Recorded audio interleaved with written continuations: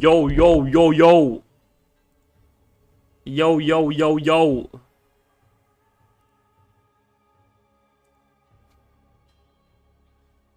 นี่วันนี้เดี๋ยวผมขึ้นรูปบิงโกให้ด้วยแป๊บนึงแอดรูปก่อน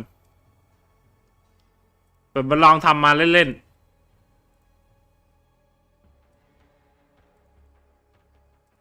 นี่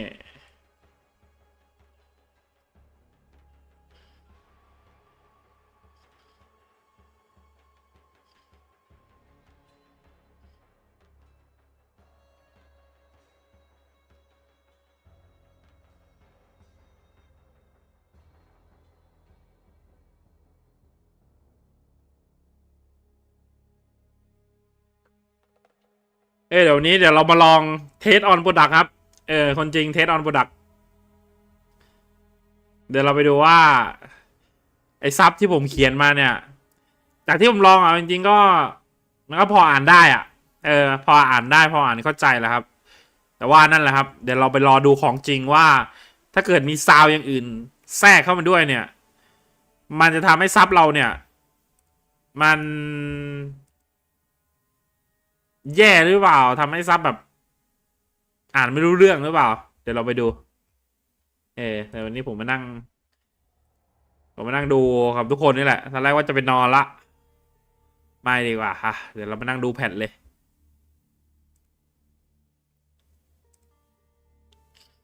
แชร์สตรีมก่อนดีกว่าแชร์สตรีมตัวเองสักหน่อยดีกว่า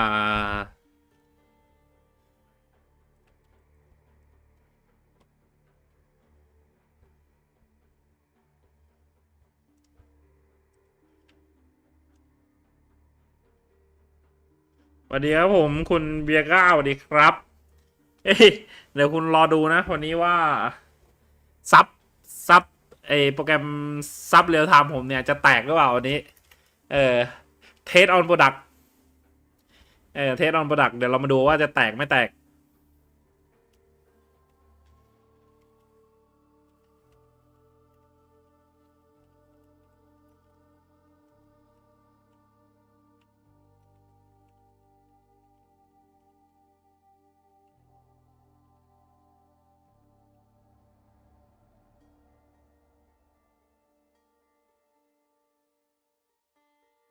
แล้วแต่ว่าคุณนี่นอนกันดึกกันจังเลยนะครับยิงแม่งก็เป็นเวลานี้ผมแหละเวลาพักแล้วแหละแต่ว่าไม่เป็นไรตรงนี้เราทำงานที่บ้านเราไม่ต้องออกไปข้างนอกก็พอจะที่จะอดหลับอดนอนได้อยู่สักวันหนึ่ง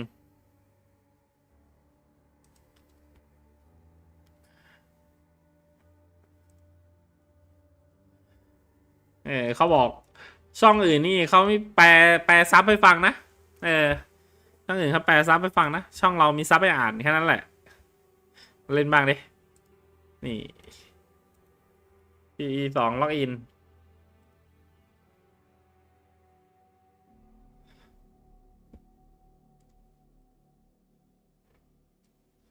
ก็สวัสดีทุกคนครับผมสวัสดีครับสวัสดีครับ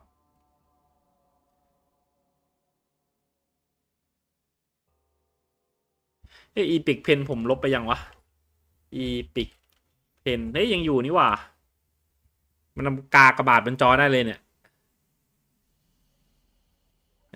มันนำมากากระบาดบนจอได้ปากกานี่ยังไงแล้วนะไม่ได้ใช้นานนี่แบบนี้ได้โอเคโอเคอยู่โอเคอยู่นี่เราจะไฮไลท์แบบนี้เออได้อยู่ได้อยู่ได้อยู่อีพิกเพนยังโอเคอยู่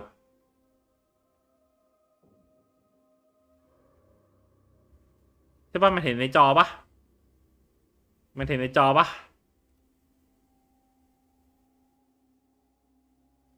หายแล้วผมว่าไม่เห็นแน่เลยมันต้องย้ายมาแบบนี้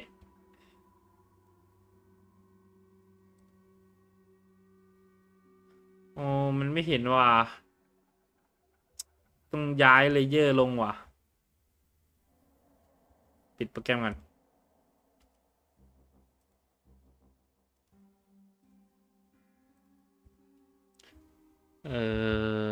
ย้ายลงไปด้านล่าง เอ๊ะไม่ได้นี่หว่าไม่เป็นไรเดี๋ยวทำแยกอีกหน้าหนึ่งแล้วกันสวัสดีครับทุกคนสวัสดีครับสวัสดีครับยังไงทุกคนตื่นเต้นกับ PoE 2กันหรือเปล่าจริงๆผมยังไม่เคยมานั่งดูแผ่นเลยนะเอออย่างลีกตอนภาคหนึ่งลีกที่แล้วลีกที่ผ่านมาเมอร์เซเนรี่ผมก็ไม่ได้ดูนะผมก็ไปเล่นเลยอย่าง 0.2 ผมก็ไม่ได้ดูสดมาอ่านตอนเช้าแทนตอน 0.1 0.1 นี่มาเล่นหลังคนอื่นด้วยซ้ำอาทิตย์หนึ่งก็เดี๋ยวรอดูมาเป็นการดูแพทสดครั้งแรกและทีนี้อย่างที่บอกไปที่ผมโพสต์ลงไปในเพจ Facebook เออต้องเล่าเท้าความนิดนึงคือแม่งเราแค่แบบพอแปลภาษาอังกฤษออกใช่ปะแต่แม่งถ้าแปลเรียลไทม์เนี่ยแตกแน่นอนครับแปลไม่ได้ครับทีนี้เราก็ต้องแบบพยายามหาวิธีที่จะทำยังไงให้มันแปลเรียลไทม์ได้เพราะว่ามันไม่มีซับจุบะในทวิตไม่มีซับใน YouTube ส่วนใหญ่สตรีมสดก็แทบจะไม่มีซับเลยถ้าไม่ได้เอาคลิปมาสตรีมสดนะผมก็เลยแม่งเขียนโปรแกรม voice to text เลยแล้วก็ไปแปลก็แปลอยู่ในระดับสักพอจะอ่านรู้เรื่องว่าแม่งพูดเรื่องอะไรบ้างเดี๋ยวเรามาลองว่าของจริงเนี่ยแม่งจะรู้เรื่องหรือเปล่าคือจากที่เทสเนี่ยผมไปเทสจากสตรีมชาวบ้านสตรีมแบบต่างชาติเทสจากคลิปต่างชาติก็พอจะอ่านรู้เรื่องบ้างในระดับหนึ่งคืออ่านรู้เรื่องเลยถ้าเสียงมันชัดมากๆแล้วก็ถ้าเสียงมันไม่มีน้อยเยอะเกินไปแล้วก็อีกประเด็นปัญหาที่อาจจะเกิดขึ้นก็คือถ้ามันเป็นพวกเสียงพากย์ในเกมอะเสียงพากย์ในเกมส่วนใหญ่เขาจะใส่เอฟเฟกต์เข้ามาถูกปะถ้ามันเป็นกรณีเสียงพากย์ในเกมอาจจะมีปัญหานิดหน่อยตรงที่เสียงมันจะขาดไปทำให้มันจะไม่ดีเทคแล้วก็เจเนเรตเทคมาให้เรามันจะแปลไม่ได้ที่จากที่ผมลองนะพยายามนั่งแก้แต่ว่าก็ไม่ได้ผลงั้นเราก็พยายามหาอันที่พอที่จะทำได้เดี๋ยวเรามาดูและถึงทีนี้ก็คือไอเทคที่ผมไปออกมาเนี่ยผมเอาไปเก็บด้วยผมเอาไปเก็บเป็นฐานข้อมูลไว้ด้วยแล้วก็เดี๋ยวเอามาทำแผ่นให้พวกคุณอ่านอย่างรวดเร็วเป็นไงก็คือเจนเทคแล้วก็เทคเนี่ยไปเก็บไว้ในฐานข้อมูลแล้วก็เดี๋ยวไปดึงจากฐานข้อมูลเนี่ยมาทำเป็นโพสต์ให้ส่วนรูปเราต้องไปหาแยกอยู่ละประมาณนี้สิ่งที่เกิดขึ้นต้องบอกว่าสิ่งที่จะเกิดขึ้นวันนี้สิ่งที่จะเกิดขึ้นวันนี้ลองดูข้างหน่อยว่าลองดูข้างหน่อยวะลองดูคลิปผมหาคลิปแป๊บนึงหาคลิปเทสก่อนหาคลิปเทสก่อนนี่เดี๋ยวตึกมันจะขึ้นหน้าจอผ่านเอาไปใส่เอาคลิปผ่านเอาไปใส่เลยนี่คลิปจริงเดี๋ยวเราจะเอาคลิปนี้นี่ไปเสียงแป๊บนึงเปิดเทคเปิดซับให้ดูเนี่ยเปิดซับให้ดูนะครับรันโปรแกรมก่อนนี่สตรีมกระตุกบอกได้นะเพราะโปรแกรมมันค่อนข้างหนักพอสมควรไม่ได้ออพติไมซ์ใดๆทั้งสิ้นไม่ได้ออพติไมซ์ใดๆทั้งสิ้นคือทำมาปุ๊บใช้เลยนี่คือมันมีซับแหละอันนี้มันมีซับแต่ว่าเราจะใช้เสียงแล้วเอาซับเรามาใช้อันนี้เดี๋ยวเราขึ้นไปสักหน่อยหนึ่งแล้วกันเพื่ออ่านได้ชัดขึ้นประมาณนี้ The hyena boss has killed me a ridiculous number of times. นี่ I have no question. I'm just salty about it.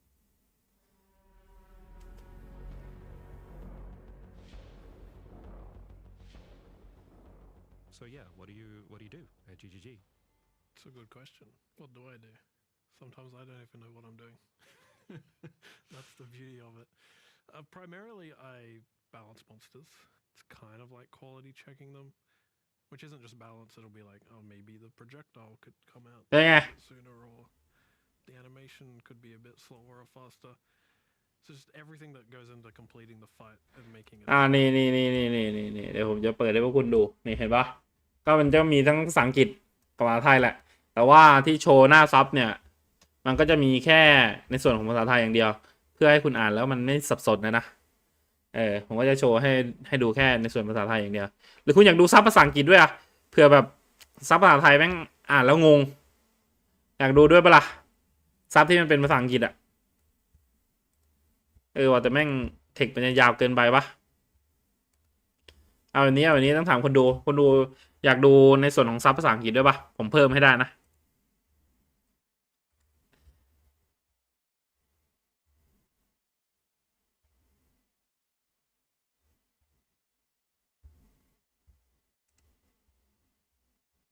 นี่เดี๋ยวดูอันนี้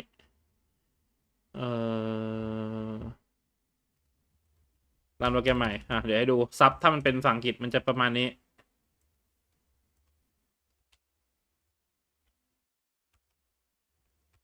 รันโปรแกรมใหม่แป๊บ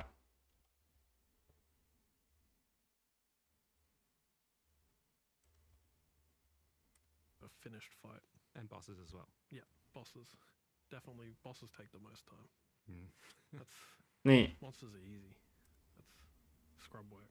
เนี่ยอยากดูคู่มันไปเลยปะ For many of us, myself included, we don't really know what the day-to-day work of a designer actually looks like. Is it like a lot of spreadsheets, meetings? It's definitely a lot of spreadsheets. อยากดูคู่กันไปเลยปะ The way we ทั้งซับไทยแล้วก็ it's kind of like a glorified ซับอิง spreadsheet program คู่กันไป in-house. And then meetings is probably where we differ from other companies. We don't really do that many meetings. We just do the work. อันนี้คือเทสเฉยๆนะ And if you don't have อันนี้คือเราเทสเฉยๆเดี๋ยวเรารอดูว่าของจริงเนี่ย ตอน GG Live เนี่ย none of that. เหลืออีกประมาณสัก40 กว่านาที ตอน GG Live เนี่ย เราจะแตกหรือเปล่า Tell him that เราจะแตกหรือเปล่า and then think of something else. How often does that happen? Not very often. รู้เรื่องเหรอ Usually he knows what he's doing. Usually ซับรู้เรื่องเหรอ โอเค มีคนตอบมาเนี่ย รู้เรื่องกับไม่บอกเนี่ย2 โหวตก็พอจะเข้าใจ พอแบบอ่านแล้วก็แบบเข้าใจบ้างแล้วนะถามเพื่อนเฮ้ยฮันตีคุณว่าถ้าเกิดว่าซับที่มันขึ้นบนหน้าจอเนี่ย คุณว่าคนขึ้นทั้งซับอิงซับไทยเลยปะคือผมเขียนโปรแกรมเพื่อแบบว่า เอาเสียงมาทำซับไตเติลแบบนี้ของวิดีโอเวลาไลฟ์สดของ GG แล้วคุณว่าควรแบบว่าทำทั้งอิงทั้งไทยเลยปะตอนโชว์ภาษาหลักมันเป็นภาษาอังกฤษ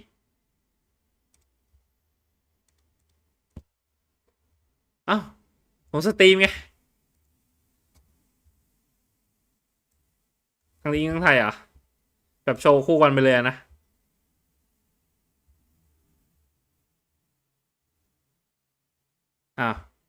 เฮ้ยเนี่ยตอนเนี้ยคือตอนแรกผมก็ขึ้นไปแค่ภาษาไทยแล้วก็แม่งก็ลองเข้ามาดูเด็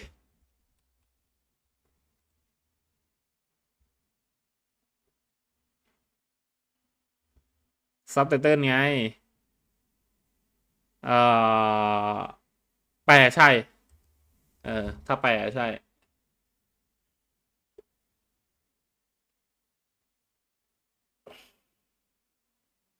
เอ้ยผมลองแล้วดีจริง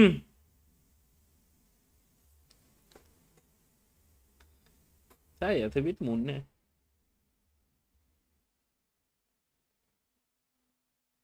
นี่ไม่ใช่ Google Translate นะเว้ยอันเนี้ย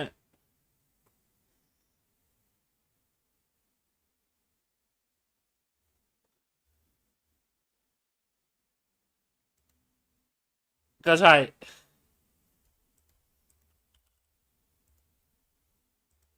อะไรปันเป็นไร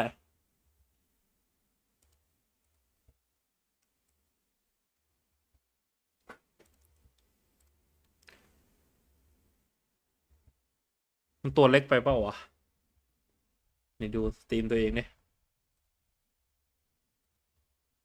ไม่คลิปตอนเนี่ยที่ทีจีเขาจะสตรีมแพทวันนี้เนี่ย มันเป็นภาษาอังกฤษ แล้วแม่งไม่มีซับเว้ย เออ เออ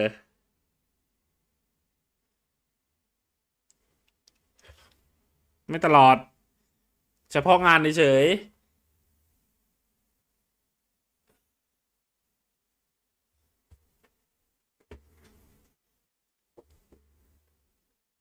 เป็นชื่อบริษัทเกมอะ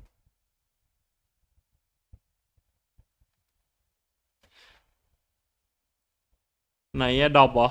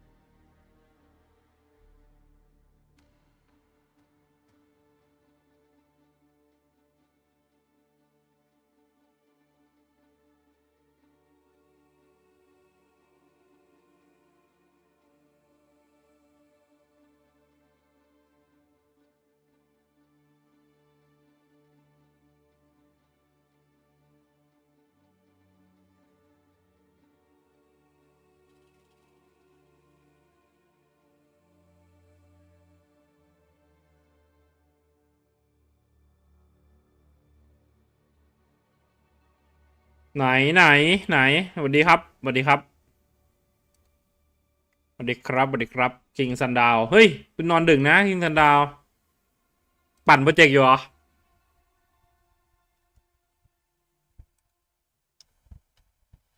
ปั่นกระเจียว what the fuck ปั่นกระเจียวอะไรวะดอกมันไม่ขึ้นเหรอไหนดูดิมันต้องขึ้นดิ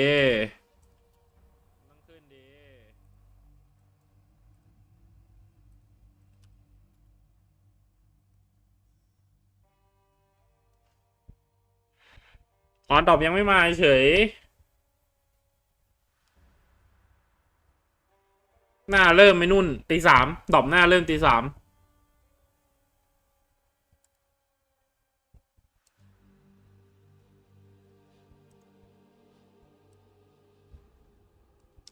กำลังนอนอาจารย์เป็นไรครับ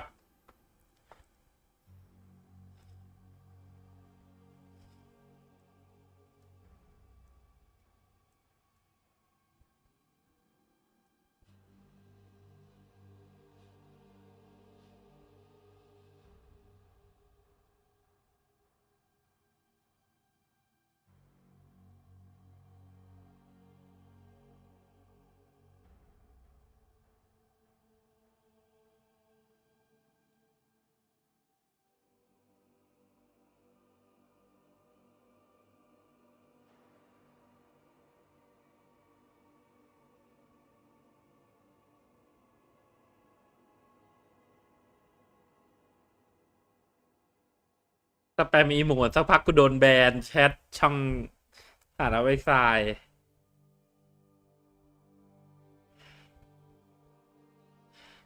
ส่งที่ฝึกงานไปแล้ว ผ่านแล้วหัวหน้าสาขาอยู่ๆก็ปัดตก เอ้าทำไมอ่ะ มันก็ต้องมีแบบมีเหตุผลรองรับวะถ้าแบบอยู่ๆจะปัดตก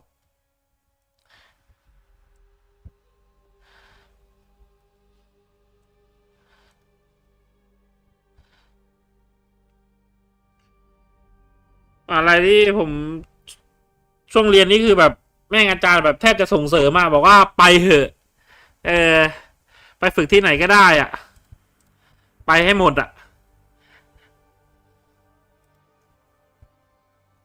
เขามองที่สมัครเป็นระดับ C เหรอ อ๋อแบบเกรดไม่ดีอะไรแบบนี้นะก็เลยไม่อยากให้ไปว่างั้นเถอะแปลกๆดีว่ะ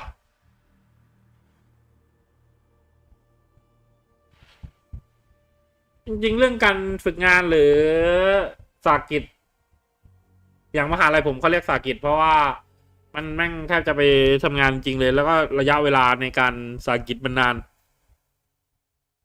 ใช่ไหมสากิจ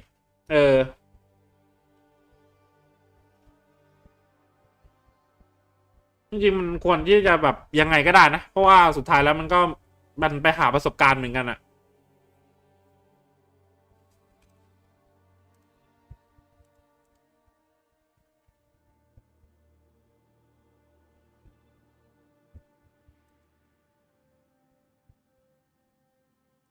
เดี๋ยวเราซับรอดูทีเดียวครับเดี๋ยวเรารอดูทีเดียวตอนไลฟ์จีขึ้นเลยจะได้แบบไม่งงซับตอนมันซับมันขึ้นครับเมื่อกี้เราลองละก็โอเคอยู่นะ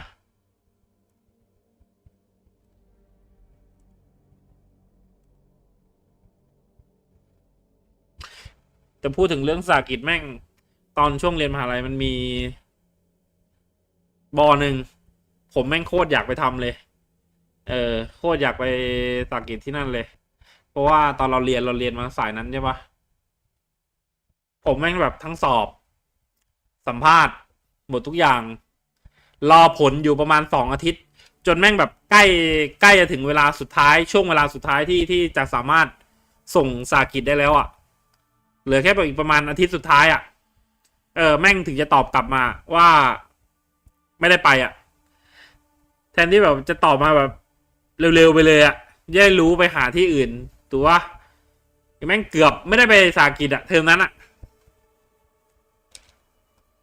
โคตรเซ็งกลายเป็นว่าสุดท้ายสถานที่ที่เราได้ไปสากิจเนี่ยแม่งไม่ได้ตรงกับสายที่เราเรียนแต่มันเป็นโปรแกรมมิ่งเหมือนกันนะแต่แค่โปรแกรมมิ่งมันก็มีหลายแขนงเนาะแบบทำหลายๆอย่างทีนี้ที่เราได้ไปอ่ะเป็นสิ่งที่แบบเราไม่เคยเรียนเกี่ยวกับพวกนั้นมาเลยอ่ะซึ่งแม่งก็แบบว่าร้องไห้อยู่ตอนนั้นคือแม่งร้องไห้ใส่อาจารย์ตอนอาจารย์มาเยี่ยมอ่ะแบบว่าอาจารย์เขาจะไปเยี่ยมนักศึกษาที่สากิจตอนช่วงใกล้จะหมดระยะเวลาสากิจแล้วอ่ะ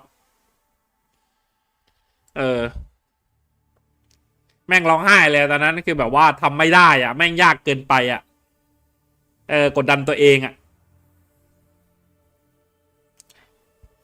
อาจารย์ที่สอนวิชาเตรียมตัวสากิจบอกให้รีบหาไอ้คนบอกวิชามีเยอะไม่ต้องรีบเอ้าจริงๆมันควรต้องรีบหานะเพราะว่าผมไม่รู้นะช่วงเวลาที่แต่ละคนไปเนี่ยยังไงแต่อย่างผมเนี่ยมันมีเวลาให้เตรียมตัวแค่ไม่กี่สัปดาห์ครับไม่กี่สัปดาห์ในที่นี้คือพอสอบเสร็จอ่ะมันจะต้องไปสากิจเลยอ่ะเออสมมุติผมสอบเสร็จเดือนสิงหาใช่ไหมครับ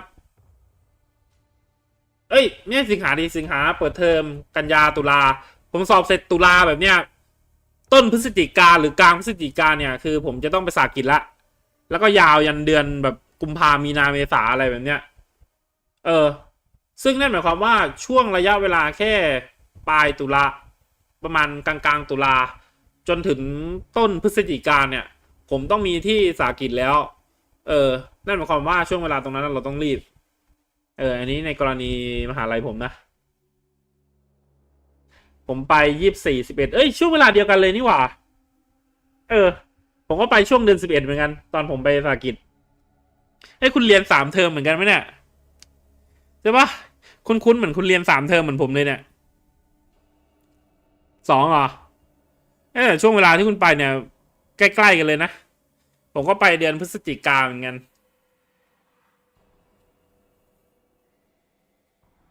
ผมแม่งเรียน3 เทอม4 ปีอะช่วงเวลาเรียนสามเทอมเนี่ยคือแบบว่าปิดไม่เหมือนเพื่อนอะมันจะเรียนเปิดเรียนสิงหาแล้วก็ปิดช่วง ตุลาไปกรกฎาทีหนึ่ง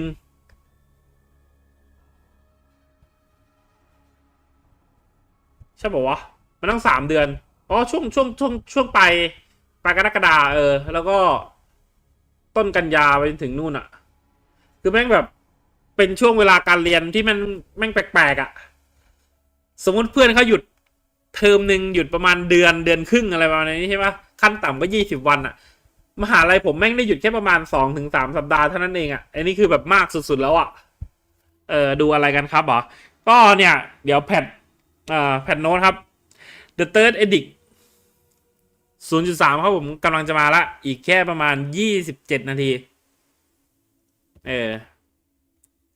อีก27 นาทีครับ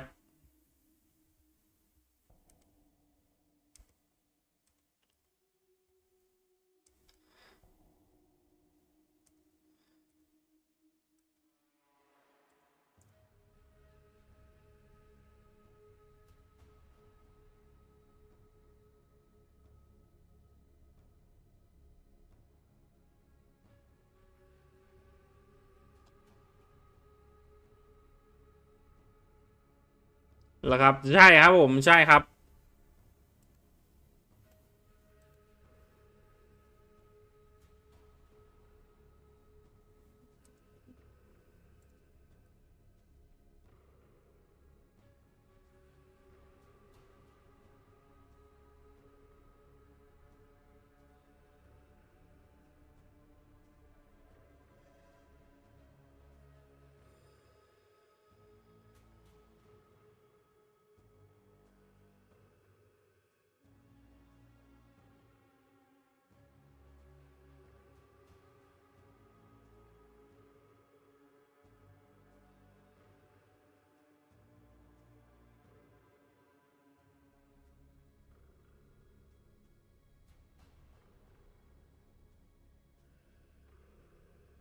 เดี๋ยวผมไปเติมน้ำให้หนึ่งฉี่ด้วยจะได้แบบนั่งยาวๆจะมาแป๊บ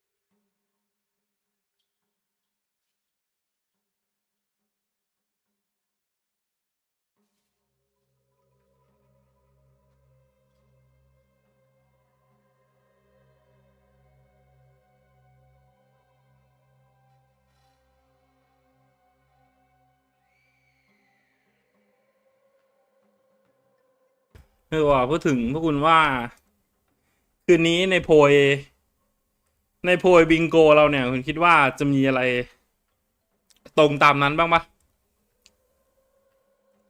ในโพยบิงโกเราเนี่ยคิดว่าบิงโกจะแตกหรือเปล่าวันนี้หวังว่าหวังว่าโพยบิงโกเราจะแตกนะ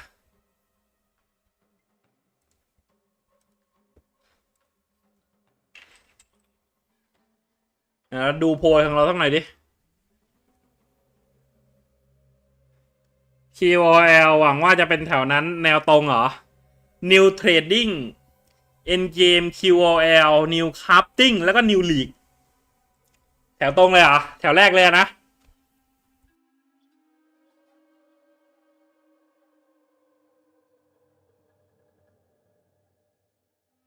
อันเนี้ยแนวตรงแน่นอนเรารอดูเลยอันเนี้ยแตกโพยกันคุณว่าจะมีหรือเปล่าในนี้เอาจริงก็แม่งเราก็ไม่รู้หรอกว่าแบบบิงโกส่วนใหญ่เขาทำกันยังไงบ้างอะเราก็แบบว่าแค่คิดว่ามันจะมีอะไรอะเราก็เลยใส่เข้ามาเลยประมาณนั้น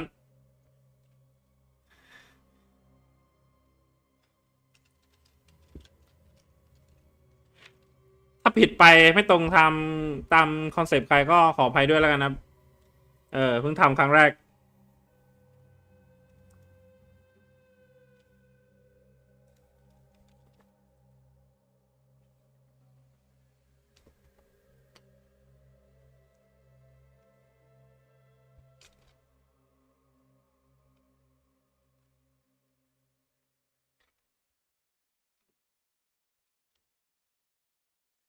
มันทำระบบเทรดค่าเงินในเกมได้แต่ไม่ทำเอาของไว้ในร้านค้าในเกมแล้วค่อยกดซื้อผมว่ามันในความคิดผมน่าคิดว่าน่าจะแบบการออ t ติไมซ์นะครับเพราะว่าถ้าในความคิดผมนะถ้าเกิดว่าเอาแม่งของไอเทมทุกอย่างทุกมอดเซิร์ชผ่านเอนจินเกมอ่ะน่าจะแตกครับแค่ลำพังตัวเกมตอนเนี้ยขนาดไม่ต้องเซิร์ชอะไรพวกนั้นอะยังแหลกเลยนะเว้ย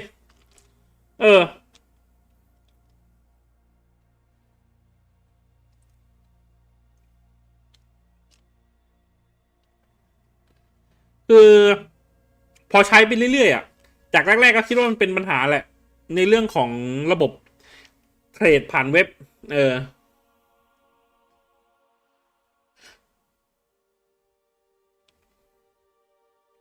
เหมือนเขาเคยบอกว่าเขาไม่ทำเพราะไม่อยากให้ผู้เล่นเพราะอยากอันนี้ผมเห็นด้วยนะคุณโคมาสโนผมค่อนข้างเห็นด้วยนะเรื่องการที่ผู้เล่นมีปฏิสัมพันธ์กันในเกมครับเพราะว่าด้วยตัวเกมอ่ะมันถึงแม้ว่าจะเป็นออนไลน์ก็จริงนะครับแต่ว่าคอนเทนต์โดยส่วนใหญ่อ่ะเราแทบจะเล่นคนเดียวอาจจะมีบ้างที่แบบเล่นกับเพื่อนในกิลด์แต่ว่าโดยส่วนใหญ่แล้วเนี่ยถึงแม้ว่าระบบมันจะเป็นออนไลน์มีแชทมีอะไรแบบเนี้ยเราก็แบบไม่ค่อยมีปฏิสัมพันธ์ไม่ค่อยได้แชทอะไรกับใครมากเท่าไหร่ใช่ปะส่วนใหญ่เขาเกมมาฟาร์มอย่างเดียวยิ่งใครเล่นโซโล่อะไรแบบเนี้ยก็แทบจะไม่ได้คุยกับใครเลยอะไรประมาณนี้ถูกปะก็เห็นด้วยในเรื่องของการมีปฏิสัมพันธ์กันในเกมครับก็ดีนะจริงๆก็ดีคือต้องเล่าก่อนช่วงแรกๆที่เราเล่นอ่ะผมรู้สึกว่าการทำไมเราจะซื้อไอเทมอะไรแบบเนี้ยทำไมเราถึงจะต้องทักแล้วก็เอ่อวาร์ปไปเทรดแลกเปลี่ยนกันอะไรแบบเนี้ยก็แรกๆอาจจะเป็นความไม่ค่อยคุ้นชินแต่พอทำไปเรื่อยๆก็ไม่ได้รู้สึกว่ามีปัญหาอะไรมากนักก็ชินไปแล้วต้องบอกว่าด้วยความที่แม่งชินไปแล้วมันก็เลยทำให้เรารู้สึกว่าไม่ได้เป็นปัญหามากนะครับประมาณนั้นก็โอเคก็โอเค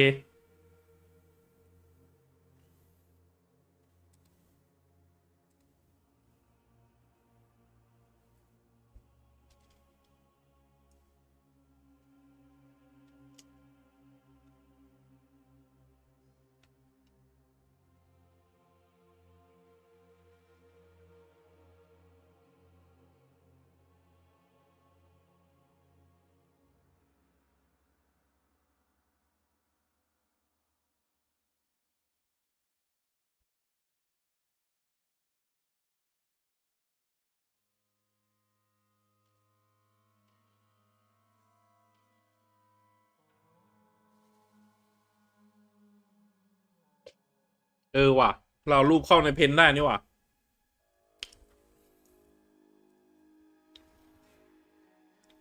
มาเอารูปเข้าในเพนสักหน่อยบิงโกนี่ แล้วก็เดี๋ยวพอตอนเราเติมแบบนี้เลยเอ๊ะมันเล็กไปวะ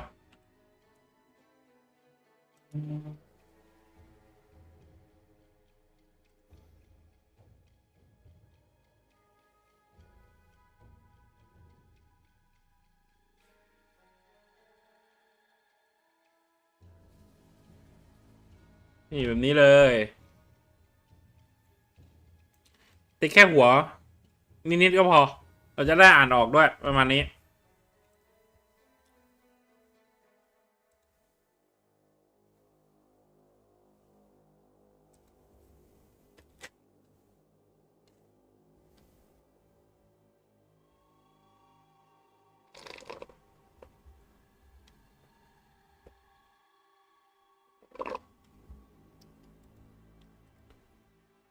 เว้ยอีก17 นาทีอีก17 นาทีครับ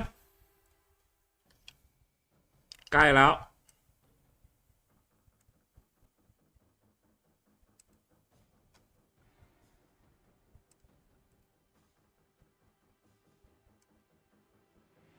หวังว่าซับที่เราทำมาแม่งจะไม่แตกแค่นั้นพอจะได้ถือว่าที่ทำมามันไม่เสียเปล่าจริงๆแม่งก็ใช้เวลาทำมันก็แบบไม่ได้ใช้เวลานานมากนักหรอกแต่ว่าแค่รู้สึกว่าไม่อยากให้มันเสียเวลาเปล่าไปฟรีๆ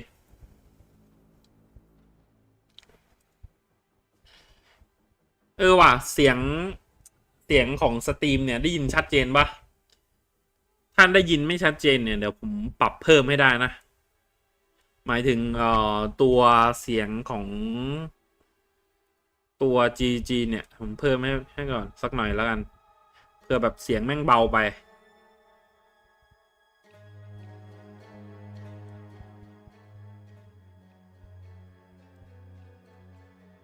เพื่อใครอยากฟังด้วยแม่งหนาวว่ะแอร์ไว้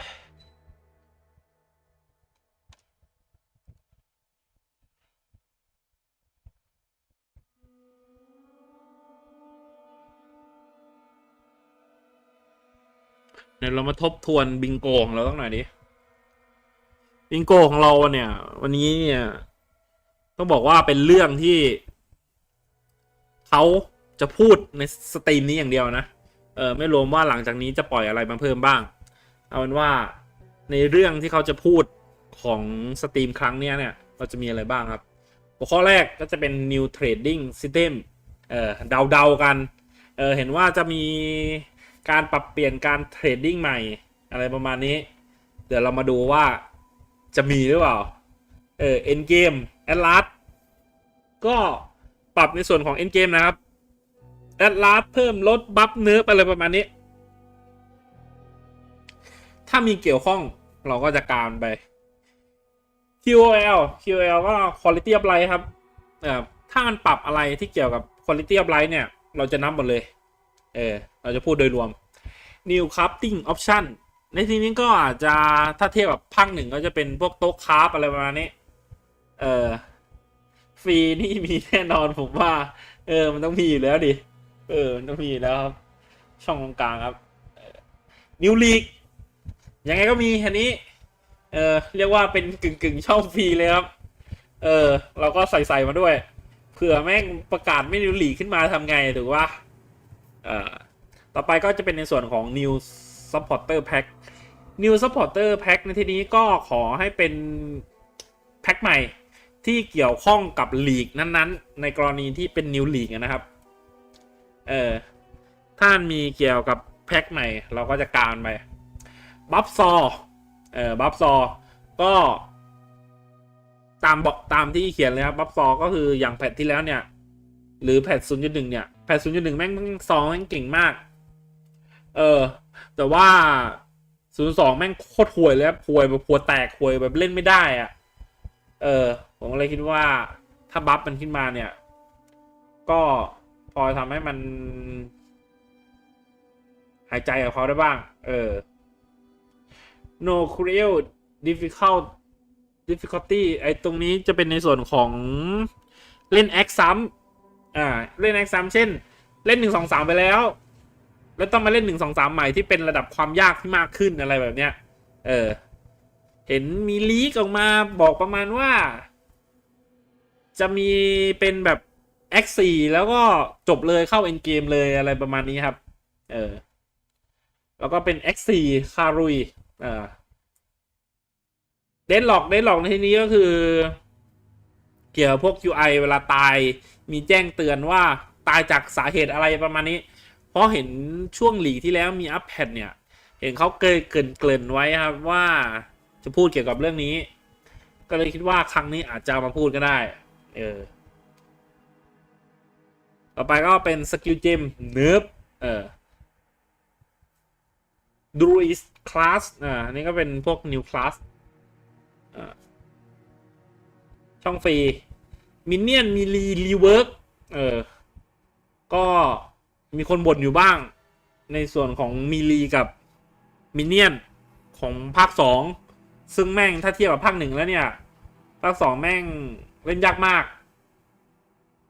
เดลในที่นี้มันเป็นคอนเทนต์จากภาค1เป็นเหมืองคอนเทนต์เหมืองขุดเหมืองก็เข้ามาก็ดีChinese Server ก็เห็นมีบอกว่าจะแยกเซิร์ฟเวอร์จีนก็หวังว่าจะมาจริงเพราะว่า2 ลีกที่ผ่านมาเนี่ยบั๊กดุบของอะไรหลายๆอย่างก็แล้วแต่ที่เกิดขึ้นส่วนใหญ่เริ่มต้นมาจากผู้เล่นชาวจีนซะส่วนใหญ่เลยไม่ได้เหมารวมแต่ว่าซะส่วนใหญ่เลยประมาณนั้นนะครับ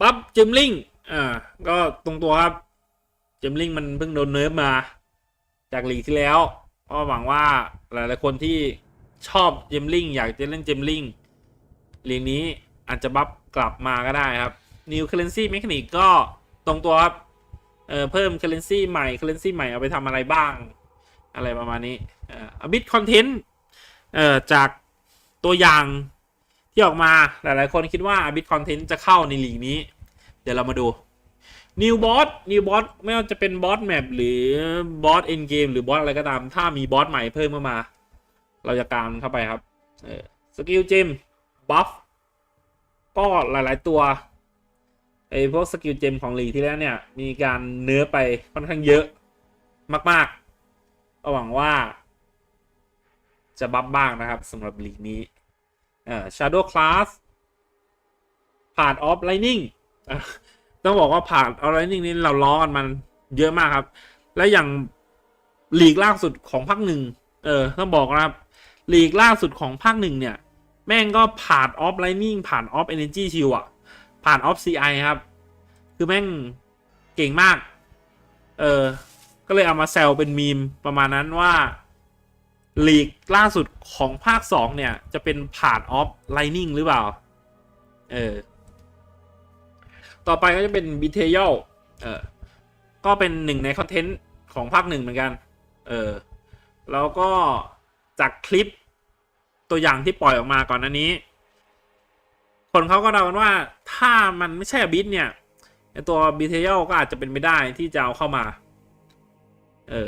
เฮ้ยทำไมขวาล่างแม่งซ้ำวะขวาล่างแม่งซ้ำวะสวยละเอาเป็นว่าขวาล่างแม่งฟรีแล้วกันครับขวาล่างแม่งซ้ำวะแย่ละ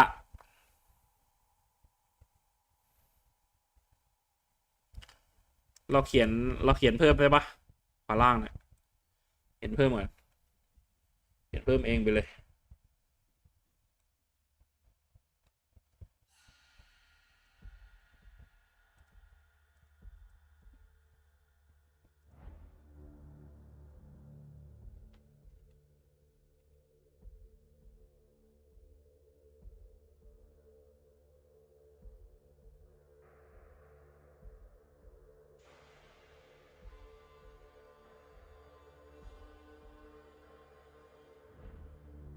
ES buff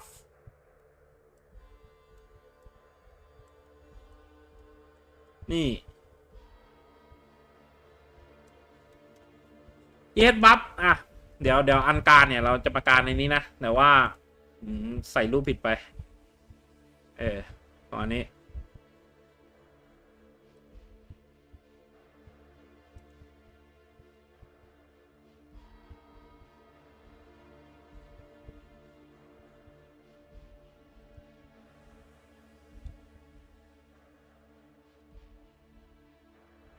มันเป็นสีแดงเรายังไม่ได้เซฟนี่หว่า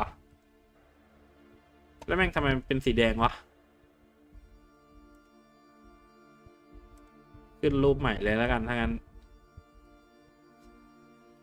แล้วก็ทำได้นี่หว่า yes แบบเอาดาบมาเหอะอยากเล่นดาบเหรอ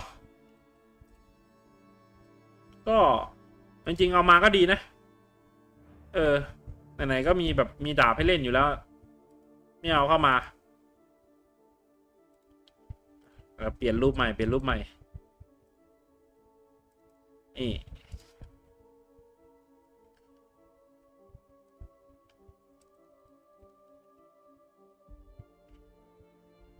ลี่ยนรูปใหม่ใช้รูปนี้ครับ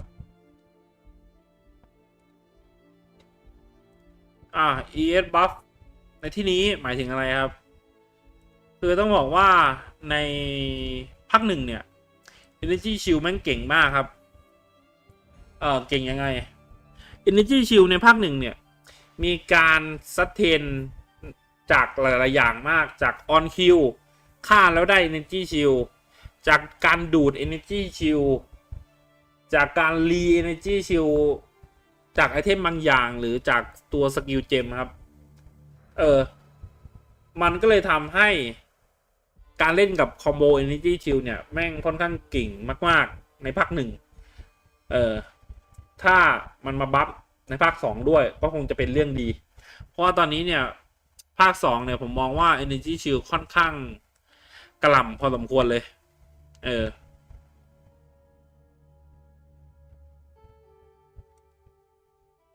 ถ้าเทียบกับตัวภาคหนึ่งแล้วนะอย่างแรกเลยการจัดเด่นยังไม่ค่อยดีมากเลยครับมันรู้สึกว่าเล่น Energy Shield แล้วทำให้เล่นยากแล้วยิ่งไปเจอมอดอย่างพวกพื้นไฟแบบเนี้ยดับอนาถเลยนะเว้ย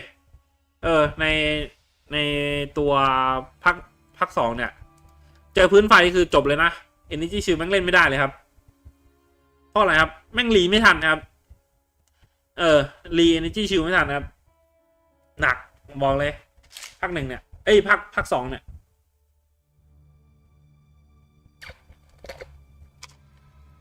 ภาคหนึ่งแม่งแบบรี Energy Shield อย่างเวอร์แล้วการแก้มอดพื้นไฟหรือมอด Ignite อะไรแบบนี้ครับที่มันทำการรีเจน Energy Shield ได้ช้าขึ้นแบบเนี้ยอันนี้ภาคหนึ่งมันแก้ได้หลายอย่างแต่ภาค2มันยังไม่มีไงเดี๋ยวเรามารอดูว่าจะมีบัฟเนิร์ฟเกี่ยวกับอะไรพวกนี้หรือเปล่า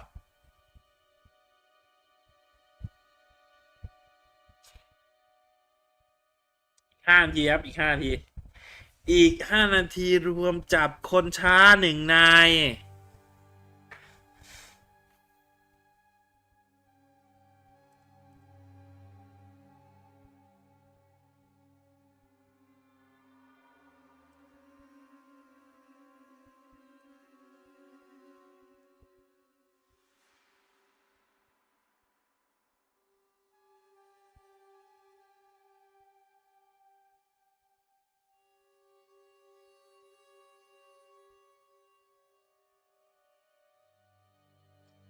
เรากลับไปจอเล็กๆเหมือนเดิมเดี๋ยวพอเขาเริ่มสตรีมก็เดี๋ยวเราปิดหน้าบิงโกแล้วกันแล้วเราค่อยมากาแยกอีกทีหลังเดี๋ยวผมเอามาไว้จอ2กันหน้าบิงโกผมเอาไว้จอ2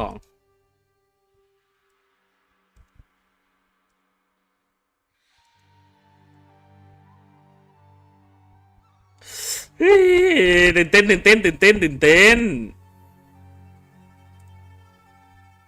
จะมีอะไรมาบ้างวะมันจะทำให้แบบเราไฮจนอยากจะไปเล่นจริงๆหรือเปล่า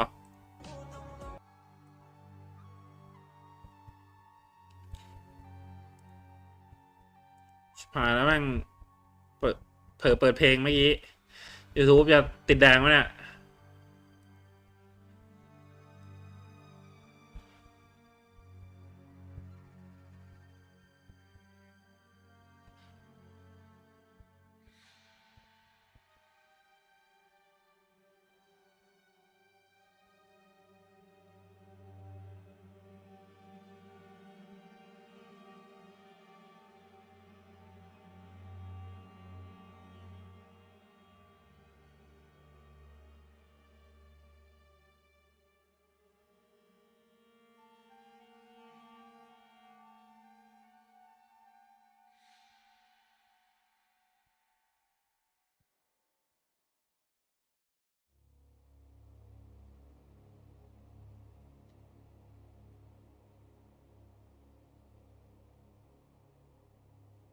2 นาทีครับผมอีก2 นาทีครับ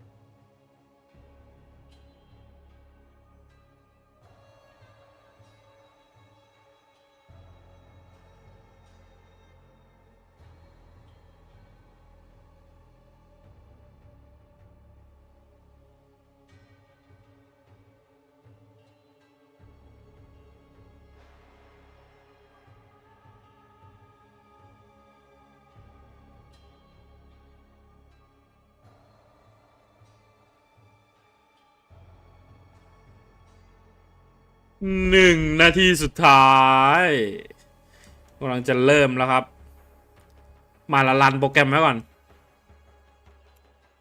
รันโปรแกรมไว้ก่อน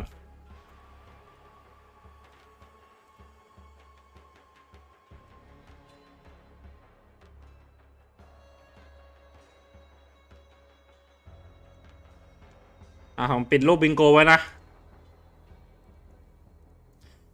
ดูเต็มจอด้วยปะดูเต็มจอด้วยปะ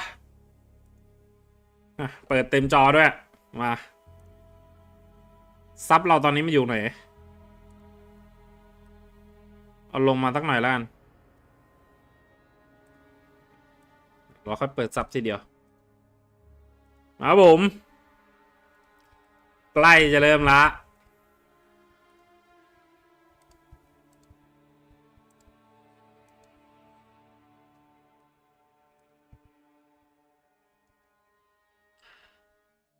Hi, I'm Jonathan Rogers from Grinding Gear Games, and welcome to GGG Live. Today we're going to show you an exclusive reveal of what's coming next for Path of Exile 2. Twitch drops are enabled on today's live stream, so you'll be able to claim your Sun Priest's Incineration rare finisher effect by following the instructions below. เริ่มมาก็แบบโชว์ของแล้วว่ะ Let's get started. It's time to give โชว์วิดดอป what's coming in Path of Exile 2, the Third Edict.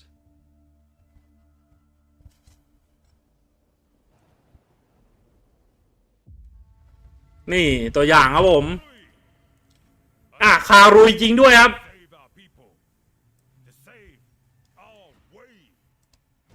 Over the ages, we have known pain like no other, but we endured, and we became mighty. Now, outsiders dishonor our shores, and we have stood by, doing nothing. Hear my voice, ancestors. Show us your strength. Show us the true way. Show us your state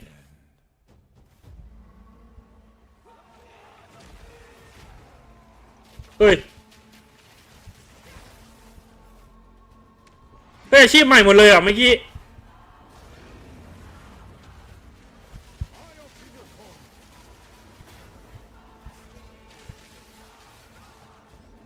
เฮ้ยเอาว่ะอาชีพใหม่หมดเลยว่ะผมว่าใช่แน่นอนอันนี้ก็บอสใหม่แน่นอนครับ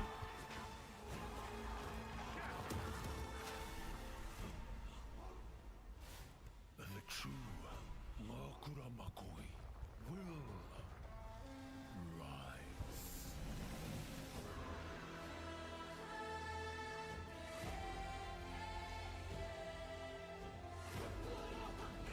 35 new area 24 new boss เป็นไง บอสใหม่ครับผม Massive Skill Rework 25 New Endgame New Item New Notable ปรับ Passive New Trading System เอ้ามาจริงว่ะ and introducing ว่ะ Abyss หรือเปล่า Rise of the Abyss มาครับผม Abyss มาจริงครับผม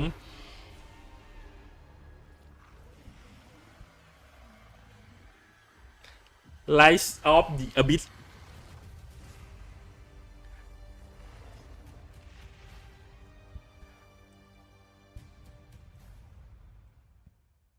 เราไปดูคอมเมนต์ตั้งไหนอยดิ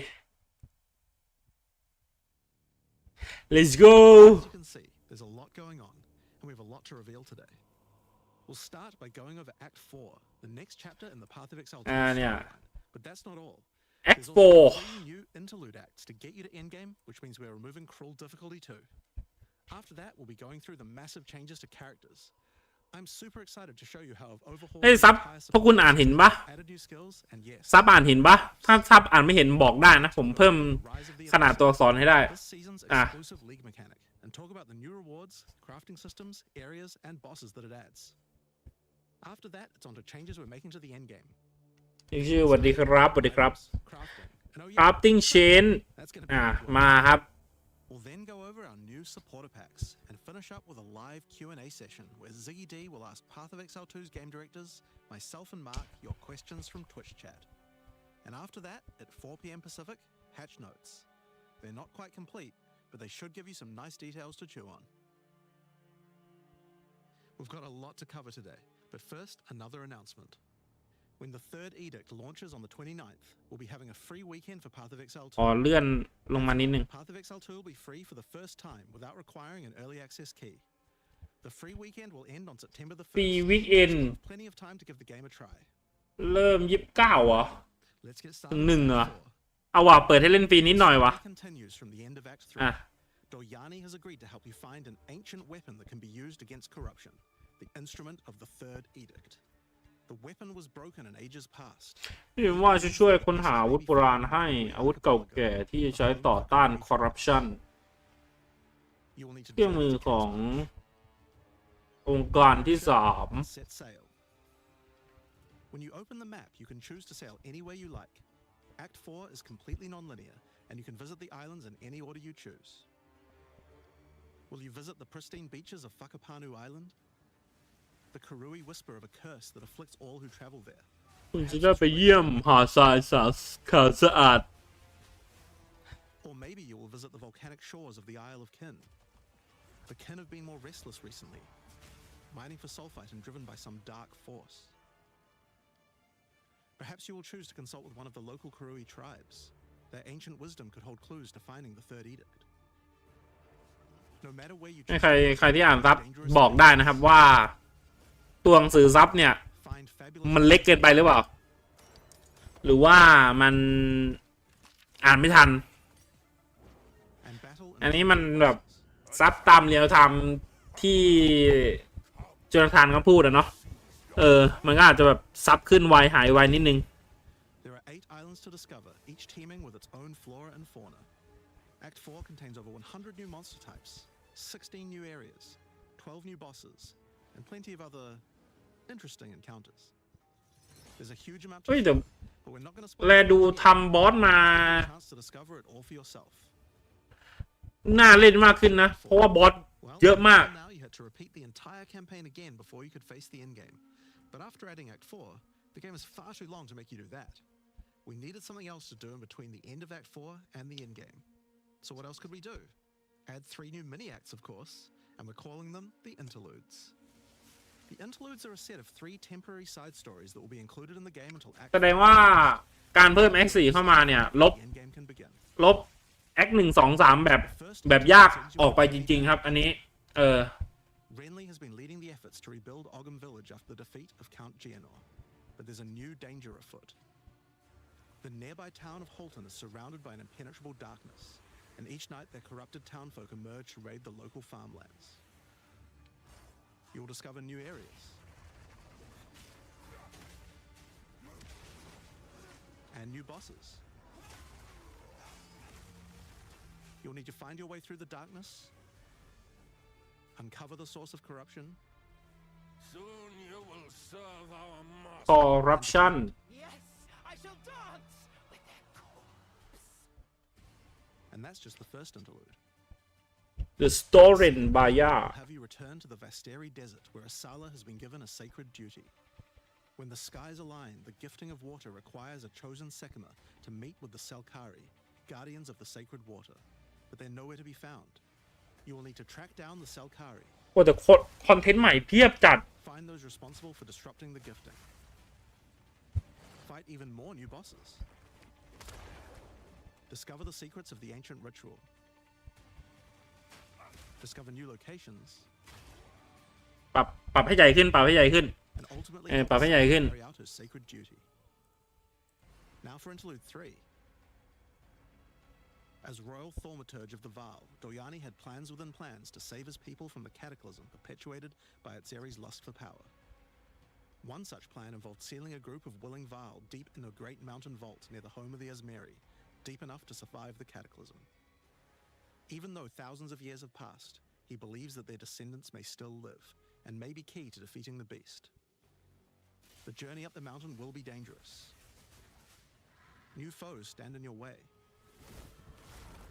And the further up The Beat ในที่นี้หมายถึงไอตัว The Beat ที่เราตามล่ามาตั้งแต่แอคหนึ่งนะที่เราไปเจอครั้งแรกคือตรงเขาเจียวนอ and enter the มา vault ป่าน้ำแข็งอะ Who can say what you will find within? The interludes are 6 to 7 areas each and generally include 4 boss fights as well. When you put that together with Act 4, that adds up to 35 new areas in the campaign and 24 new bosses. It's worth making clear that the interludes are temporary. When Act 5 and 6 are added, the interludes will be going away.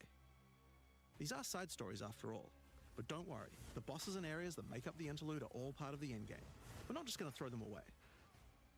And with that, we don't need cruel difficulty anymore. We do know that it was a pretty big chore to have to play through the campaign multiple times on each character, and this was a huge reason that the campaign could feel like a bit of a slog when playing through again. But we do also have another new feature to address that particular concern as well.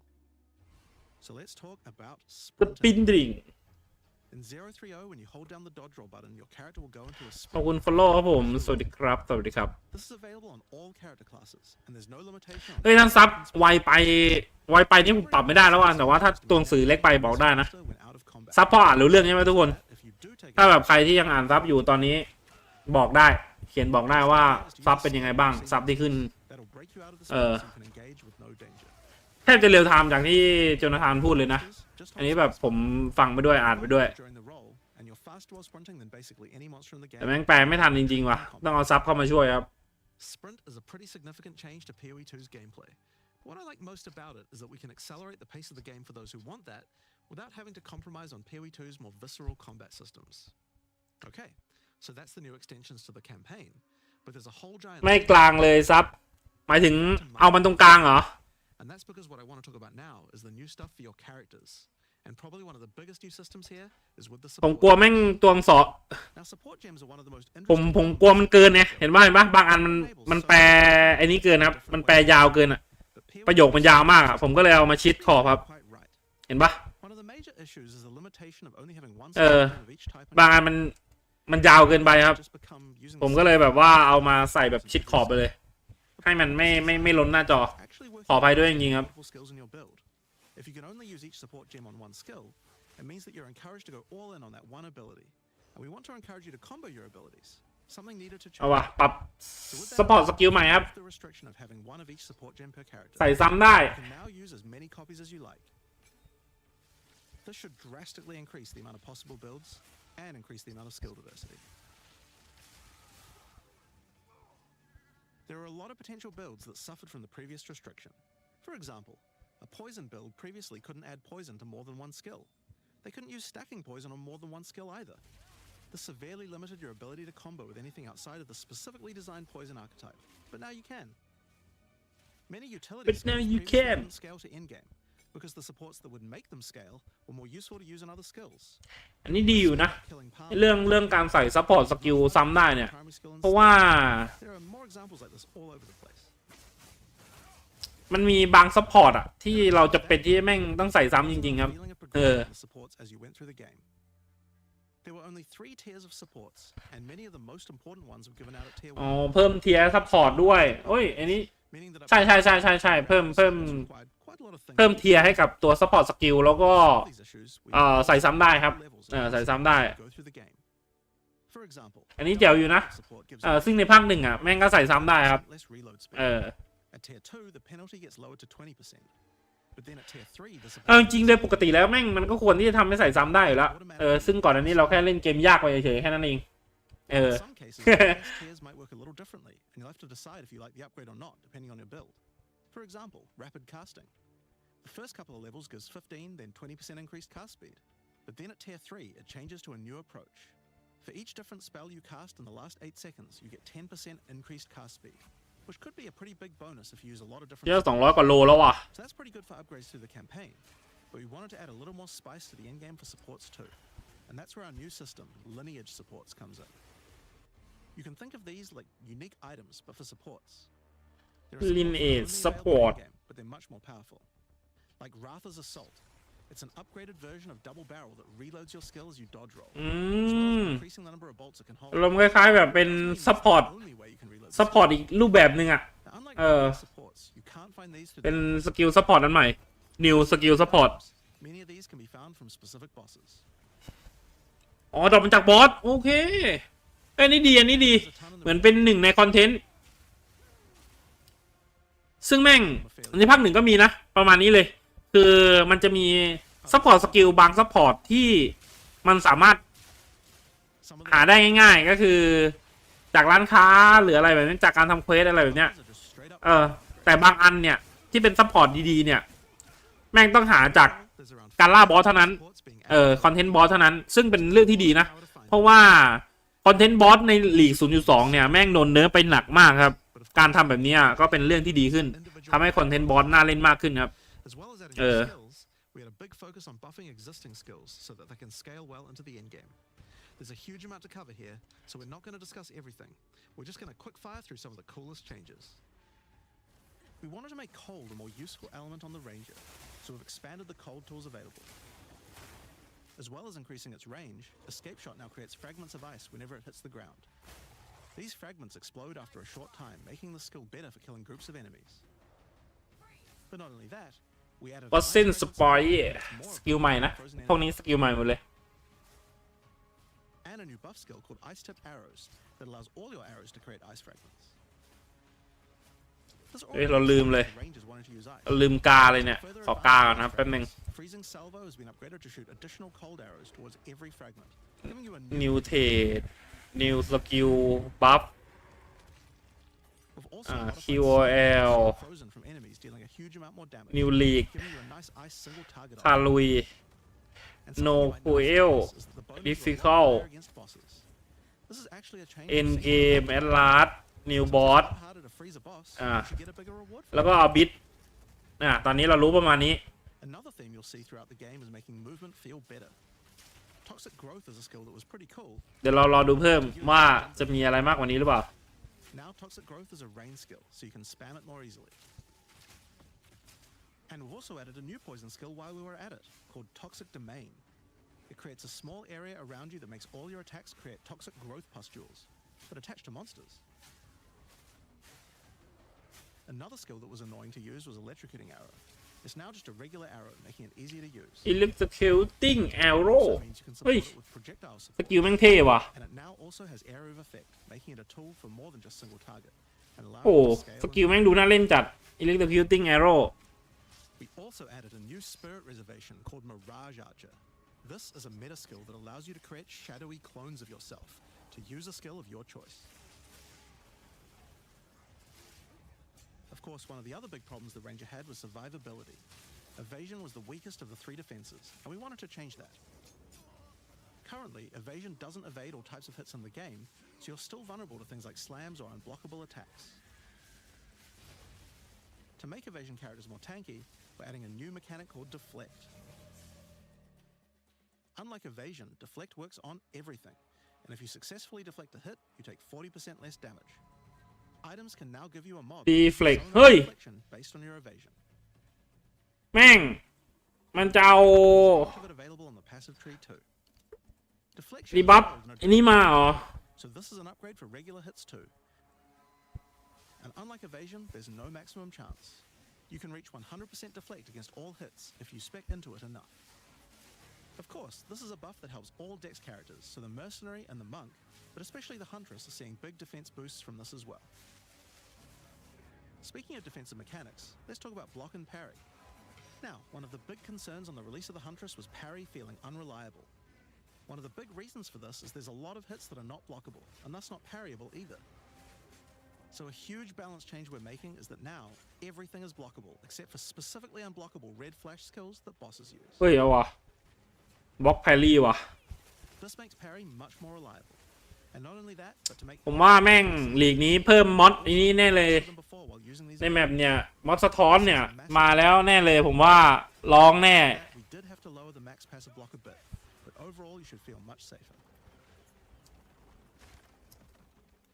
Fire skills on the warrior were not really cutting the mustard, so we decided we needed to upgrade a bunch of them, but also add some more as well.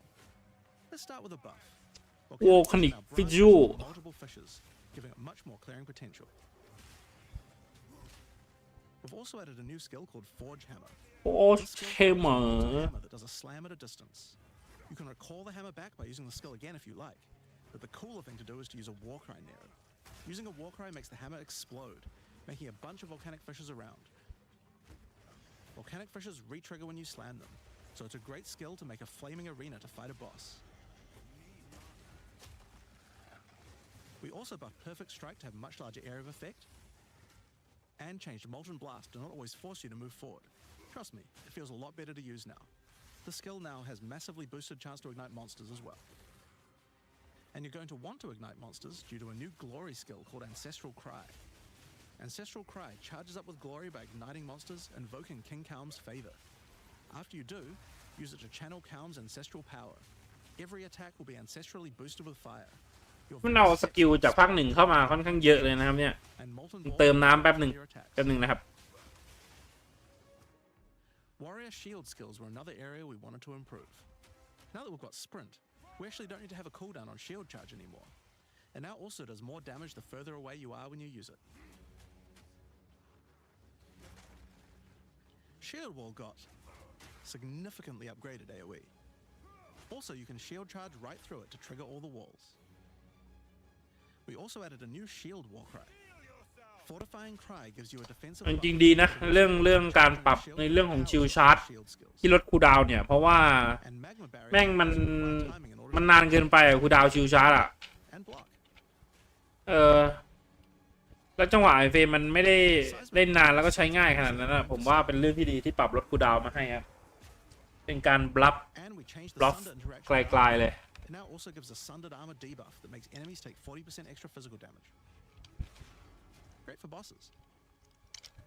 Ancestral warrior totems undergone some pretty significant changes too. We wanted The to seal hyena the boss. using an ultimate. That summoning an ancestor to fight for you was a big deal. So we've changed this totem to require 3 endurance charge to summon, and massively buffed its damage. It also now scales your weapon damage too. Since there's no limit anymore, if you build around generating endurance charges, you can summon an entire forest of totems. เฮ้ยโทเทม In order to คิด make ดา this เมจ easier, จากตัว we Attack added some new sources Attack of Weapon แล้วเหรอ There's now เฮ้ยนี่แจ๋วอยู่นะ strike generate charges ใครชอบเล่นสายโทเทมเนี่ย support for generating endurance charges from heavy stuns as well. Speaking of totems, we wanted to upgrade the Warbringer. Among the other changes we've made to this class, Answered Call now gives an extra totem, and the spirits have just been generally buffed in many ways. Use it with your limitless ancestral นะครับ warrior บัฟแล้วครับ like an army of Karui that วอลบิงเกอร์ปะ proud. ตัวนี้ We've also merged สายโทเทมเนี่ย power วอลบิงเกอร์ปะ bellow support, so you can get all the benefits with ผมดูปั๊บอี2 dB Jade no longer removes the jade when วอลบิงเกอร์ปะ getting defense. Ascendancy Class Next up, let's talk about accuracy. Accuracy was always intended to be something that warriors didn't need to care about very much so long as they're in close combat. But unfortunately, that's not currently the case. วอลบิงเกอร์ Annoying with skills like Bone Shatter, which you certainly don't want to mess with. So we significantly buffed your chance to hit at close ranges when you don't have much accuracy. Warriors shouldn't require any accuracy investment in order to hit with close range attacks now. We also wanted to improve armor. Now, one of the major weaknesses of armor is the inability to defend against elemental หนึ่ง damage. ใน QL ที่จะปรับเพิ่มครับ We're adding a lot more of the stat that allows your armor to defend against ไม่ใช่ QL เดี๋ยวนี้เป็นเรียกว่าการ improvement เกี่ยวกับ armor ก็เป็นเรื่องที่ดีเพราะว่า armor ของภาค 2 เนี่ยแม่งค่อนข้างที่จะสว่างนิดนึงครับพอไปเล่นภาค 1 เนี่ยเรามีมุมมองของตัวเกมให้เปรียบเทียบไปค่อนข้างเยอะภาค 2 มันก็มีดีของมันนะแต่ว่าในหลาย ๆ เรื่องของตัวภาค 2 เมื่อเทียบกับภาค 1 แล้วเนี่ยถึงแม้ว่าเกมมันจะไม่ได้เหมือนกันน่ะแต่ว่าแมคานิกมันก็ยังคล้ายๆกันอยู่นะครับก็คิดว่าในส่วนของภาค 1พอมันเป็นตัวเปรียบเทียบก็บางสิ่งบางอย่างก็ยังดีกว่าอยู่ครับ Take shock for example.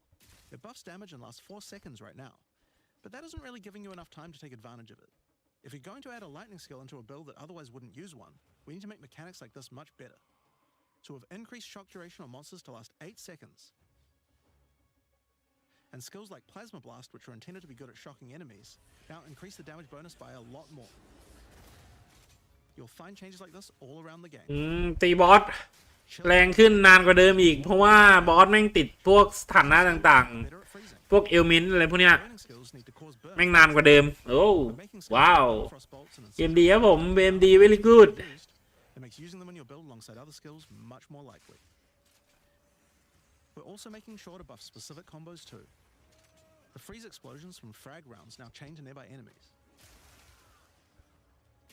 And using high velocity rounds with armor break will now fragment the opponent's armor. This causes monsters to take a portion of high velocity rounds damage with every subsequent hit, even tiny pellets. So that means following it with a shotgun blast is way more effective. Now there's a lot more buffs to crossbow skills, but for now I'm just going to talk about the new one we added, the mortar cannon. This one lets you socket any grenade skill, and using it will summon a cannon which loads and then fires the grenade you choose.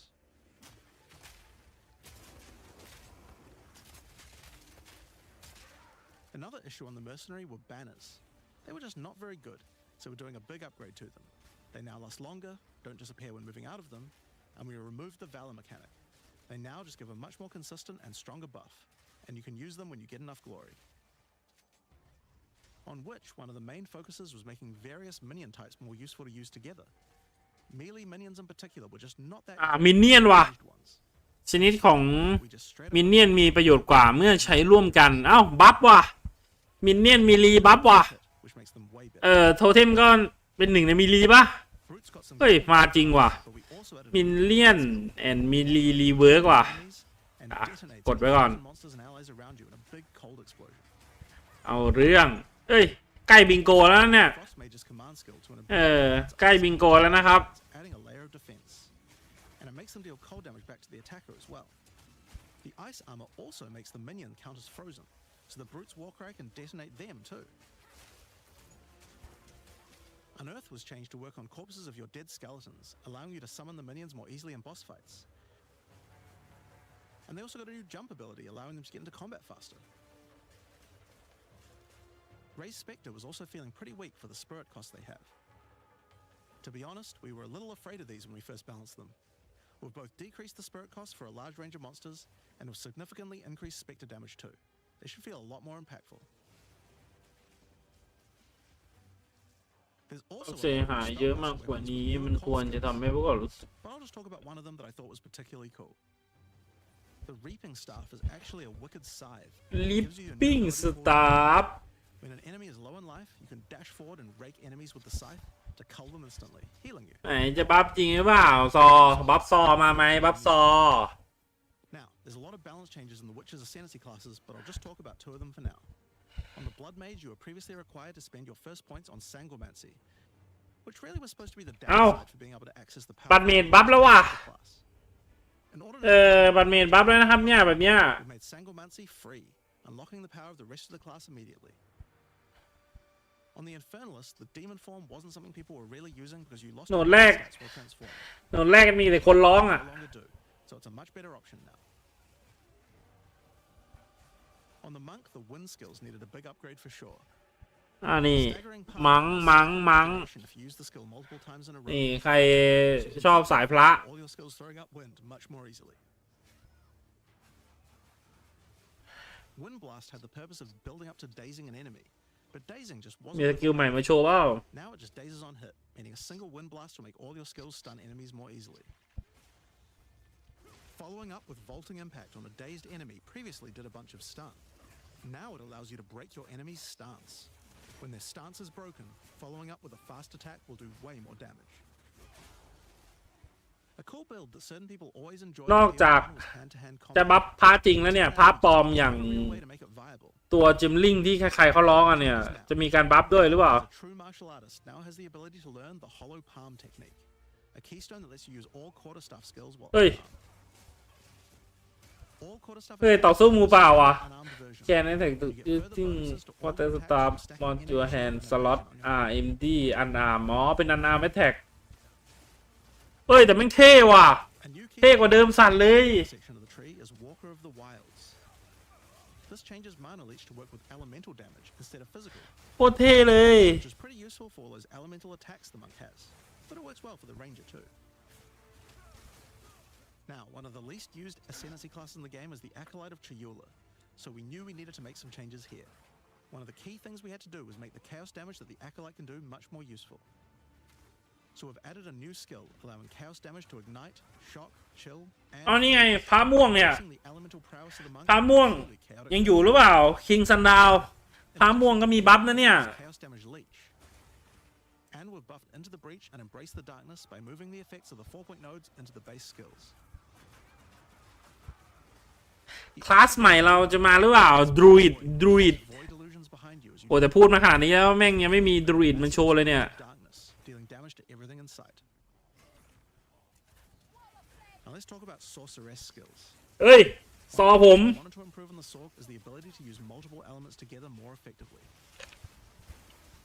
Now, this might seem small, but one of the things pushing you towards using a single element is debuffs like elemental curses, which lower resistances of a single element. อืม In order to fix that, we're making quite a lot of game-wide changes to these kinds of mechanics to broaden what they apply to. So for example, there's no longer 3 curses for fire, ice, and lightning. element weakness Instead, there's just a single curse that buffs all 3 at the same time. And things like Frost Bomb, which gave you cold exposure, now give elemental exposure. You can use it to buff any of your other skills. เอ้ยแต่ element weakness นี่ดีอยู่นะ Switching between different weapon sets smoother, so you can use different elemental ในภาคหนึ่งนี้แม่งค่อนข้างดีเลย To do that, we've removed the weapon switch time, and now happens instantly. This applies game-wide too. Now we didn't just want to stop there. We wanted to add some specific mechanics that work between different elements, and that's where elemental infusions come in. Certain skills can now drop elemental infusions. For example, when a frost ติ๊ก bomb ไว้ก่อน explodes, it ซอ will บัฟ drop a cold infusion on the ground. ซอบัฟ Picking it up, you can spend it on one of any number of different skills to transform how they work. ซอบัฟครับผม Spark เอ้ยใกล้บิงโกอีกแล้วว่ะขาด ES บัฟ New Crafting Option ใกล้แล้วเนี่ย on the ground. And we also added a new low-level skill that fires ice shards. Use it with cold infusion though, and the ice shards will explode. Orb of Storms now generates lightning infusions when you cast enough spells near it. And that's all spells, by the way, not just lightning.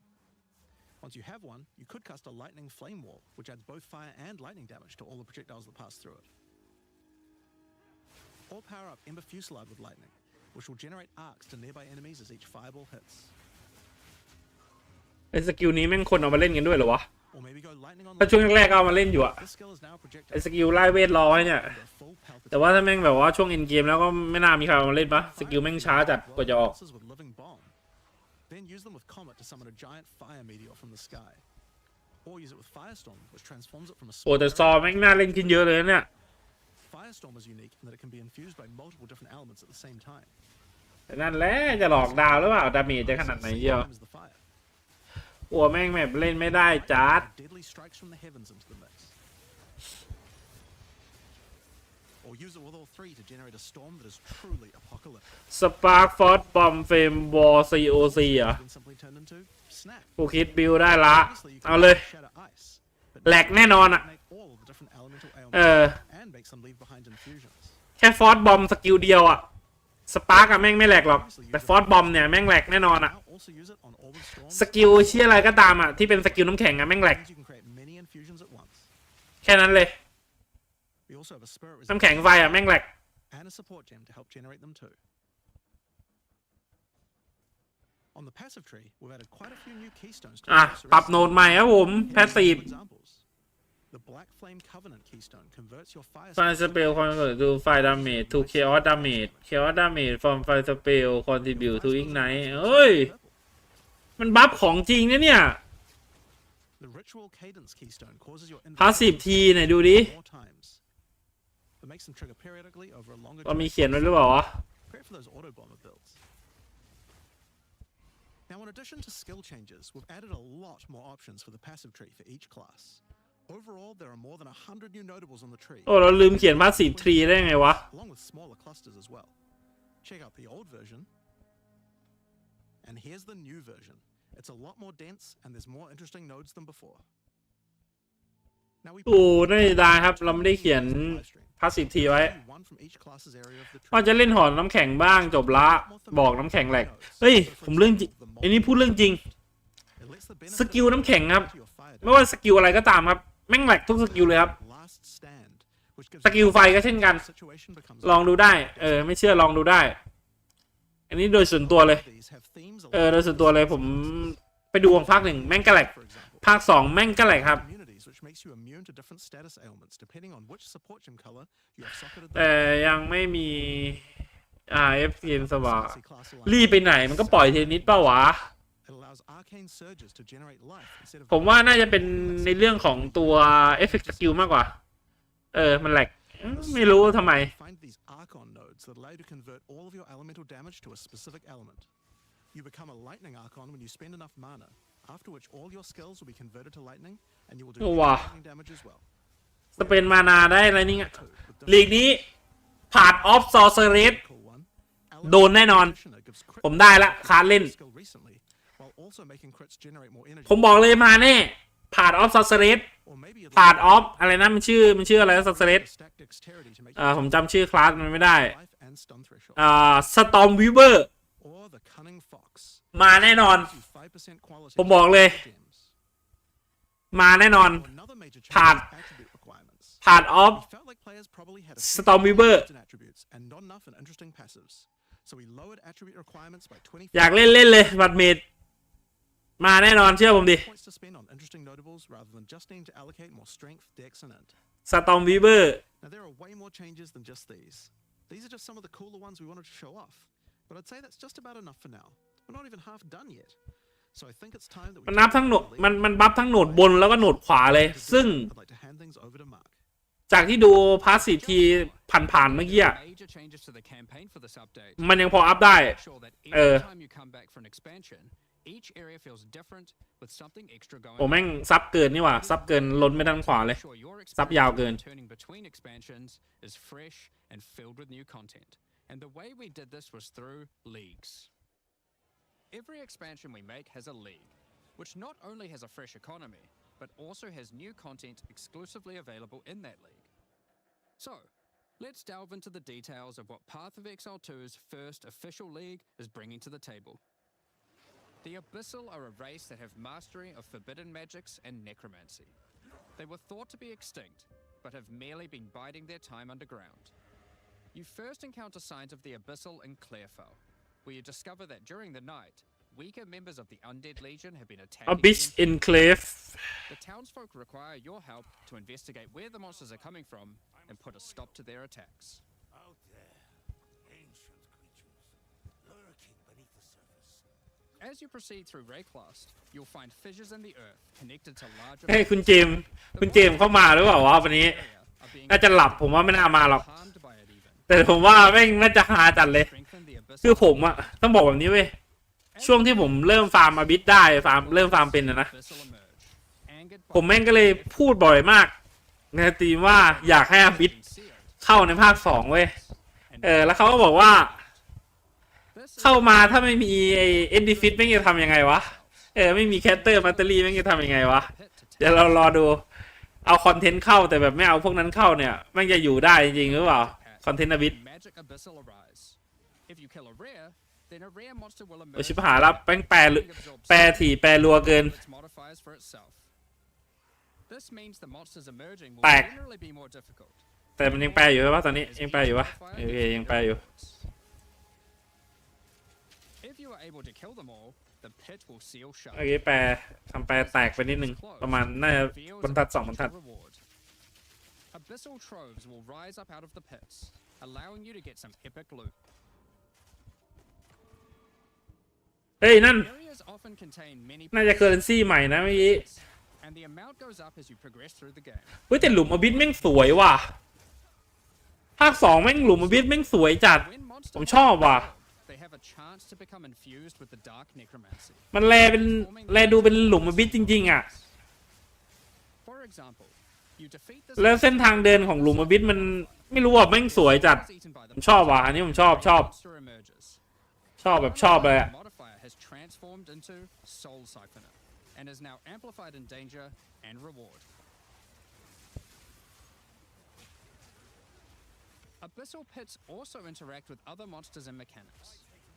If you defeat a rogue exile that's near one, it'll be revived as a Lichborn that has multiple นี่ก็จะ abyssal เป็น modifiers. โลกเอ็กไซใช่ปะ Lichborn content exiles even have their own โลกเอ็กไซเนี่ยตอน 0.2 เนี่ยทำมาค่อนข้างที่จะสว่างพอสมควรครับ เดี๋ยวเรารอดูว่า spawns near a boss. 0.3 จะดีขึ้นหรือเปล่า Summon a gigantic giga larvae creature. Monsters imprisoned in essences near abyssal pits are affected by the abyss too. They will come with an additional new essence item that can be used. Essence of the Abyss ตัว So, that's your bread and butter of the Abyssal League. Kill surface-dwelling monsters, kill the emerging abyss. แตกละ AI ผมแม่งแตกละ AI แปลภาษา Pit encounters. แม่งแปลเป็นภาษารัสเซียละ There's a lot more to this league, however. As you complete abysses, you can find ancient pieces of bone, preserved from the remains of fallen Lichborn. These are one of the ไม่รู้กี่บรรทัดละ for ตอนนี้ your แปล mission มา to seal the pits. แปลมาทั้งหมด 700 กว่าบรรทัดละ Use ตอน this นี้ on a rare item to imbue it with abyssal magic. เดี๋ยวเราไปทำเขียนโพสต์ต่อ But how do you reveal it? เฮ้ย In Act 2 of the ให้มันเอาจุนกับไอ้นี้มันรวมกันเลยเหรอ This area is ไอ้ overrun. มอดเมื่อกี้มันเป็นมอดเหมือนของมอดของคอนเทนต์จุนเลยอะ After clearing through this area, you'll find the Well of Souls. คราฟติ้งไอเทมใหม่อะมา Cavity with a massive เฮ้ย vortex of บิงโก souls ว่ะ swirling beneath you. New Crafting Item Option ว่ะ So how do you reveal the mods on your abyssal infused items? Obviously, just throw them in, right? นี่ Yes, that's exactly what. Unreveal this Before throwing it in, you are given the option of how you want to transform it, in the form of a choice of 3 different modifiers. ใช่เลยอันนี้เป็นของคอนเทนต์จุนวิเทยล Where it will แต่ตัวคอนเทนต์มันไม่มาแต่รูปแบบมอดเนี่ย มันเอาเข้ามาในส่วนของ Abyss แทน ซึ่งดีนะเอาจริงเราจะได้แบบพอเป็นจุนของภาค 2 อ่ะ มันจะได้แบบปรับปรุงใหม่ไปเลยอันนี้ผมชอบนะอันนี้ผมชอบนะ use it as a way to more easily add useful existing mods. But during the end game, บิงโกไปแล้ว1เนี่ย1แถวว่าผม mods you can add New Trading System Endgame like this mod for crossbows. Quality of Light allows you to place an New additional Crafting monster totem. Item แล้วก็ New หลีครับ Or this one that adds spirit to your เออ staff. แถวหนึ่ง Or this one that allows you to generate more combo with your quarterstaff skills. And speaking of endgame, you can also use the system to craft waystones. With a preserved vertebrae fused into your waystones, you can get some new modifiers that push เนี่ย difficulty and reward. คือมันเอาแบบเรียกว่า3คอนเทนต์มารวมอ่ะ Here are some examples ไอแบบเมื่อกี้เนี่ยเหมือนว่าจะเป็นของคอนเทนต์ในนิโควะ So you ขุด can เหมือง do วะ anything you don't think you'll carry ที่มันเอาเหลืองๆกดใส่ในไอเทมอ่ะแล้วก็ทำมอดใหม่อ่ะ with this ใช่ modifier. ปะ The natural inhabitants of the คุณ area คุ้นว่าเหมือนจะใช่นะ spawned near abysses. And Abyss tab additional pitch area is overrun by full-on the abyss Abyss focus. เฮ้ยอันนี้ดีอันนี้ดีนี่ชอบว่ะ Or this one, which causes ไม่มีสักคาราเพชชัยใช่ปะภาค 2 always result in a boss encounter. Be it either one นี่ชอบ underground ว่ะ or one that emerges out. แม่งกราฟิกก็ดูสวยด้วย Dark Domain Dark Domain น่าจะเป็นอารมณ์เหมือนประมาณหลุมบอสของคอนเทนต์อบิสมั้งครับ That covers คิด the ว่านะ crafting mechanic. So หรือ what's จะ left? ทำบอสแยกออกไปเลยทีเดียว We talked Để lo about đồ. how closing pits you can get abyssal troves, but sometimes when closing an abyss, you'll reveal an underground cavern that leads to the abyssal depths. เนี่ยเข้าไปได้ด้วยดาร์กโดเมน Into the depths, เฮ้ย you'll find an abyssal city, swarming with legions that of lead dungeons. to the abyss depth When underground, สู้บอสแน่นอน every single rare abyssal enemy will have an abyssal modifier. แต่ไม่รู้จะเป็นบอสแบบยูนิคเก่งๆหรือเปล่า Even find a rare หรือแค่แบบ or เป็นแค่ powerful แบบ lich อารมณ์แบบบอสเฉย Once you're able to defeat this powerful rare, you can also find some nice rewards. Aside from the entire area being valuable due to the abyssal modifiers on the monsters, it has its own specific drops too. One example is a set of lineage supports that can rarely be found in these depths, like Kurgle's Leash. This support empowers Kurgle you and Leash. minions when you command them, granting unholy might to you both. Another depth-specific outcome is a set of Omen open of light items Abyss that amplify Echo. your abyssal crafting. Additionally, we're adding some new socketables that can drop from the abyssal depths.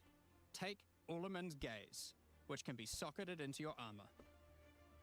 These are a bit special in that you can only have one equipped at a time, but give some pretty powerful effects. Think of them as almost a unique socketable for your equipment. In the endgame, where you can still find depths, you also start to find a different type of underground chamber. In these areas, you'll find an อัน ancient นี้บอสครับบอสอบิส being used by commanders of the abyssal พาส factions เก่าสวอลโลออฟไลท์ to a lightless void. Your goal is simple. Kill this commander. คอนเทนต์บอสอบิสป่ะดูดิไอเทมดรอปมีอะไรบ้างจ๊ะ There are 4 bosses ไม่ in โชว์ the ไม่โชว์ให้ดูว่ะ and there are เฮ้ยเข็มขัดใหม่ว่ะเข็มขัดอบิสว่ะ An example เข็ม is ขัดรูอบิสว่ะ Darkness Enthroned. It has 2 sockets. But hold on, socketables don't work on belts. Well, this belt has a special mod that allows it to count as a different slot of socketables. เหมือนเข็มขัดยูนิคเลย แต่ว่าเข็มขัดยูนิคของภาคหนึ่งเนี่ยแม่งเพิ่มเอฟเฟกต์เจมอบิสอันนี้เพิ่มเอฟเฟกต์เจมที่ใส่ Counts as a body armor. เฮ้ยอันนี่ดีนะอันนี้ดี Yeah, that one is. You can also find this unique jewel, Undying Hate. This jewel transforms part of your passive skill tree into an abyssal อ๋อ version ทำเลดเม้นใหม่ครับ that has multiple depths. The deeper it goes, the more of your passive tree is affected, allowing you to fulfill your fantasy of becoming part Abyssal Lich. ทำเลดเม้นใหม่อันนี้ชอบอันนี้ชอบ Drop is a finger of the Lich. But what use do you have with a random คุณเลมาร์กอินเวชั่น Well, อันนี้น่าจะเป็น next time ที่ you take อัญเชิญบอสนะ souls with the finger in your inventory, your character will almost feel compelled. To do what though, you might ask? To jump in. The items you threw in came back more powerful, right? So what's the worst that could happen? Well, you will just have to find that one out for yourself. Along with the introduction of Act 4 and the Interlude, we will be adding 25 new endgame maps. These maps will contain all the new monsters and bosses we're adding, improving variety and giving you opportunities to experience the new boss fights. 25 แผนที่ใหม่ครับผม Let's take a look at some examples. อันเก่าเนี่ย Rock Pools is a map where you explore a shallow rocky coastline. มันน้อยเกินไปครับอันเก่ามันน้อยเกินไปรอบนี้เราก็เลยเพิ่มให้ครับผมเป็น25แมปครับ King boss. เย็นเค Ready to eat sulfite and squish you like a bug. แล้วก็บอสใหม่ครับผมก็บินคิง Holton is an Ezomite township which has seen น่าจะแค่มาโชว์เฉยจริงๆบอสมีมากกว่าก็บินคิงนะมีหลายตัวเลยบอสอะ with the ability to manipulate storms and fry you with both lightning ซีอูรา and with chaos. Blade of the Mist Given some of the new bosses added are a bit more epic, อัสมาดีเดอะฟาริดัน the ปริน bosses ซ์ of each interlude part, it would be a bit of a waste to just use them as regular map bosses. Instead, we'll be adding some new mechanics to the Atlas that use them. These start appearing pretty fast into the endgame and will help bridge the gap into New in game New Atlas ใหม่ In the desert biome, you can encounter a wild sandstorm. 3 maps around the sandstorm contain a device you must activate. Upon doing this, the sandstorm's magic is disrupted, revealing the map inside and allowing ไอ้ที่นี่แม่ง you to set เหมือนเล่นเกมใหม่อ่ะ doors. ตอนเนี้ย เราลืมไม่ได้เลยว่าใน 0.2 หรือ 0.1 เนี่ย เราเคยเล่นอะไรมาบ้างครับ ตอนนี้เหมือนเราได้เล่นเกมใหม่ครับผม เกมใหม่ของจริง คือแม่งแบบเพิ่มมาเยอะมาก แล้วก็ปรับปรุงเยอะมากเหมือนกัน ยิ่งคอนเทนต์เนี่ยแม่งปรับมาเยอะมากเลยครับ ทั้งตัวคอนเทนต์เก่าๆหรือการเพิ่มมาใหม่เนี่ยแม่งแบบเยอะสัตว์เมื่อกี้เราเห็นแวบๆครับตัวหน้าแอคจะมีแค่1 2 3 4แล้วก็ Endgame แสดงว่าคูเอลดิฟิคัลโดนลบออกจริงครับก็ดีนะเป็นจริงๆเป็นเรื่องดีเพราะว่าก็ไม่ได้อยากวิ่งแอคซ้ำอ่ะไม่ได้อยากวิ่งแอคซ้ำครับ Or you could just trade for one, I guess. Use the key to dispel the powerful force field surrounding it, leading to the Val Elite and their rewards inside. These all contain Uber versions of the Act 4 boss and the bosses at the end of each part of the interlude. And each have their own exclusive drop pool of new lineage supports, which is Jonathan's ลูกน้องของไอ้อัตซิดิควีนมั้ยเนี่ย modify your skills in pretty crazy ways. หน้าตากับชุดแม่งได้จัดการุคันดีสโรฟ which causes your critical strikes to fork, but requires some mobility on your part to properly enable. From the boss sealed in the Val Vault, we have Paquate's Pact, which supports your war cries, causing them to inflict massive amounts of corrupted blood at the cost of your own life. Additionally, some maps can now spawn summoning circles, a room resembling an Ezomite henge. Activating this henge will spawn bosses. It's as simple as that. We'll also be making changes to how affixes and waystones work, as the current prefixes equals good, suffixes equals bad iteration isn't quite hitting the mark. ผมแม่งพูดยาวแบบไม่มีหยุดพักอ่ะอันนี้น่าจะเป็นแบบเอาคลิปมาสตรีมไม่ดูแหละแต่แค่แม่งแบบคอนเทนต์มาแบบต่อเนื่องจัด Each affix will now be both difficult and rewarding. Waystone mods now grant an increase to the number of waystones dropped and an additional specific upside attached to it. This means as you roll your map, they will continue to get more difficult and more rewarding, and allow you to customize the difficulty and rewards of your maps better. For example, the Frostbitten mod, which causes enemies to deal cold damage, also increases the rarity of items dropped as its upside, whereas the of Venom suffix modifier, which causes enemies to poison on hit, has the upside of granting increased pack size. Some maps will end up having a lot of rarity, some a lot of pack size, and others will just have a mixture of everything. Now having more modifiers granting difficulty, we will of course แยกมาออกมาเลยเหมือนกับไอ้นี้เลยเหมือนกับภาค 1 That's your Atlas, maps, and waystones. But what about Breach, Ritual, Pinnacle content, and others of the sort? We're making some changes around this too. The first change is that you'll now be able to invest 2 points into your specific League Atlas trees before having to run the Pinnacle content. There will be a specific objective for each type of content which grants you those points. For example, in the case of Delirium, it's simple. You just need to find and kill one of the bosses in a map, Omniphobia or Kosis. The rest of the points for each content come from the Pinnacle content, but we're making some changes to accessibility here too. รัดใหม่ซิมูลัคัมก็มีงานปรับปรุงด้วย most difficult version of the content.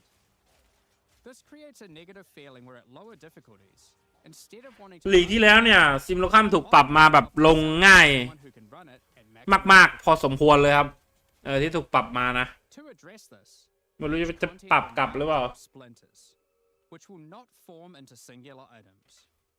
Instead of using the singular combined item in the realm gate, you can now just bring your splinters. Upon inserting the splinters into the realm gate, an interface will appear, allowing you to pick your difficulty, and you'll notice each difficulty has a different entry cost. This means if you want to run easier difficulties, it costs less, which also allows you to run the content much sooner into the endgame. Because these encounters now just require splinters, their corresponding Atlas tree no longer affects the difficulty of them. and has been changed to purely affect the content and maps on the Atlas. The Arbiter of Ash works a bit differently. Instead of requiring splinters, he still needs crisis fragments. We now have only 2 difficulties โอ้ยเริ่มง่วงว่ะ requiring the existing fragments obtained from citadels.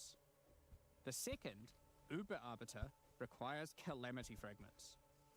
These come from citadel bosses also, but only once you've allocated the ไหนดูดิ fragments in your boss atlas tree, ensuring Arbiter of fragments Ash are at their highest เรียน difficulty. เก่งไว้ไหน Since we're talking about pinnacle content, we also felt that the leveling curve in the late game was a bit too steep. We've smoothed this out a bit so that it's easier to get to the mid-90s. We've also added some new in-game unique items. Let's take a look at a couple.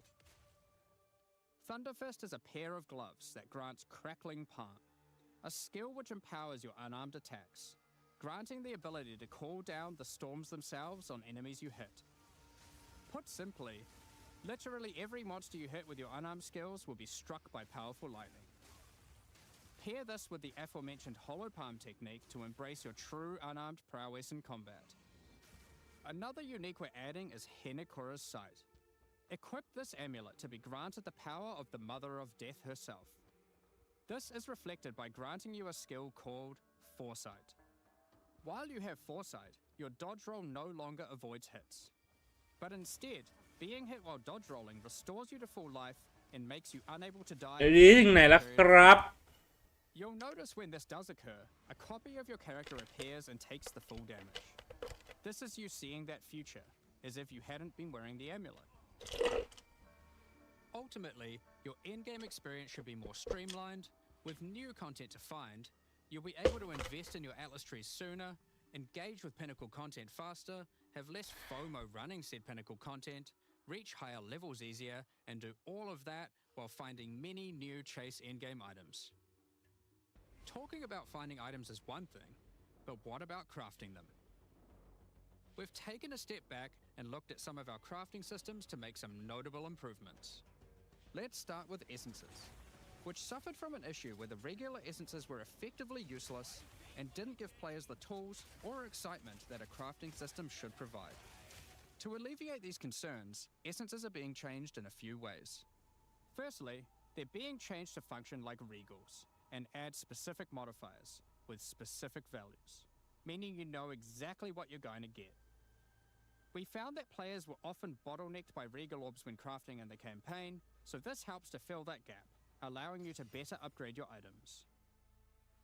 For example, this Lesser Essence of Flames, which will be able to add a flat amount of fire damage to your magic martial weapons.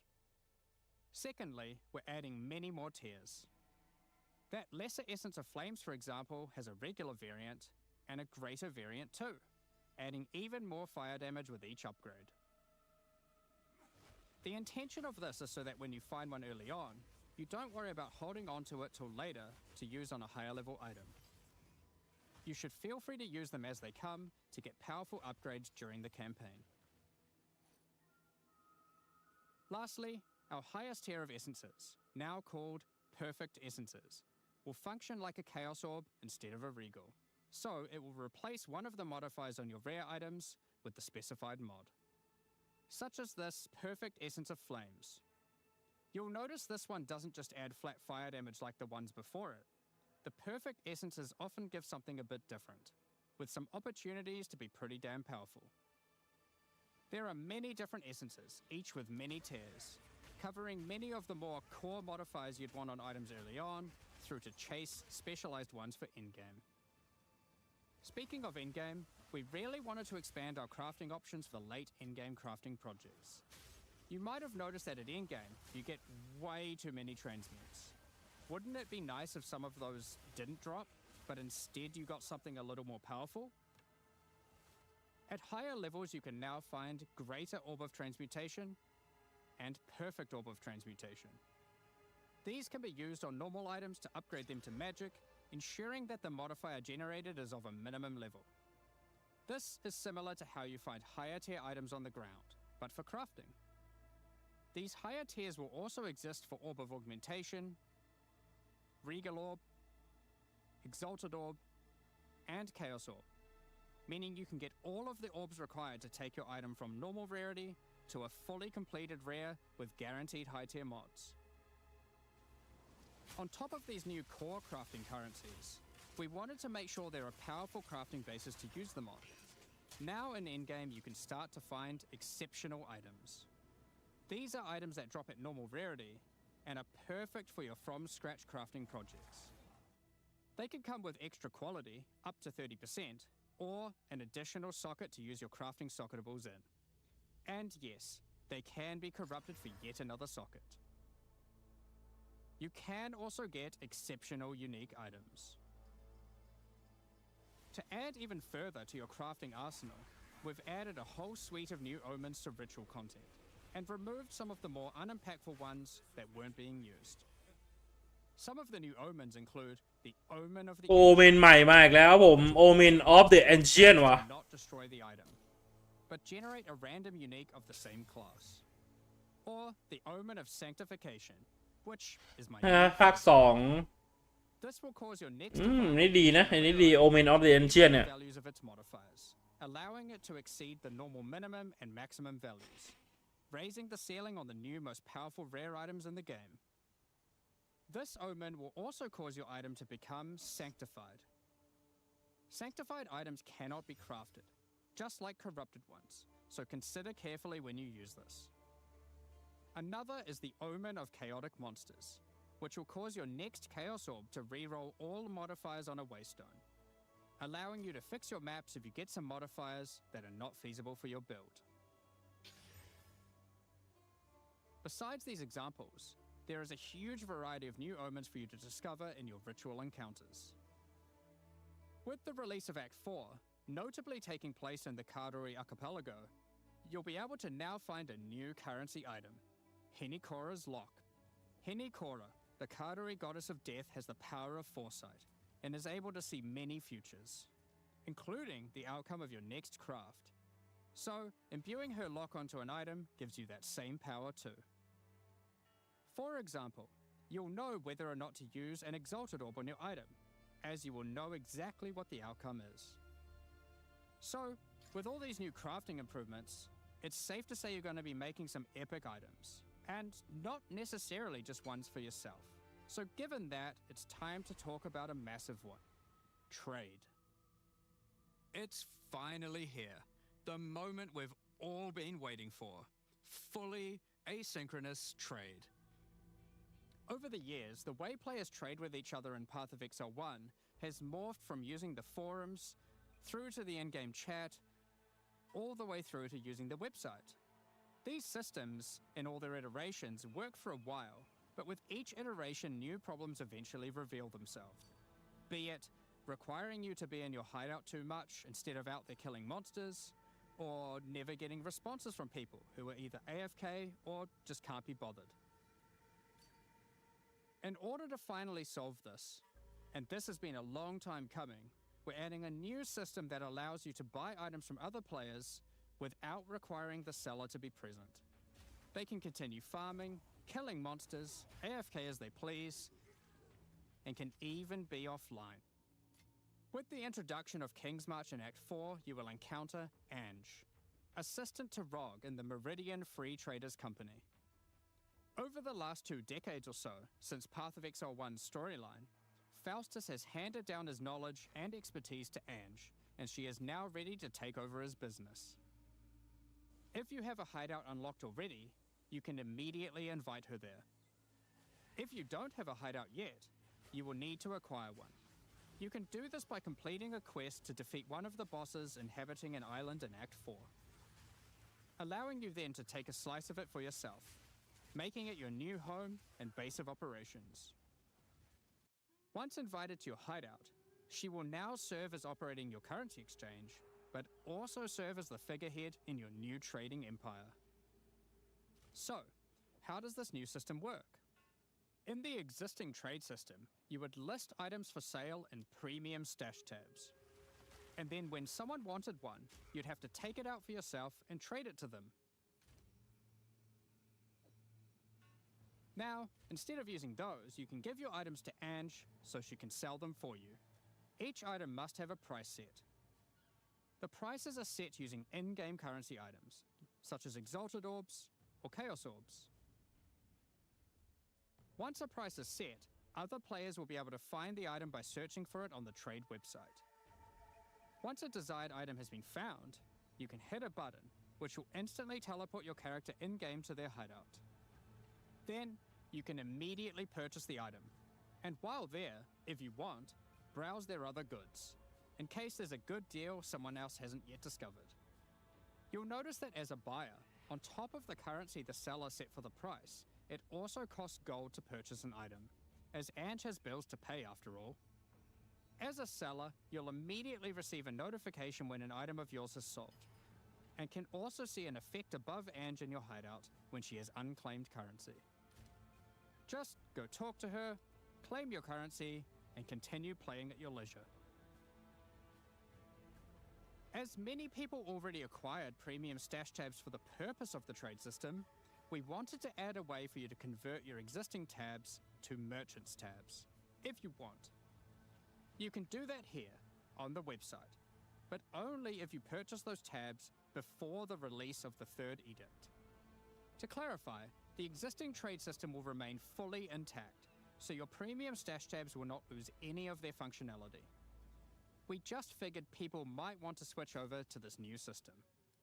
We expect a lot of feedback around this new system and are looking forward to trying it out with you. As we are not able to test internally with an entire, thriving economy, there will certainly be some kinks to work out. Based on how the system goes, we will be adding it to Path of Exile 1 when ready, so any of the tabs you purchase will also be usable there later. Next up, we're going to be talking about our new supporter packs. Today, we're launching 2 new series of supporter packs, the Justice and Trathan Executioner packs. Each tier contains the pack's full face value in points, alongside several exclusive microtransactions. As always, the microtransactions in these packs are purely cosmetic and do not affect your character's power or progression in any way. The Justice series of supporter packs contains 6 exclusive microtransactions. Claim glory after defeating enemies, or inspire your allies by calling down the Banner of Justice portal.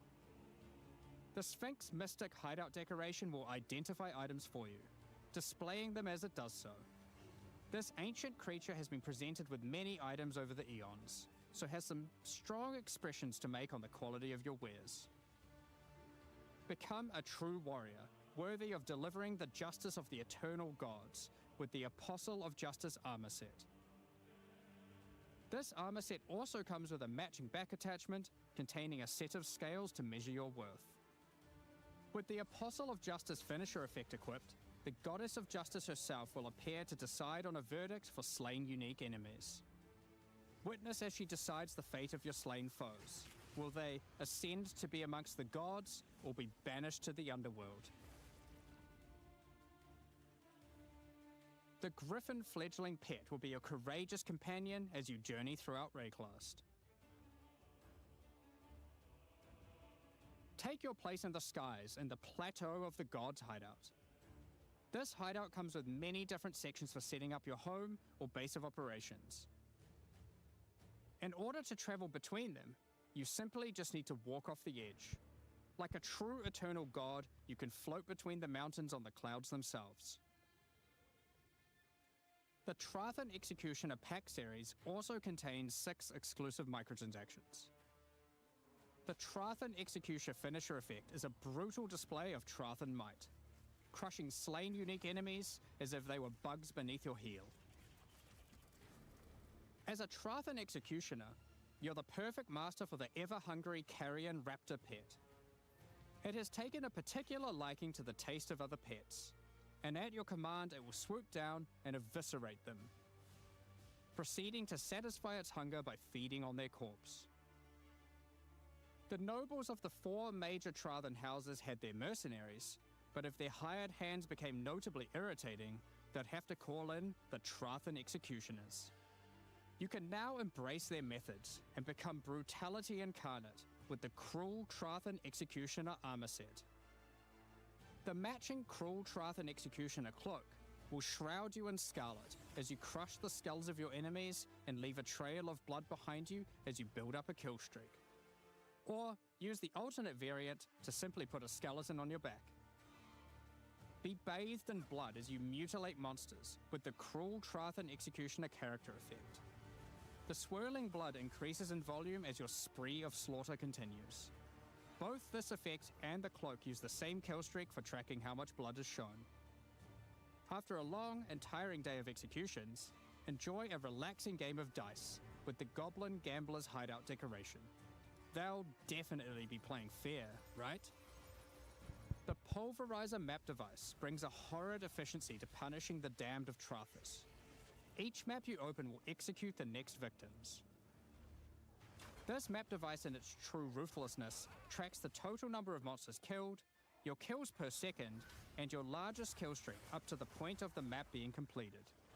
This is then displayed on a leaderboard so you can take a measure of you and your friends' violence at the end of each map. Additionally, any microtransactions from the supporter packs will be made available for use in Path of Exile 1. That's enough about cosmetics. Let's get into the Q&A. But firstly, I want to give a huge thank you for your ongoing support. We're just about to start the Q&A with Ziggy D. Afterwards, at 11 AM NZ time, or 4 PM Pacific, we'll post Path of Exile 2, the Third Edict's patch notes. With the release at the end of next week, our community team will be posting crucial information you need for the release. Keep an eye on the news. Thanks for joining us today and checking out our latest developments. We're looking forward to seeing your experiences with Act 4 and its new bosses, fighting the Abyssal, trying new builds, and crafting new items. We'll begin the Q&A shortly, so please get your questions ready. Hello, and welcome back, Exiles.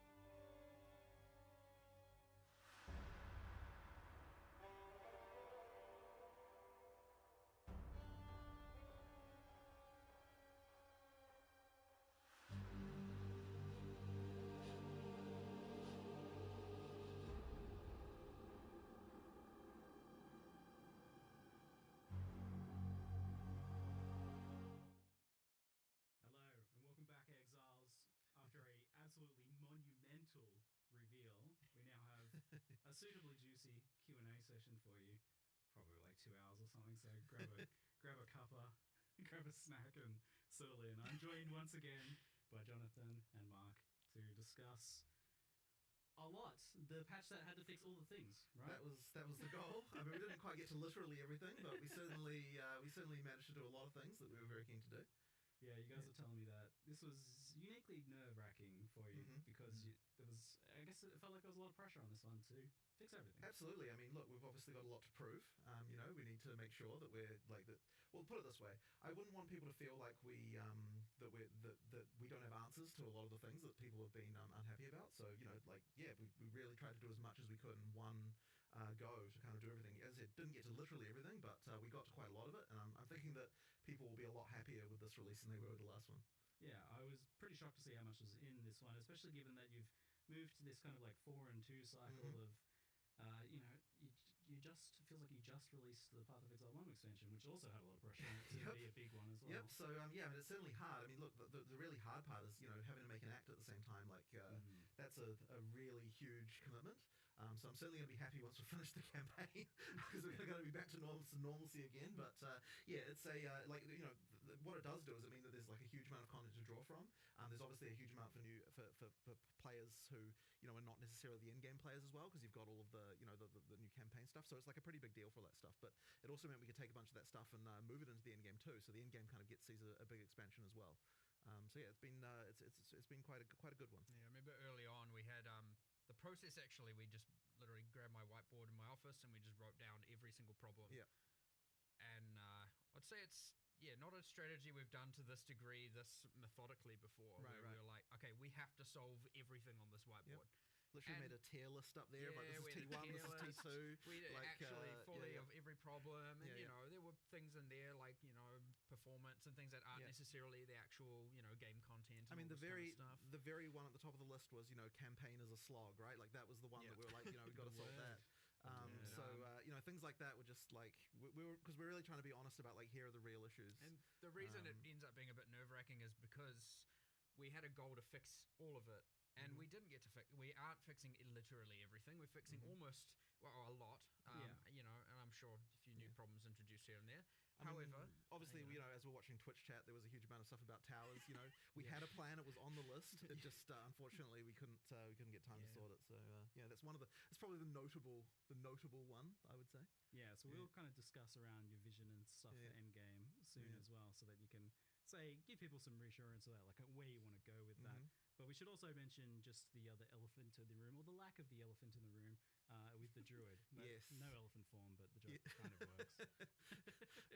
So it seemed that druid has been uniquely challenging to get shipped. It's been something you've been working on for a while now, and just getting it right. What has been the challenge with druid and getting it out?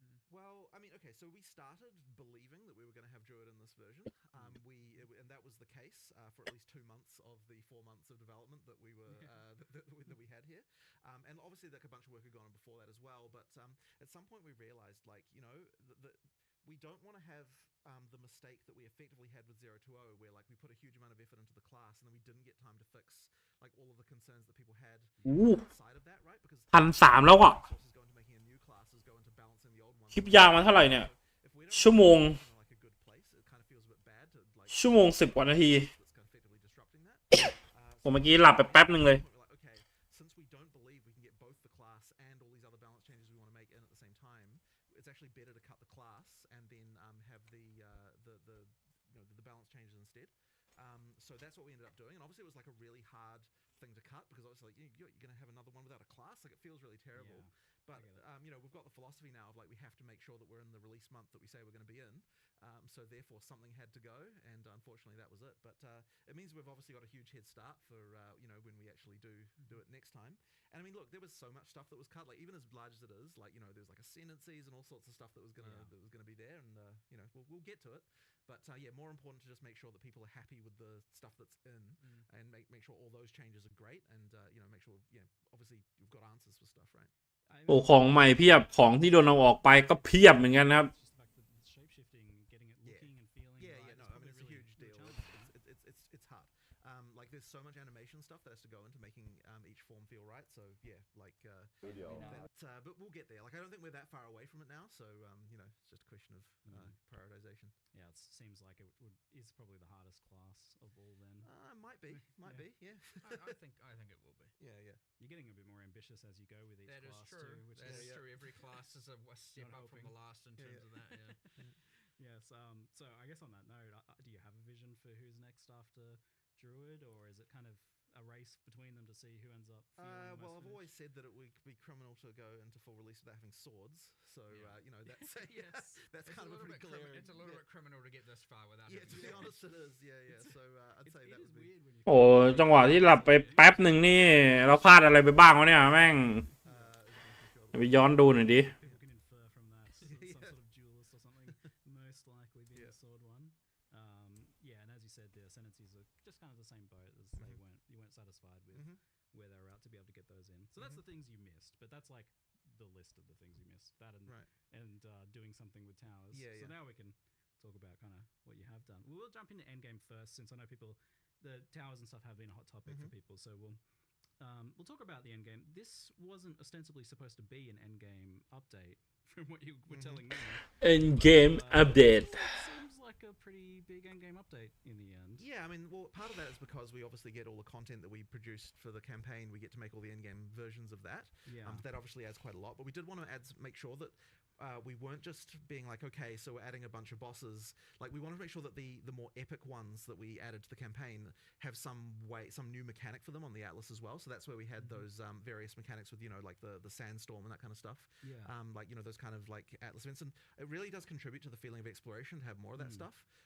And then, of course, once you've got that, you can start getting into, okay, well, what rewards is it going to drop? Then we started to think we need a new category of rewards that these things can have. And that's, we started to think about the lineage supports and that kind of stuff. So it just ended up kind of adding up to quite a bit in the end.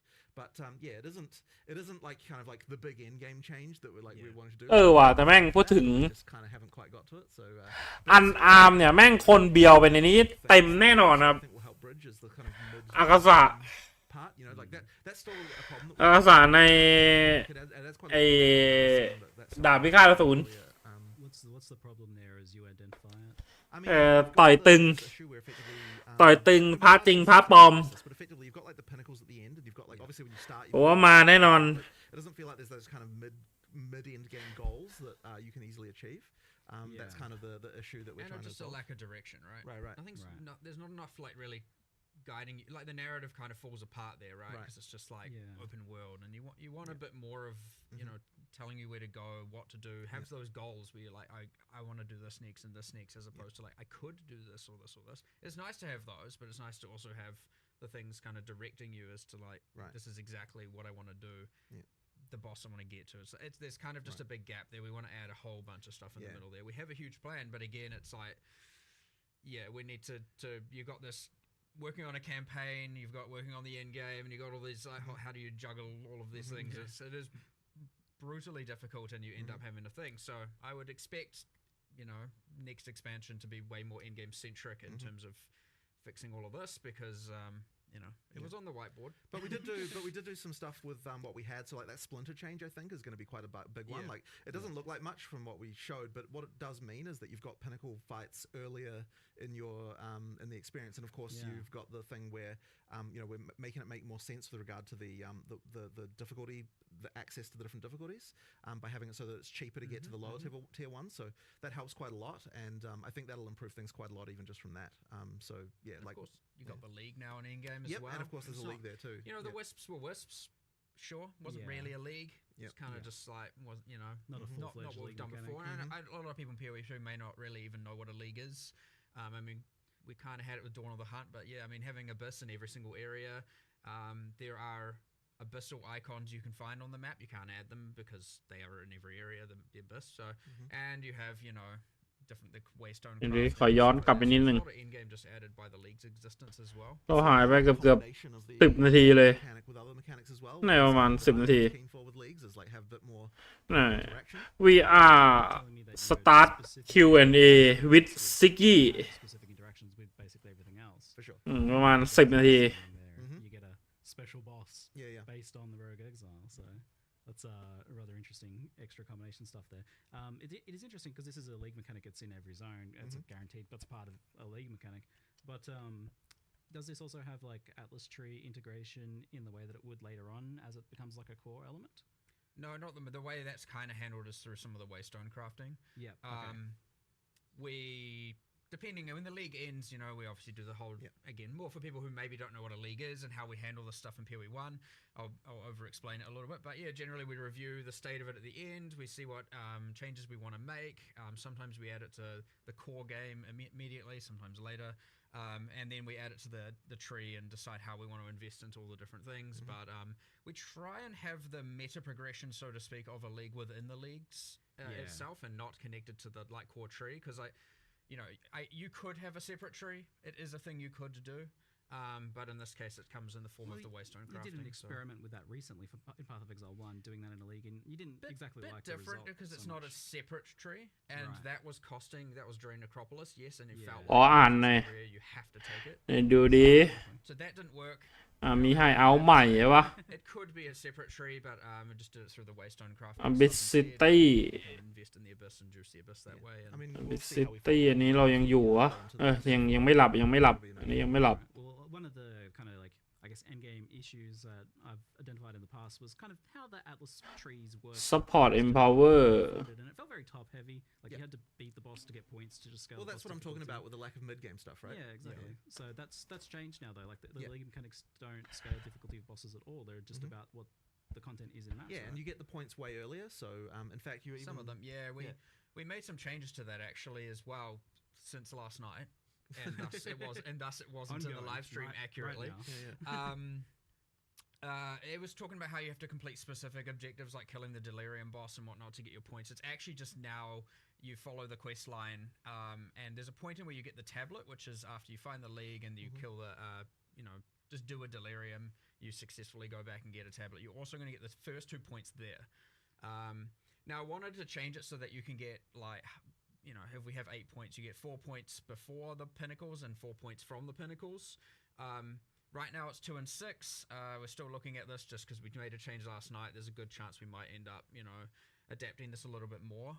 So it's even the first 2 points come even sooner and even more obviously. Like you don't have to RNG into finding a boss in order to get those first 2 points now, which was mentioned there. No longer going to be the case. But we just want to really make sure we're smoothing that progression through, getting that stuff earlier, all that sort of stuff. So the other thing, was you've got this kind of world map. It seems to be exploration focused. The recent updates I thought were a big step forwards in that regard. There was a lot more exploration with the new unique maps, and even towers. I felt like when you're using them as an exploration feature, work quite well. Like they leapfrog you to your next. เดี๋ยวดิเมื่อกี้ถึงไหนบ้างแล้วนะ It's like a cool motivator that pulls you through, and that helps. Abyss Is that ไม่เอาใหม่ it's like really exploration focused? It's certainly something that I really love, and the more things you add to the atlas, the more it feels like you're finding things. But yeah, so we definitely appreciate the concern with towers being that you've got this tension between having to turtle in one location versus explore. Yeah. And so that's something that we need to look into addressing. But I don't want to kind of talk explicitly about exactly what we're going to do here, just because there's obviously a lot in flux there still. But yeah, it's something that we understand the problem, I would say. I would understand that there's an issue, and so yeah, we will. อ๋อปรับเทรดดิ้งด้วยนี่หว่าเทรดดิ้งออฟไลน์เนี่ย The brand name. เอ้ยนี่ดีนะปรับเทรดดิ้งออฟไลน์เนี่ย Currently, it seems like อันนี้ดีอันนี้ดี there's going to be some sort of maybe just delete towers because we have the bad association with it. That is a concern, but I suspect that we'll still want to keep them at least for just vision. Like even if we remove the mechanic and do other stuff, we'll just keep them there. So I still think it's fun to just find a tower just to get a. Oh, I mean, of chaotic monster. That's the part that people are unhappy about with them. So therefore, it'd be fine to keep that and move Chaos off. power sources. ได้มอดบางอย่างที่เพิ่มมาทำได้ I don't like the empowering the maps because that is an element of control, which is another thing people. Well, have issue I mean, with this I still want something that does that. I just think that it needs to work differently than how it works.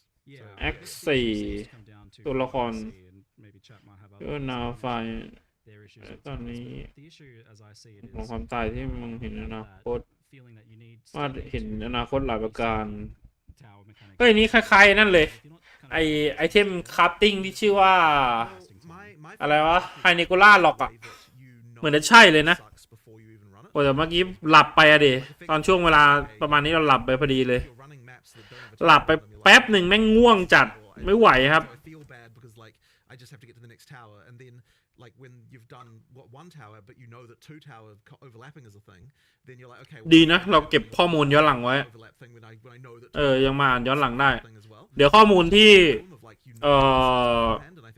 เราเก็บไว้ของวิดีโอนี้เนี่ยเดี๋ยวเราจะเอาไปทำโพสต์ของผู้นี้ด้วยเดี๋ยวตื่นมาเดี๋ยวผมจะไปทำโพสต์เขียนโพสต์ไว้ให้เขียนสรุปไว้ให้ว่าในคลิปที่มีออกมาเนี่ยเราพูดถึงเรื่องอะไรกันบ้างเขาพูดถึงเรื่องอะไรกันบ้างจะได้แบบมาอ่านย้อนหลังกันได้ด้วยครับนี่รวมจนถึงตอนพูดถึง Q&A เนี่ยตอนนี้มีทั้งหมดเท่าไหร่นะ 1,600 กว่าบรรทัดอะ1,600 กว่าบรรทัดครับแม่งโคตรเยอะเลย when it already sucks, as I said. It's just kind of that thing there. So we need to sort of there would need to be some approach to solving making it more controllable, more deterministic in some way, just something along those lines, so that you can so that you don't have this feeling of because of a thing I can already see that sucks, that this experience is going to be worse than what I'm hoping for. So, somewhat related to this, another thing I see brought up all the time is being able to kind of choose what map you're doing and just being able to exert more elements of control. I saw a post in chat just there that was the idea of being able to kind of erect a tower where you want it, rather. Is this element of being able to control, choose your maps a little bit more, or have a bit more influence on what's happening? So I think having control over what content is there is good, but I don't know that I want to lose the fact that you still have the atlas fundamentally where you the actual map areas you get are random, and part of the reason for that is that it gives us a lot of opportunities to do interesting things with different maps can have different things that they drop and other stuff like that. There's a lot of that sort of stuff that's quite nice. You can actually have a unique map be way more powerful if it's kind of you don't know exactly when you'll encounter it. So that kind of stuff is quite nice, and we want to do a lot more as well on the atlas, just more stuff to find. When we get to 040, I really want it to be that you really feel like there's just cool stuff in every map that you might be finding that's like that's way more interesting. And as I said, that stuff, the problem is if you have full control over literally being able to run the same map every single time, like the same like base area, it means that you don't have the ability to say, okay, well this map can randomly have this thing that's just like really awesome that always drops a unique or something like that, because then you're just going to run that map over and over and over. So I still like some ability to have to find the good stuff in the Atlas, but we just need more control over what mechanics you can spawn there and that kind of stuff, and like not having the experience of like, if I didn't get this exact overlap, then I have this bad experience. And that's where exploration actually comes from as well, is having some element of not having that control as well. So maybe it is the case more of just keeping juicing up that exploration aspect of it even more. Right. Anyway, that's what I'm. It already felt like a big improvement with that last one, and we're getting the new maps and the new mechanics and things scattered in the zones as well. So it seems like there's a fair bit more going on. The main point, like we did what we could, 100%. And 040 expect a lot more improvements there, but again, we focus more on everything else. There's an insane amount of content there. It's we wish Towers was in that list, but it will be. Don't worry. These things are coming. We're aware of the problems. We are aware, like 100%. It was expected. 100%. And I think a lot of people are going to be getting a chance to experience some stuff they didn't experience because it came later in last league, and maybe they had tapped out before then. So there's a good bit of extra stuff to explore there, maybe with this one. We'll loop back around to Endgame if people have more questions that they post and that we pull from the chat. But we'll move on to the Act 4 and the interludes, because that's a pretty big thing. Obviously, getting rid of Cruel was a priority. You wanted to do that as soon as possible. There's been this problem that you were laboring over for many months about how to do that, how to add Act 4 without having to add the rest of the acts all at once or do some weird thing. Well, you've come up with making more acts to solve the problem instead of So there was certainly some skepticism when I first proposed this about like how can we possibly do that? But basically the main thing there was that so the interludes are not exactly the same as an act in terms of like นี่พูดถึงไอ้ interlude like a straight line, like น่าจะอารมณ์ที่มันตัดในส่วนของอะไรนะ someone's telling you to do this Cruel difficult ออกแล้วก็เอา interlude เข้ามาแทนเป็นแบบอารมณ์มินิแอคอะไรประมาณเนี้ยก่อนที่จะแบบจะเข้าแอค4อะไรประมาณนี้มั้ง we're really wasting is like a kind of like a little bit of like storyline structure around it, but as I said, it's not nearly the same level of like narrative structure as what you get in like a full act. And that's something that and ultimately what we realize is to get from the end of Act 4 to the end game level, all you need is like 20 areas roughly to kind of to bridge that gap. And so that means that I was like, you know what, like with 20 areas, I reckon we can do it if we're like we're using a few mechanics from ว่ะแต่แม่งไม่มีพูดถึงคลาสใหม่เลยว่ะหรือว่าเราพลาดไปว่าตอนที่เราหลับเนี่ยหลับไป10 นาทีนี่ไม่น่าเอนหลังเลยผมเอนหัวลงไอ้ตรงเบาะพิงหลังของเก้าอี้เนี่ยแม่งหลับเลยไม่น่าเอนหลังเลยว่ะมันมีพูดถึงว่าบอสใหม่ไม่ใช่บอสใหม่วะคลาสใหม่ new bosses, new stuff to experience. Like, in my opinion, it was a no-brainer to do it compared to some weird thing like having to repeat Act 1 and 2 again or something weird like that. Like that just wouldn't have been good. And we really wanted to get rid of Cruel. I mean, like we never wanted Cruel to exist, right? It existed as a compromise. So being able to get rid of it is obviously something we were very, very keen to do. There was something. You get to the Act 1 Crawl and you're like, I've know all this content, you're ultra powerful, and that's a little bit feel good. And then you're like, doing all this again. It's just like a little bit like, just you can do it. At that point you're like, just get me to end game, like Whereas when you're playing through, the new acts, like it feels with Act 4 and the interlude, it feels just a lot more natural and still fun, and you're discovering stuff, and it's not that just like I just did this like for, at least for fast players as well, they're going to be like, oh my god, I just did this like a few hours ago. It's like just too short of a time where but one thing about Act 4 and the interlude, by the way, which I think is really cool, which is very different and something you don't really appreciate until you play, is you get to Act 4 and you're like, okay, where do I go? Well, I have many places I can pick. I mean, Jonathan was talking about how they're kind of interludes are kind of straight lines, but there's 3 of them. But there's 3 of them. You can do them in any order. There's a choice immediately there, right? You can do those in any Yep, order. you can do them in any You order. can do them in any order. When you Didn't know that. complete one or partially complete one, it levels up the other 2. They always stay, ahead, and they bridge the Wow, gap, so you can do them in whatever order you want. It'll be interesting to see the speedrunning strategies because there's different bonuses available. Like the spirit draft comes from 1. Yeah. Okay. Where another might be more passive point heavy and another might be more permanent bonus heavy and another, there's going to be all kinds of crazy stuff going on there. So you go in Act 4 where you've got full freedom of like choice of which island you want to sail to. And then you go into the interlude and you're like, which part would serve me best? And maybe the answer is do a couple areas of this part and then swap to another and do that one. And then, who knows? Which is fine because again, as you progress through them and defeat the bosses, the other ones will level up and keep up with the level. So you can do half of each and then do the half of each again. You can do an area of each and then, That's wild. I didn't realize the interludes were sandboxy like that because I was planning on asking about how the fact that Act 4 is like a sandbox for like the great portion of it there. And that's going to be super interesting from like racing and speedrunning perspective as to what people take. But also that does seem like it might help with the campaign slog, the repetitiveness of it if you can kind of do things in a different order each time. Is there some good reasons to do it in different orders as well? Like you mentioned, like differences in rewards, differences in challenges too, I imagine, for different builds?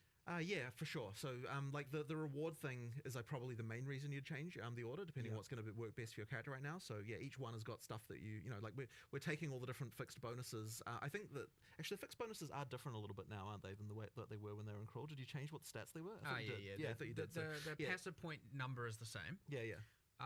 The spirit is the same, but the other bonuses, we've kept like, we'll still have the resistances that you got before, but some of the other bonuses from like, for example, Crawls, the snake in Act 3, I can't remember the name of these areas. We have internal names. เดี๋ยวรอบหน้าถ้าแม่งแบบแพทมาแบบนี้อีกก็คือเราจะนอนยาวตั้งแต่ตอนเย็นอ่ะแล้วก็ตื่นมาสักแบบเที่ยงคืนตี 1เลยอ่ะรอบนี้เราคือแบบว่าอดหลับอดนอนอ่ะพลาดไปหน่อยครับง่วงจัดแล้วเนี่ยตอนเนี้ยแต่เราจะรอให้แบบไลฟ์มันจบเราจะได้แบบว่าปิดจะได้เก็บแบ็กอัพข้อมูลให้เรียบร้อย That's all nice, but you have a lot of other things subtle. Like the first area of one of them. I'm not gonna be as spoiler light as possible here. Has a wandering vendor that sells, guaranteed rare caster gear, and you can go and be like, I'm gonna go there, check that. If I'm a caster, and then I'll go to the other 2 acts because that might have like a straight up weapon upgrade.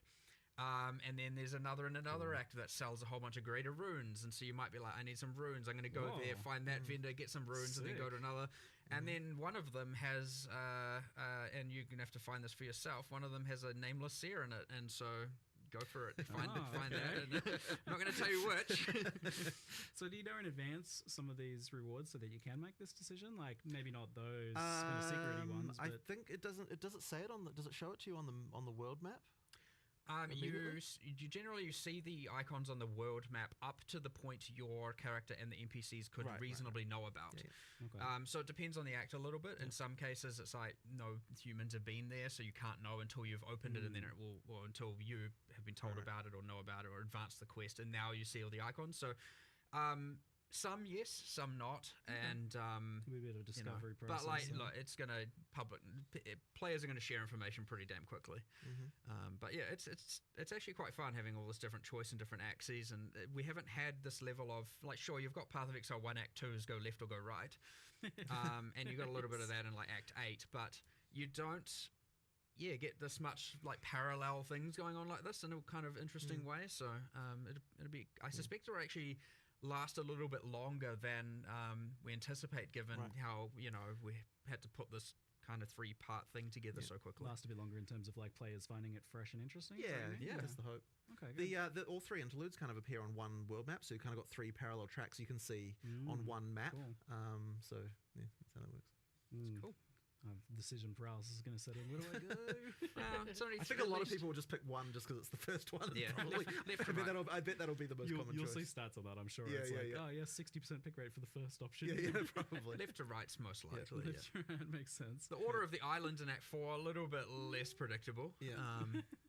You know, one of those islands like there's four permanent bonuses kind of going on in one area kind of thing. It's like a because. Go there first. I'm not going to tell you you. know you know Okay, I'll have to figure that one out, eh? Someone will do it. Figure it out. Yeah. Make the progression guides, but I like the idea that it could be different for different builds too. That would be very cool if that ends up being the outcome, because that will keep things fresh long term. Yeah. There's a good reason to do it differently and doesn't just get kind of immediately solved. Yeah. So Act 4 was planned to have a new way of ascending, but that wasn't mentioned here. So it's not quite ready yet. Didn't quite get time for it. It'll be coming a bit later. But you can there's still a quest to go to the place where that is happening. But we added like a kind of another reward there, just for the time being. Yeah. But yeah, later on there'll be that. The amount of work required to make that trial just unfortunately wasn't quite compatible with making all of the other stuff we made. Probably if we hadn't made the interlude, we would have been able to do it. But I think the interlude was more important just to get rid of Cruel. So we ended up making that decision. Yeah. But we'll get to it. Thank goodness. I'm like so stoked Cruel's gone. It's if it's what most of us imagine it's going to be, I can imagine where a lot of that work comes in. So hopefully you guys, is it something that you'd like to get ready for next league then, it sounds like? Well, I don't want to promise anything because at this point we're in the mode of like we'll cut stuff if we need to make the release happen. So I wouldn't want to promise anything, but that would be nice. We'll just have to see. I guess the other question then is, do you think it'll be like different enough and appealing to people who don't necessarily want to ascend the other ways? Well, it's certainly different than the other ones by a very significant margin. So I think that'll be interesting. And what's the vision for how Ascendancy works long term then? So is it the idea that you ascend once in Act 2, once and then again in Act 3, and then again in Act 4? I mean, you will be able to do it that way, but if you way? want to do other, I mean, that's a way to do it. But if you want to, if you like a certain trial better, doing it that way is also fine too. It's just interesting because there's like not as much of a gap as there usually is between those first 6 months that way. Like it's quite rapid fire. So and then it would be a big gap. And you do your choice of fourth one. Yeah, I mean, I guess we see that as fine. Like you kind of want to get your build locked in to some degree by the time you get to that sort of level. I kind of like it. It's just different to how it's been done in the past before, right? Where we had, whereas like right at Endgame, you did that third one. So that's interesting stuff. So a big part of this obviously is then continuing the campaign slog kind of discussion was just the speed of the campaign, how that tied in with difficulty, zone sizes, and things like that. You guys did a whole bunch of big changes a couple weeks into the last league where you reduced zone sizes. So we did a bit of that. That's one of those things that's a bit hard to see exactly until you've played it a couple of times. So I like, for example, right now, like the first time you play through Act 4, I doubt you'll be worried about zone size. Second time, then it might then start to realize like what places are too big and what places aren't. So there'll probably be a little bit of adjustment to that, even as we do the first couple of patches in 030 as well. Just because, like as I said, it's actually a bit hard to appreciate until you've kind of played it a few times. But the sprint helps a lot. Like sprint is a big deal as far as like changing how the game feels in this regard. So if you're fast and you know how to use it well and that kind of stuff, you can motor quite a lot more than you were. แต่แม่งโดยรวมแล้วเนี่ย It'll be interesting to sort of see how ลีกนี้คือแม่งเหมือนเกมใหม่อ่ะ time versus how many people are เอาจริงๆเลย you have. Well, but the thing is, you're an experienced PoE. คือแม่งแบบลืมไปได้เลย 0.2 เลวร้ายยังไงแม่ง 0.3 นี่คือจากที่อาบัฟมานี่คือแม่งดีแน่ๆแต่แค่แบบรอดูว่าจะแพทจริงเนี่ยแพทจริงน่าจะเข้าก่อนในนี้มาสักประมาณ3 วันปะแพทจริงน่าจะประมาณสัก25-26ประมาณนั้นคิดว่าน่าจะเข้าแล้วแพทจริงรอดูแพทจริงอีกทีหนึ่งว่าจะมีรายละเอียดอะไรเพิ่มเติมเปลี่ยนแปลงบ้างหรือเปล่า that if you are overpowered due to getting a good item drop or something like that, you can kind of motor through a couple of areas a bit more, like, you know, sort of then catch up to the point where you sort of feel about right as far as the difficulty, and then keep going from there, like more specifically. So you've got that kind of tool at your disposal. Not something I'd expect like new players to do, or like players who kind of don't want to engage with that stuff. But if you're talking about like, you know, like the person who's playing through the campaign the fifth time, certainly that's an option that you've got that can kind of speed you through a little bit faster. So that's something as well that it kind of does, just because you are faster than basically everything. So you know, you can skip past them. There were a bit of like you know, good players, like knowledge players knew how to move a lot quicker. You know, there's a bunch of skills. You get animation cancelling. You got shield charge. It's true. The speedrunners already have a way, but like no one really wants. Like, obviously, you don't want to be doing that all the time, right? Like unless you're like really dedicated to speedrunning. So. It's niche, unintuitive, and whatnot. So like, you know, there's a simpler way to now, you know, close the gap between the players who knew all of that and the ones who didn't, and which is great. And maybe a lot of those players are still using all of those tools even on top of this, and that's fine. I actually wonder if like And the is sprinting it is fried? faster than like the shield charge, dodge roll, animation cancel shenanigans. that sort of thing. Like Haven't exactly done a race. Yeah.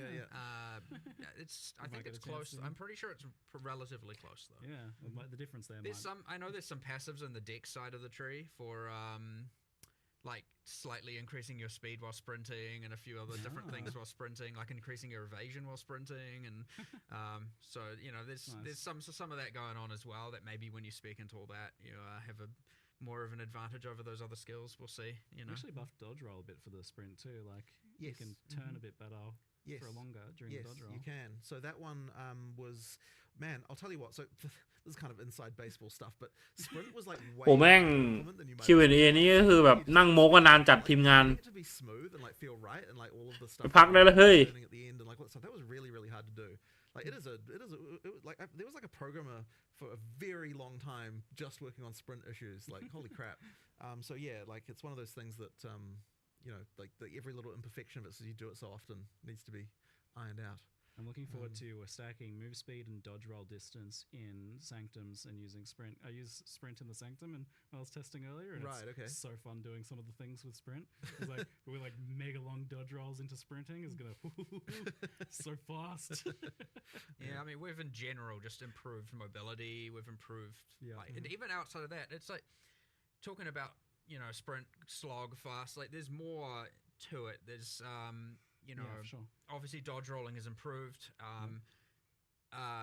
The mercenary, like slow while reloading, but also something like Jonathan and I both just randomly did one day, just logged in on live. We played mercenary and we were both just like, what happened? What did we do? What has gone on here? What I this believe feels terrible. It was the 0 to 0 change that related to like contact points or something. There was something like that I think broke it. Because the thing is, it wasn't actually feeling like how it felt before we released. Yeah. So it's like, oh crap, we need to fix this. Something went wrong drastically there. That one really improved it. But we also made a change where you're a little bit faster coming out of when you're using a skill while moving. Yeah, you're a little bit faster coming out on all classes. So that actually affects the Ranger and the Sork as well a little bit. It's not like at first it seems quite subtle. Like but when you play it side by side, it actually makes quite a difference, even though it's a relatively subtle change. Like it worked as well. And then you've got things like with the block being faster. You know, like you're just overall more mobile. You know, with a lot of the stuff. Like I think it's helped a lot. But the nice thing is like we still didn't have to compromise on like making sure the combat still was right. That's obviously been like a big worry. Especially because there's so many other buffs and things for other character classes. Like there is definitely a concern that we've like overcooked, gone too far. Like things are, you know, like things are going to be too easy, and I'm a bit worried about it. But I think it should be okay. You know, we just have to. You mentioned like the way you've designed this, not meaning you didn't have to compromise on like combat and that, and that was a big hesitance for you. Like you really wanted combat to be not optional in the past you were talking about before, for sure. And things like that. So why does it feel like the way you designed this lets you not compromise on that vision? Because ultimately the actual combat itself still works after trying it. Like and generally speaking, like even though I may not necessarily agree with something, I'm still willing to try. นี่ these พูดถึง things. ระบบ So, combat you try อวย them, ระบบ it's- combat it ตัวเองด้วย works. เนี่ย That's really what it comes down to, Yeah. right? So that as long as that's the case, then then I'm cool with it.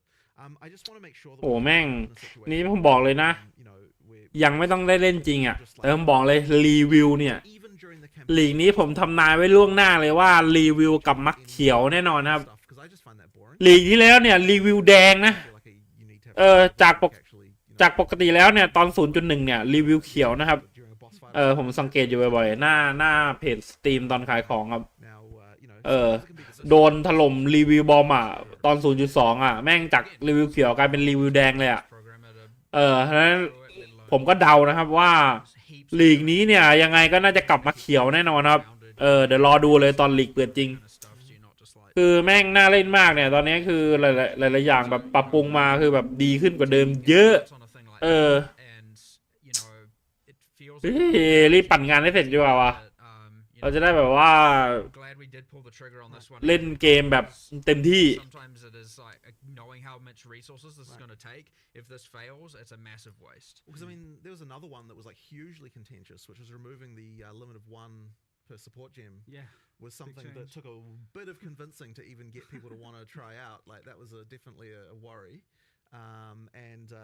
Like the concern there is just that, isn't it just going to be that everyone's running the 5 same supports on every single thing? But I was kind of like the amount of, I think what we're losing over this is much worse than what we were gaining. Like it's something really important, and so I actually now that we've done that, I wouldn't have it any other way. I think it's really, really good change, and that one is, in my opinion, the most important change we're making in 030. I mean, obviously you got a bunch of content, but like in terms of like what single thing is going to affect gameplay the most, like in terms of character builds and like build variety, that change is a huge one. So I'm really looking forward to seeing what people can do. I was skeptical when you showed me this change, because I was definitely in the camp of defending the decision of the 1 support limit for the logic of it's เขาบอกว่าการเปลี่ยนแปลงถึงรอบนี้เนี่ยดูใหญ่มากเนี่ย not just building every skill for damage, but rather like, okay, which of these damage dealing skills am I going to make more utility or do something else instead? But playing around with it feels like it kind of just lets you use it on 2 skills, like something like Fist of War, and that's just a really big improvement. Like that's a lot more fun having 2 Fist of War skills than 1. But like the skill design is nuanced enough, and the supports themselves are nuanced enough that you do still seem like you end up with a lot of variety. Yeah, it definitely works. Like it's funny because in the end, it feels like the concern that we had was more theoretical than it actually was real, and that's why it's really important to actually try these things. Like and I would say that if the supports and skills were designed like how PoE1 was, then you totally would have ended up in exactly the place that we were worried about. Right, yeah. But because there's a lot ไหนดูนี่เขาสตรีมมานานขนาดไหนแล้วนะตอนนี้ thought being put into like the exact ways 2 ชั่วโมง you kind of end up being fine. เกือบ3 ชั่วโมง So like คนดูอยู่ 46,000 โว้ว Yeah, โคตรเยอะ lineage supports take over the role of this 1 gem a bit more. They do. So basically, right at the end, you've got the thing where you can only have 1 of each lineage support per character, but that's kind of like none of those are like okay. So something like multiple projectiles or martial tempo, like these things are super important to kind of make skills even viable at endgame. Whereas the lineage supports don't have that same thing. So we effectively get to keep a little bit of that like interesting decision stuff, but only right at the end when you're kind of at the top end and you're thinking about like hyper optimizing specific stuff or like with interesting mechanics. So we still get to retain a little bit of that there. It's definitely a huge buff though. Like this change. Like I've been playing Warrior, and I almost feel like saying the new Warrior because it's not any one specific thing. Like the support gem change, the sprinting change, the faster while blocking, being able to block everything. It was way more impactful than I expected. Weapon swap, instant weapon swap is huge. That's like it's the sum of all these small individual things, and honestly, it was quite hard to design the live stream what we were showing for this reason because it's like it kind of ended up being just like a huge scatter shot of like all sorts of little things, and it's sort of hard to appreciate the sum of it all like adding up to a much better experience. But I mean, obviously, there's like really big things like you've got the infusion stuff on the Sork, which is like like radically, visibly, obviously changing the class, but it's like when I'm making a case for like why is the warrior better, it's kind of like you got a few new skills, you got like a few different mechanics, but like together it just kind of comes into something that's like way better than it was. Yeah, I've spent the better part of 2 days trying to put my finger on what it is exactly that is making that. Because you were asking me like whether I'm worried that the warrior is a bit too strong. And I'm like, I'm definitely a lot stronger, but I'm trying to figure out what it is exactly. And it's like a bit that, a bit this. Yeah. Everything. Everything. Definitely feels like way more fluid, faster, smoother, chunkier all at the same time. Because I've got more Fist of War skills going off. We like the instant weapon swap thing is huge as well. Like that seems like a pretty minor change, but all of a sudden you're not thinking about like there's no reason to not. Right. There's no reason removing all the reasons why people wouldn't use combos is exactly the focus that we had for a lot of the stuff, right? It's like, what is preventing someone doing a combo here? What can we do to fix it? So you've got like the shock change where that's longer. You've got like the change to chill and that kind of stuff. And oh yeah, there was a whole like thing with, we never even talked about Ignite because there kind of wasn't room for it. But Ignite has got a whole different thing where that it does now, where there's like every time you fail to ignite, it builds up flammability. That means your next ignite is more likely. So there's like that. There's like a bunch of changes just all through like the places, just these little things that tweak stuff. One of the ones I know is actually really big is the thing with the curse and the what do you call them? The thing that lowers resistances. What the hell? Exposure. Yeah. So exposures, right? Like it seems so tiny. Like, oh, let's make it so that you don't have individual exposures for different elements. But it's like it actually changes the gameplay so significantly, because the moment that there's something that's going to add like 30% more damage in the case that it was before, that you don't have access to if you're going to use cross element, so you're never going to use cross element, right? You're never going to do it. So it's like really, really important to just remove every single barrier that's getting there, because we merged cast on shock, ignite, and freeze into single. We did. So gem. there's no more cast on shock anymore. It's cast on ailment. Oh, that reason as well, right? Exactly, right? So literally we're like, let's find every single reason that's going to stop you from wanting to be able to use multi-element builds and actually try to improve that, right? Yeah. And guess what? You can still just play one element if you want. Yeah, you can, of course, right? but yet now if you're doing multi-element, there's just no reason anymore not to. I was so stoked looking at what you were doing with the elementals, because it feels for the first time it actually is like an elementalist. Like there is mixing of the elements. It's cool because that's a fundamental game design thing with action RPGs, is that it always at some point makes sense to focus in on one very specific thing because of scaling. And but it seems like you've gone a long way towards solving that issue. Well, I hope so, because we really tried to fix every single case we could see. Now there might be still some more, like you'll find there's some random mechanic that only works on one thing, and then people pick that and they're like, okay, we have to find and make sure that there's something that's going to attract you to every element and play it. I mean, look, part of the upgrades to the individual ailments also really helps, because it's giving you another reason. Like it isn't just that you've removed the things that were preventing you from like you want to both have I'm not specializing you because this mechanic works across different elements, but also you want to have like this element has something that you're going to want to use with other elements, right? So like buffing shock, for example, we're like, okay, like is there enough of a reason to weave lightning into a fire build, right? There wasn't enough of a reason. So by making shock better, it's like, well, then now there is a reason to use two things, but you also want the burn and you also might want the chill, and like making sure that all that stuff is powerful enough to actually tempt you to actually do it. Because like 8-second shock, and you even mentioned bigger magnitude shocks. A number of the skills have a bunch of shock effect on it. So effectively, if a skill is supposed to be for shocking, then that skill will have magnitude on it, because the idea is that like we really want to make sure that it actually works. But so that kind of stuff. It's the same with the fire skills that are intended for burning as well. Like if something's intended for burning, it's going to have some kind of duration or something like that. So it's like you want to use that one, then you want to switch to something else while that's burning away and that kind of stuff. Yeah, because I always want to do that sort of thing, but you feel a bit silly because like it's just not enough. It just wasn't doing enough. Yeah, you should just like use your main skill instead. Yeah, exactly. Time. But like even like once again, you wrap back in the support changes where it's like, okay, like why would I want to use this other mechanic when I can't do this as fast, or I can't do it as powerful as I could have been doing on something else that I've all-in on. Like it's like that as well was contributing. It's like the whole lot was just all a bit of a mess in that way. Yeah, and you mentioned the Ignite thing. I did want to clarify because I saw some questions about it in the chat. It builds up now. So like if you don't ignite, you get 50% of the Ignite, and then the next failed Ignite will. It's called flammability, since we no longer have the curse. Right. And as you build up more flammability on an enemy, the probability of an ignite occurring goes higher and higher and higher, and once the flammability is full, the ignite is deterministic. So if you miss an ignite, you at least contribute towards the next ignite being more likely, and eventually it is inevitable. But one of the other amazing things we got, which was huge from our perspective, is that the way that ground effects work now for the fire is that it has to build to 100% flammability and then it sets them on fire, which means that if you use a level 1 flame wall, it doesn't ignite shit anymore really easily. So that means we can actually add mechanics that trigger off ignites and do all that sort of stuff without it being a disaster. You don't have to worry about people being full degenerates with it. Exactly. So if you're using a high level flame wall, it'll set on fire real quick. But if you real quick. But if you're using a low level one, then it takes forever, so you won't do it anymore. Yeah, so it's finally a good solve for that instead of being. Yeah, I know it's been a bit of a disaster for a long time, but so now we can have ignite triggers and more supports around that and that kind of thing. And let's be more liberal with the power you can give out to that sort of thing. And just the consistency has been a pain for any ignite builds for a while now. So that's just going to be actually consistent now. Yeah. So that's really good news. And I saw that freeze was getting a lot better too. The same idea of like any freeze skill. So the freeze skill, for that one we didn't, I believe we didn't change the sort of base freeze balance exactly. It was more that freezing skills just have more freeze going on. And then there was also the other change, which I guess we didn't even cover really, which is that anything that consumes...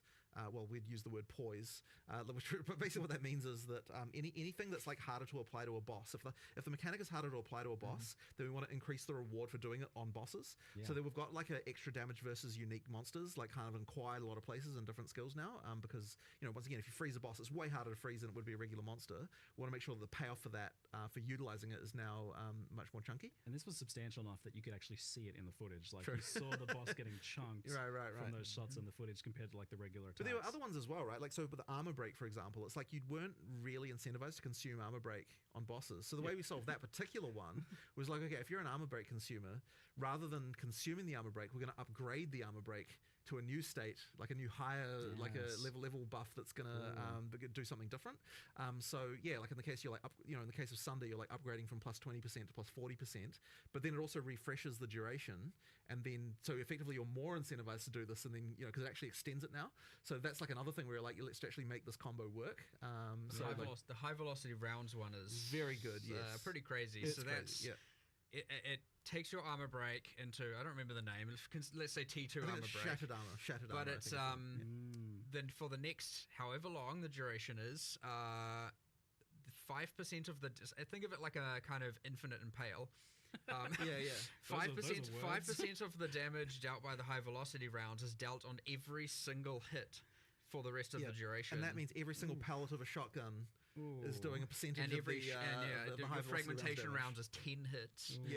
And then the consumed days on Monk is the exact same thing. So if you do the days vaulting impact, and then you have, if you have staggering palm up in a temper spell and you do whirling assault, you're doing all the whirling assault hits, all the projectile hits from staggering palm, all the temper spell hits, each of which are doing a percentage of the vaulting impacts thing on hit, and you just melt things. So juicy. I saw Days as like instant application too. Yes.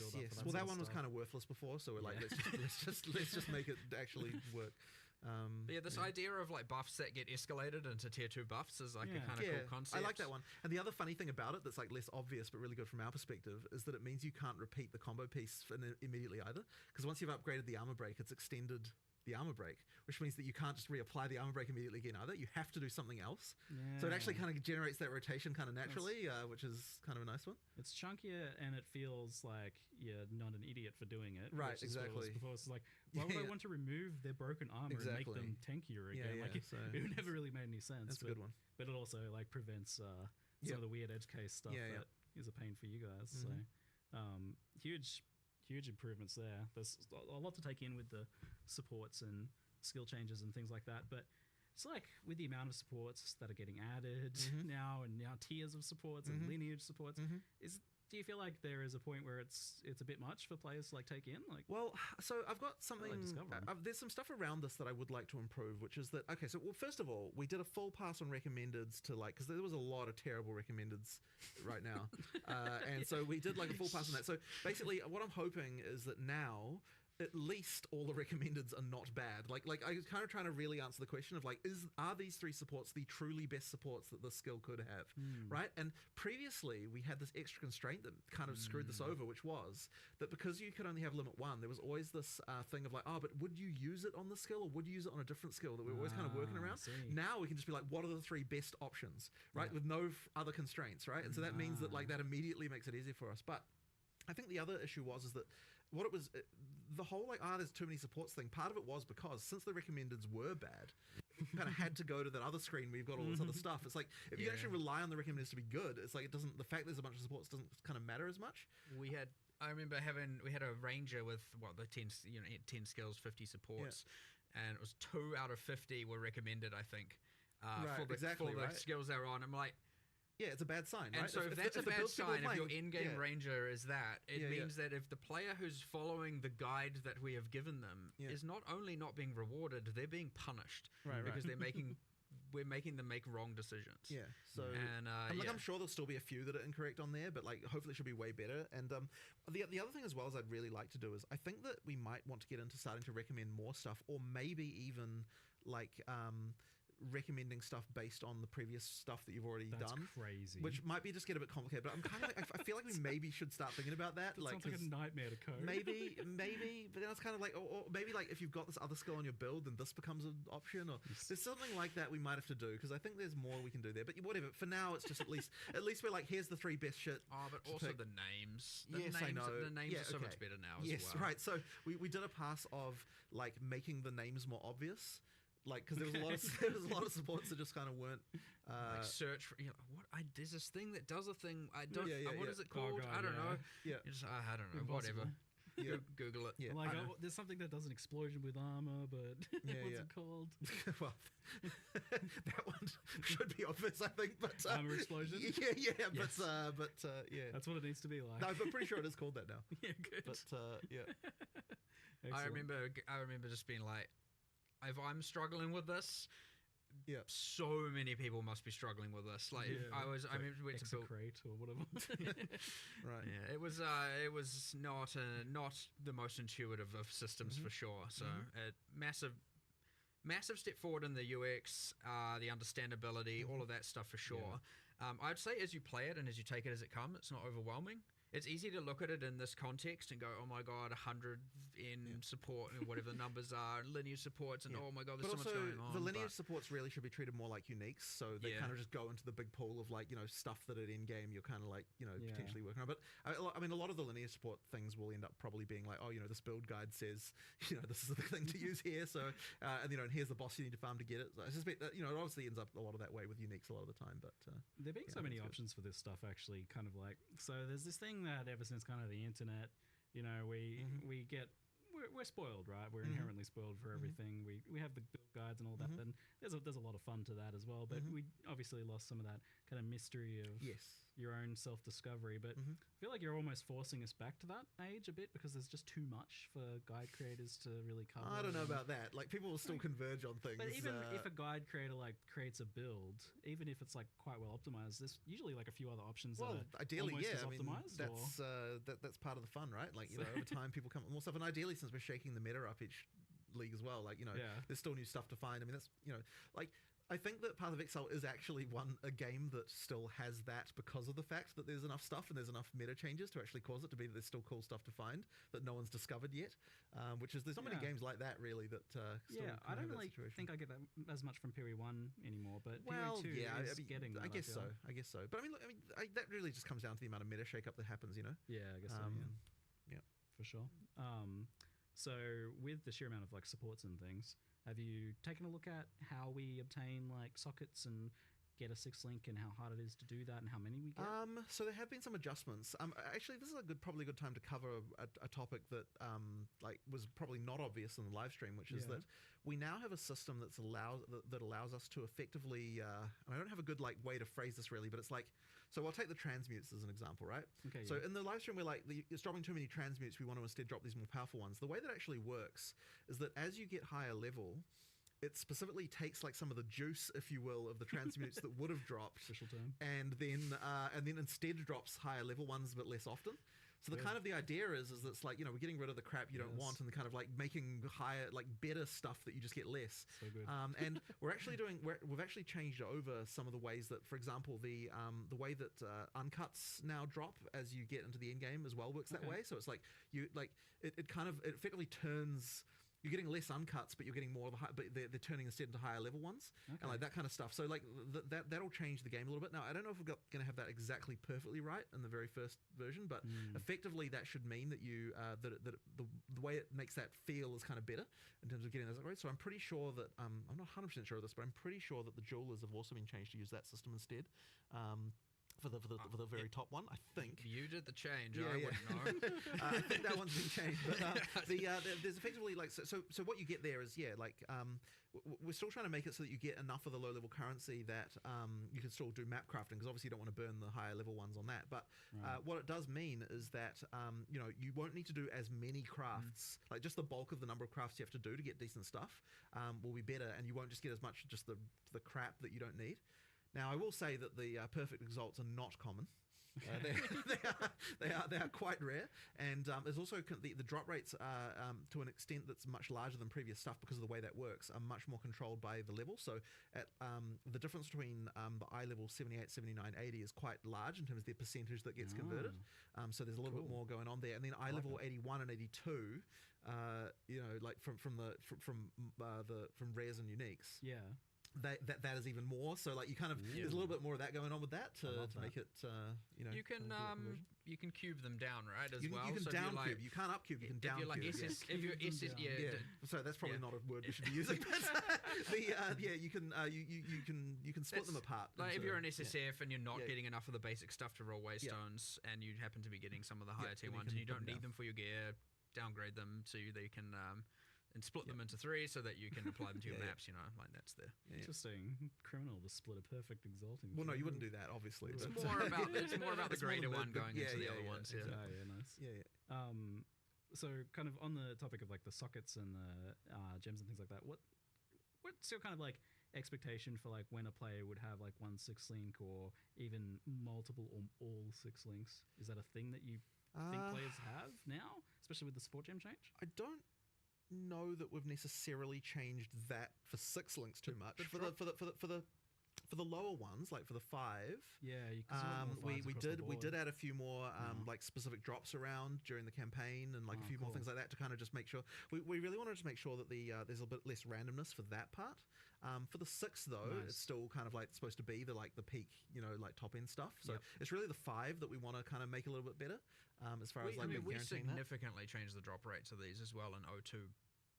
That is a good point, actually. Yes. Like, so if you haven't played since then, it's a bit of a different was a experience decent time into the O2X, series, and the drop rates of these did significantly go up. Yeah. Because it is worth mentioning, of course, if you didn't play post 021, then you've probably got a very different experience from what the drops are now compared to what they were before then. Like, we made a pretty big difference there. Yeah, the changes that you did over the first few weeks and stuff. So just worth mentioning, that's still a thing, right? Like we still have those changes too. So if you stop playing after like a week or something in a 020, like the item drop stuff changed quite a bit. Yeah, and is it kind of the same thing for like level 20 gems and stuff like that? That's something that's I'm not meant exactly to be kind of like a chase long term. It is supposed to be chase, right? Like getting those higher stuff. But one thing that you shouldn't get anymore is the just like spam of crap you don't need as far as the uncuts are concerned. Well, during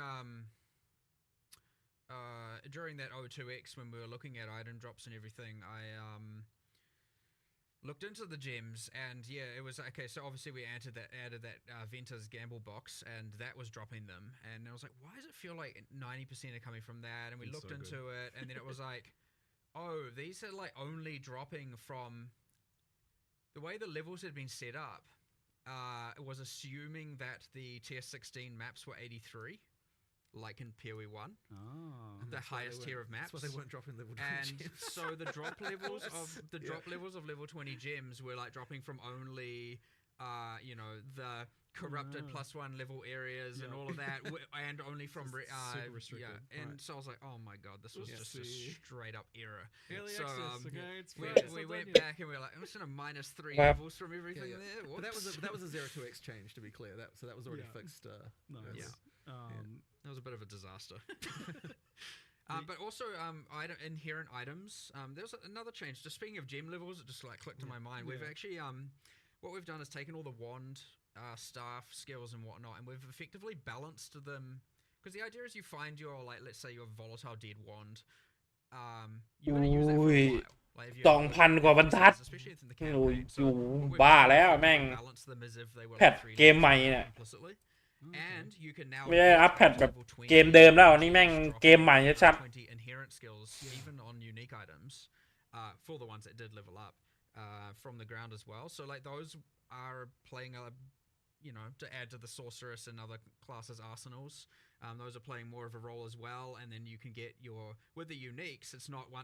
You don't get to a point where they all drop level 20. You get to a point where some are 18, some are 19, some are 20, and so you're gonna get this like kind of you want the perfect unique with the perfect level 20 gem with the perfect plus that kind of thing exceptional. going Plus on. exceptional. Sockets. Yeah. And so yeah, but the inherent skills should be a lot more impactful and a lot more meaningful now as well on the wand. That's and good. we've added a whole bunch more. I think we ended up adding like 10 or so new I think wands it's and 8. something I think like there's that. 8 new yeah. inherent skills. I think was the number. Quite cool. Scythe one's pretty There's cool. some quite cool stuff in there as well. These Right, have been immediately reasonably got the effective. Like, people have unleashed actually got the used them. unleashed staff finally back in. Oh, It was cool, for yeah. those who were at the OG or the Yeah, from back second in the Exile day. con. Yeah, from way back in the day. So that's been removed off Chronomancer and a new passive's been added there, and so since you There are a bunch of other Ascendancy class changes, by the way, that we didn't cover. Oh, in yeah. there, like, just เนี่ยเริ่ม All the existing stuff seems to เริ่มตี 3 yeah. ตอนนี้ตี 5 แม่งยัง Q&A กันอยู่เลยเนี่ย it seems. every class. บ้าจัด Yeah, I think. Sweet. I don't think there's one Big that we patch were notes like coming then. some Yeah, less, them. sure some less than others, but I'm pretty sure every single class got a change.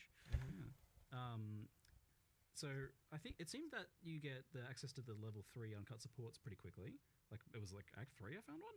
Yeah. So effectively, you get So now those there's aren't effectively a tier per act. Those are rare. Like No.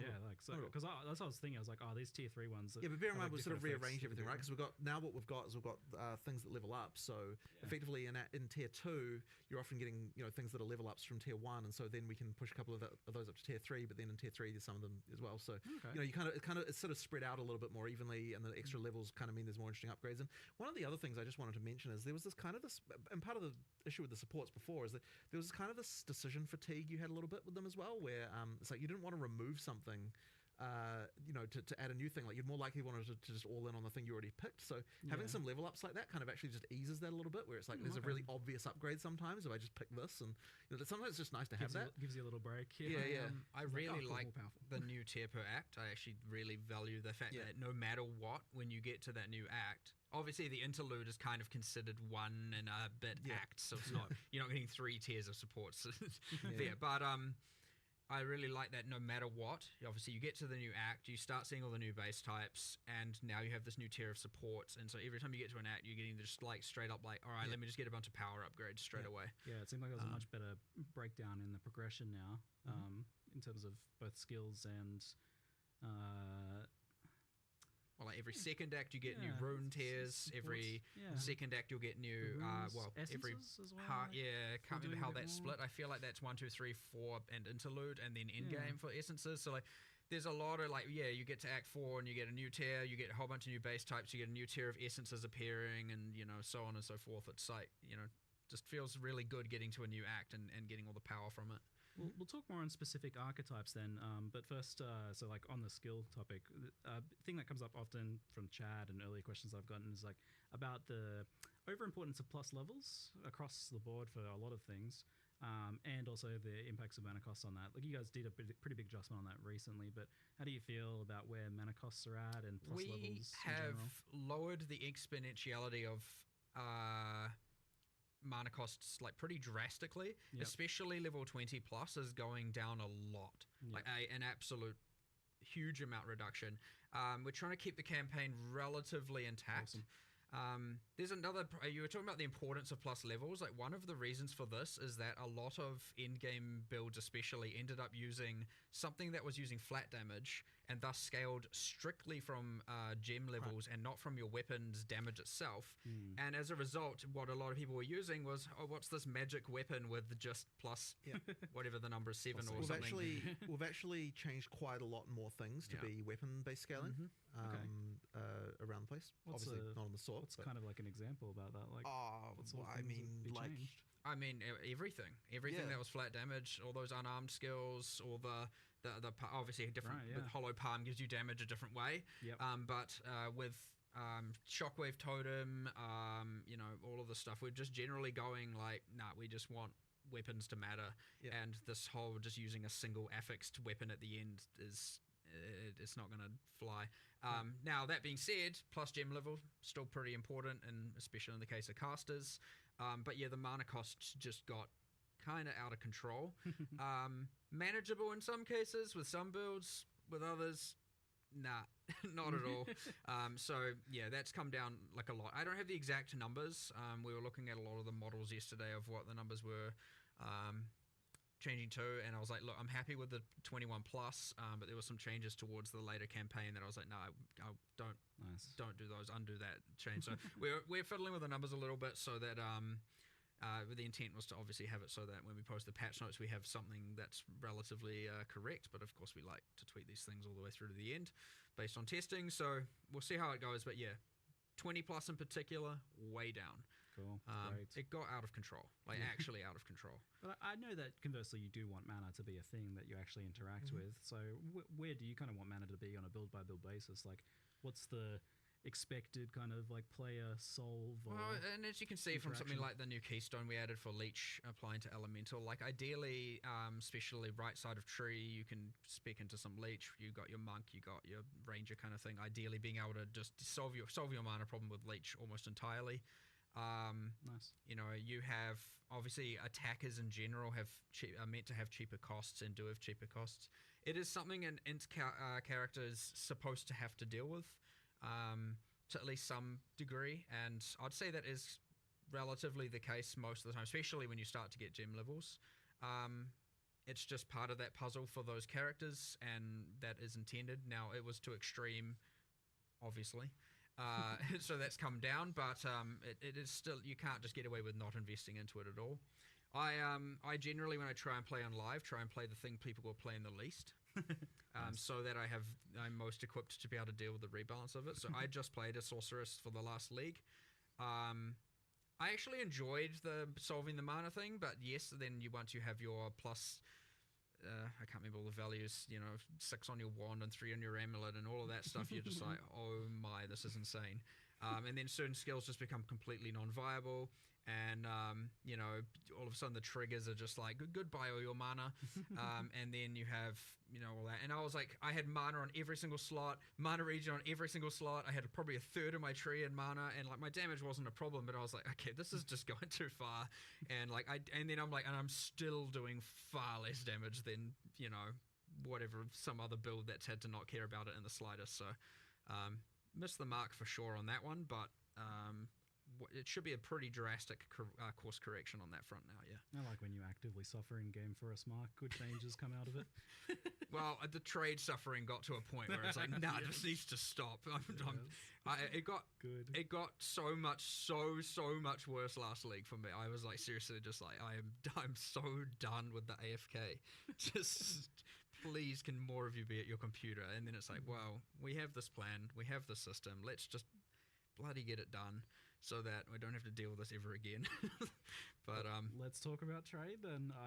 It's been a long time coming, much asked for. It feels like we don't have a thing to ask for now. Like, I don't know. I feel a sense of loss almost. For now, we'll find out. Every trade system eventually becomes a problem somehow. So we'll see what happens. But yeah, obviously the intention was to try and fix all the problems that people currently have. You know, this has been a big thorn in our side for a long time as far as like issues are concerned. So I'm glad we've finally got something that we're kind of happy with. I'm really hoping it's going to turn out well. Obviously, one of the things you just can't really test, because you know you can do every theory that you want, but you know when you Economy actually needs to be real. economy needs to be real for it to actually make sense. So yeah. And หลับอีกสักรอบหนึ่ง about it non-stop since you've told me that the trade was happening because it seems like it can have so many follow-on effects. Like, for one, all of a sudden, the amount of available items to purchase is multiplied by a huge amount, like times 4 for the amount of offline players that are now available at least, and then like I'm going to list items that I wouldn't have listed before because I couldn't be bothered leaving the map, so that's doubles it again. Like, what's 10-20 times more items available to players? Like, that's a big thing. It is, and that's part of the reason why we need the gold costs to kind of offset that, because that will potentially drive down prices in some cases. So you need something that's kind of a barrier so that people aren't like buying things like too easily. But at the same time, well, sorry, guys, what I'll say about this is that so the gold costs are there for that. One of the other big, really important things with the gold costs is it means that it doesn't screw your progression up too much as you're going through the game. So effectively, you've still as your first, going through your first experience, the prices have a bit of a floor. So that, like when you're in like Act 3 or something, like, yeah, you can afford stuff, but you can't necessarily just buy a whole set of gear like out of nowhere, that kind of thing. So that's kind of important. And then the other thing as well is it stops any kind of, well, maybe not completely stops, but the hope is that it'll stop botting of like, high frequency trading, that kind of thing, because, that in order to be able to flip items, you would need to run maps to actually get gold, right? Because you can't get any other way. So effectively what that means is that you can, it's going to prevent that kind of thing from being an issue too. So the hope is that this should be a situation where we don't get like catastrophic hyperinflation or something annoying like that. And if we can achieve that, that'll be really good.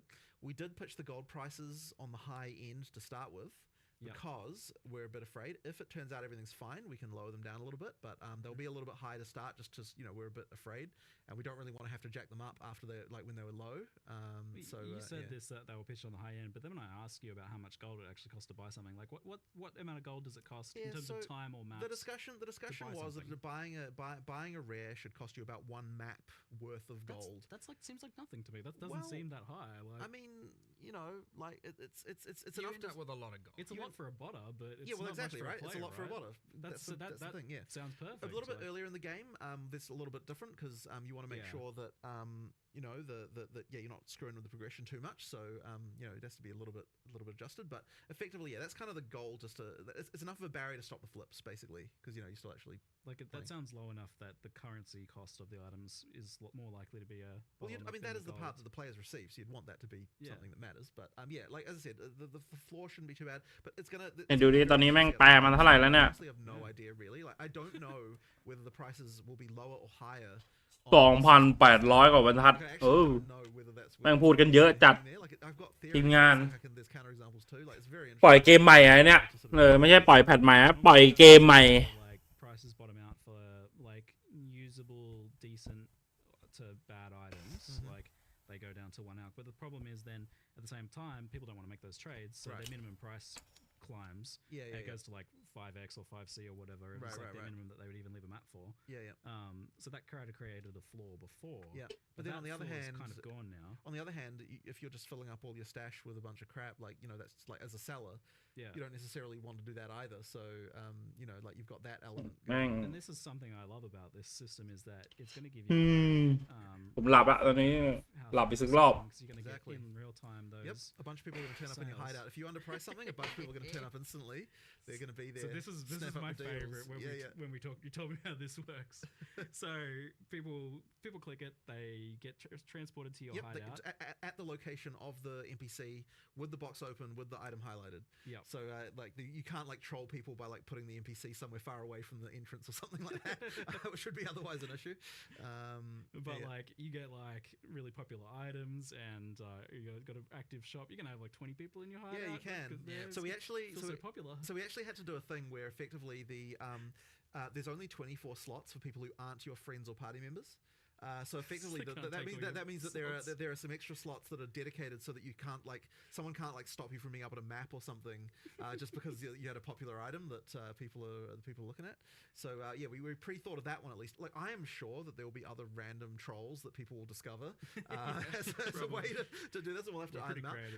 But one we did think of immediately, of course, because it was really obvious, is like once you've set a price on an item, put it in your stash, there is a cooldown on being able to take it out again, just to give people a chance to you can't be sitting there going, oh my god, too many people are joining. Yeah, Remove then the remove item. it again, right? It has to be Nah, put in. you're done. And I think it's even got a thing where it refreshes the cooldown when someone joins. So that's the kind of thing you need to be thinking about. So once again, I'm sure there'll be exploits or like stupid shit around this that people work out. Like, but you know, we at least thought of the really obvious ones.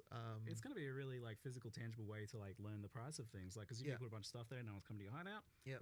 If there's a lot of people standing in your hideout, you know you're probably doing things right. Right. But yes, no change of none of that And repricing. the bait and switch repricing, surely, is gone, right? Because like when you put the item in and you price it, you are committing to that price, right? Like you must sell, you must sell for that. Someone's going to buy that thing, right? Never again am I going to message someone and be like, I want to buy it, and then they raise it by 5C.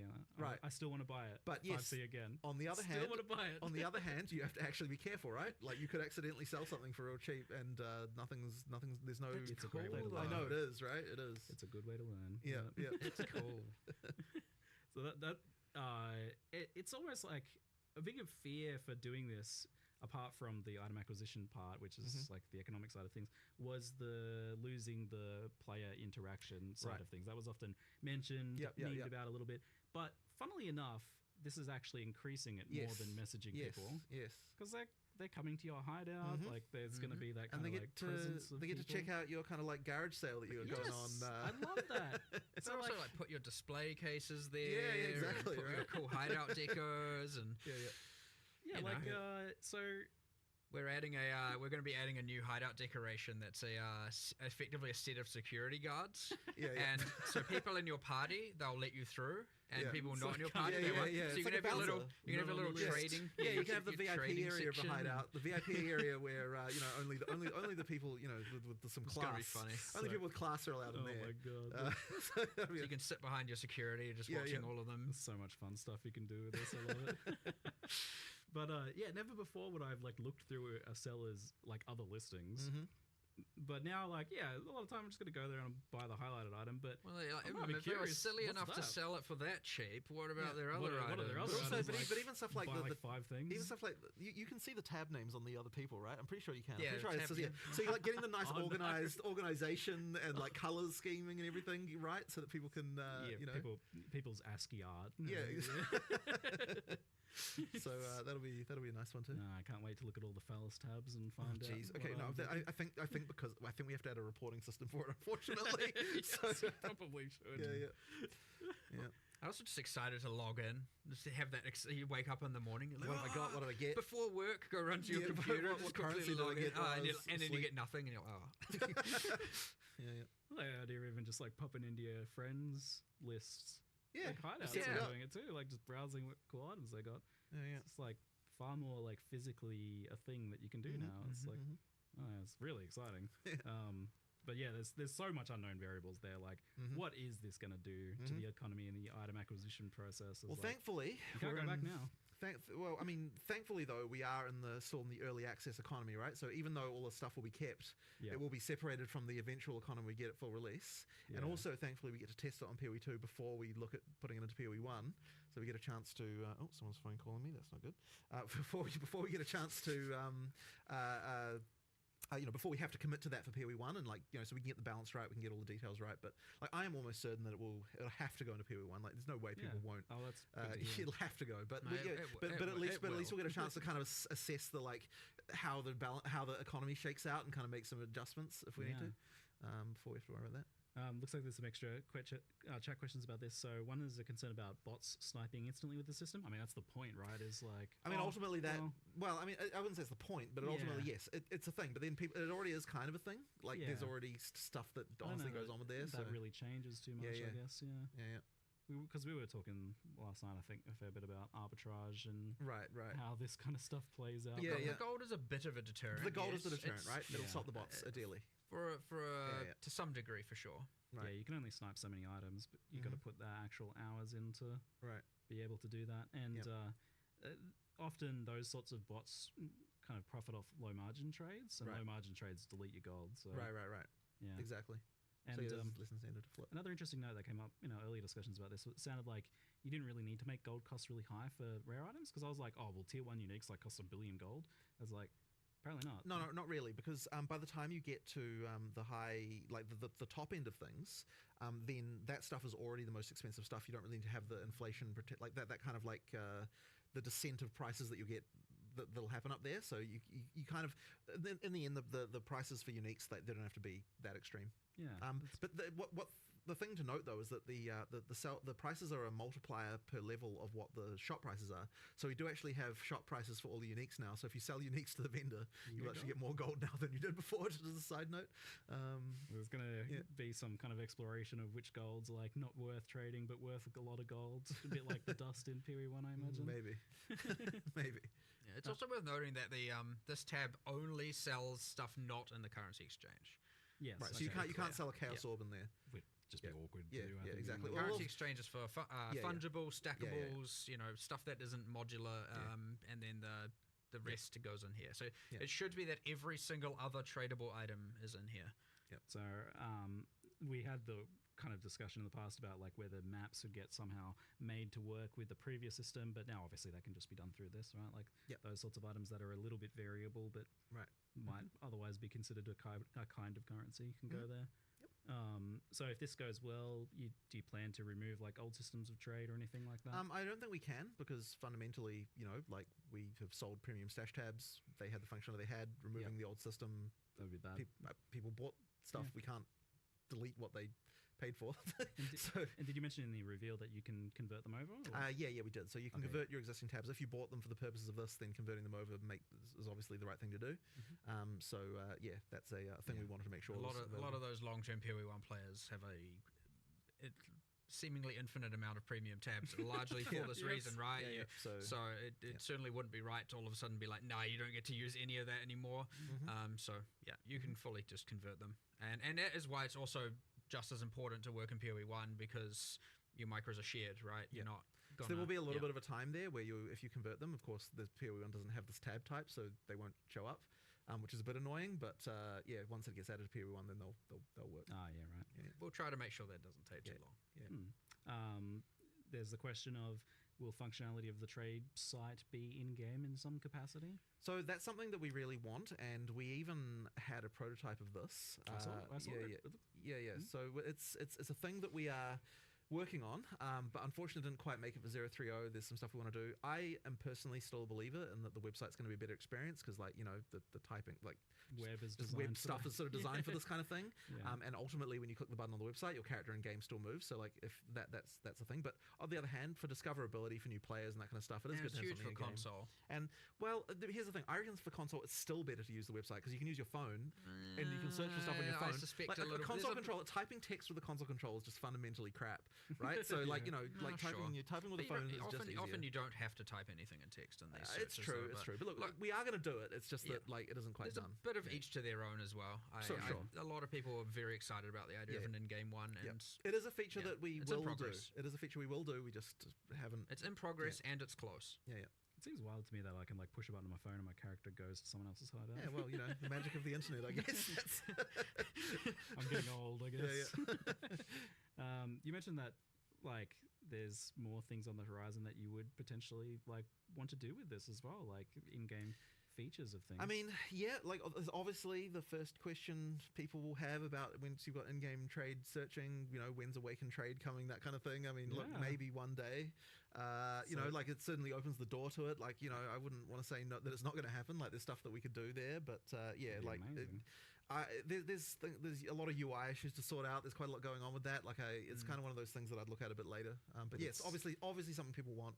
It's all under consideration though, which is for sure very cool and very quite a pleasant surprise.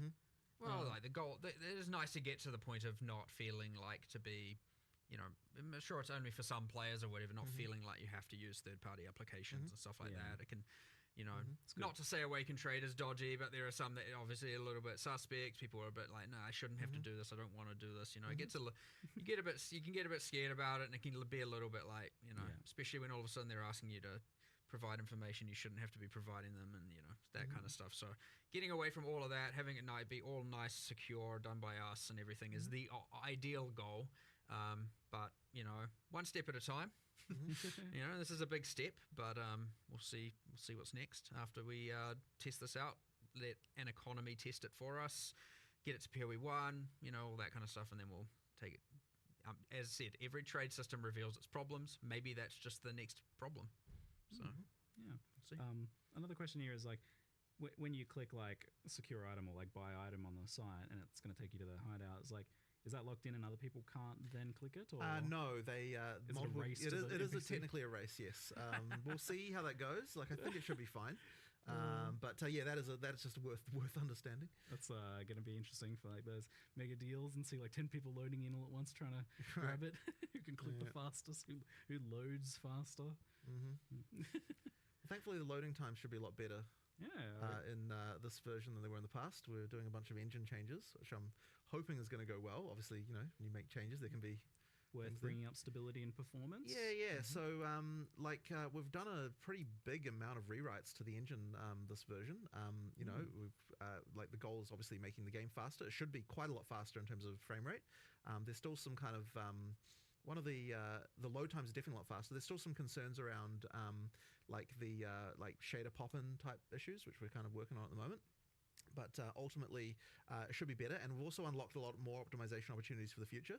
So things should be better in this regard, I am hoping, especially for consoles, where we've seen a pretty good performance uplift, and things are looking pretty good. But still more to do. But that's definitely something that we're taking really seriously. And one of the other things that I'm really hoping we don't run into is another stupid operating system bug like we've been having with the damn freezers, right? Like we've made changes that I think will work around those, but fundamentally the Windows 11 scheduler is completely broken.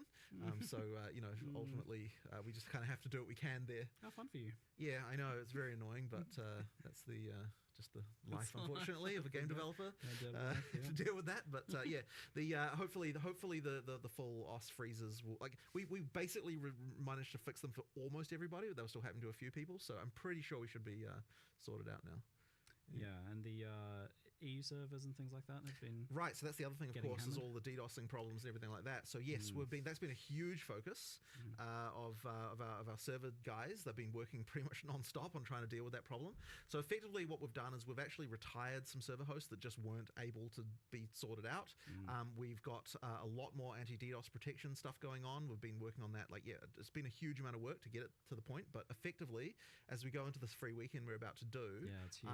we made sure that every single server provider that we have is armored up, that we've got things like in place for it. It does mean that there's a couple of locations that we couldn't find an adequate solution for that had to get cut, but we've tried to make sure there's other options with just almost as low latency nearby, and overall things should just be significantly improved over what we've had in the past. So yeah, like it's really sucked that the previous launches have been so decimated by this stuff. So I'm hoping that it will be a big improvement for that stuff. You feeling nervous for that free weekend? Certainly it's a concern. I mean, one of the big things we've been doing recently is we've been DDoSing ourselves to test that the actual anti-DDoS stuff is working. We never did that in the past. We just kind of relied on on whatever the solutions people had. But now we're like, okay, when we do this type of DDoS against ourselves, like this one doesn't work, this one does, that kind of thing. So that's been a thing. It should be fine now. But free weekend, there's a lot of players we could potentially be getting here. We need to make sure that we're up for the challenge. So but then at the same time, like part of the reason to have a free weekend in the first place is in fact to test that all that stuff is good. So I'm hoping it'll be all right. Speaking of new players, how do players onboard with like the new trade stuff? Like, is that introduced in some way that helps them figure it out? Because it was never really the case that people were explained how to trade. To be honest, we haven't really had like any time for tutorialization of this stuff. So is it we'll have something to you want to see. do? Honestly, I have to see how it goes. We'll have to see for that. But yeah, like it's to be honest, right now we don't even have a sprint tutorial in. Like it's been, we probably need to get that in there at some point. But the focus right now is like get the features working, get them good, like get the people testing them, and then we'll make sure that we've got the onboarding for that stuff. We'll circle back into a big. What do we need to tutorialize again? Maybe like a zombie chase you at the start of the game or something.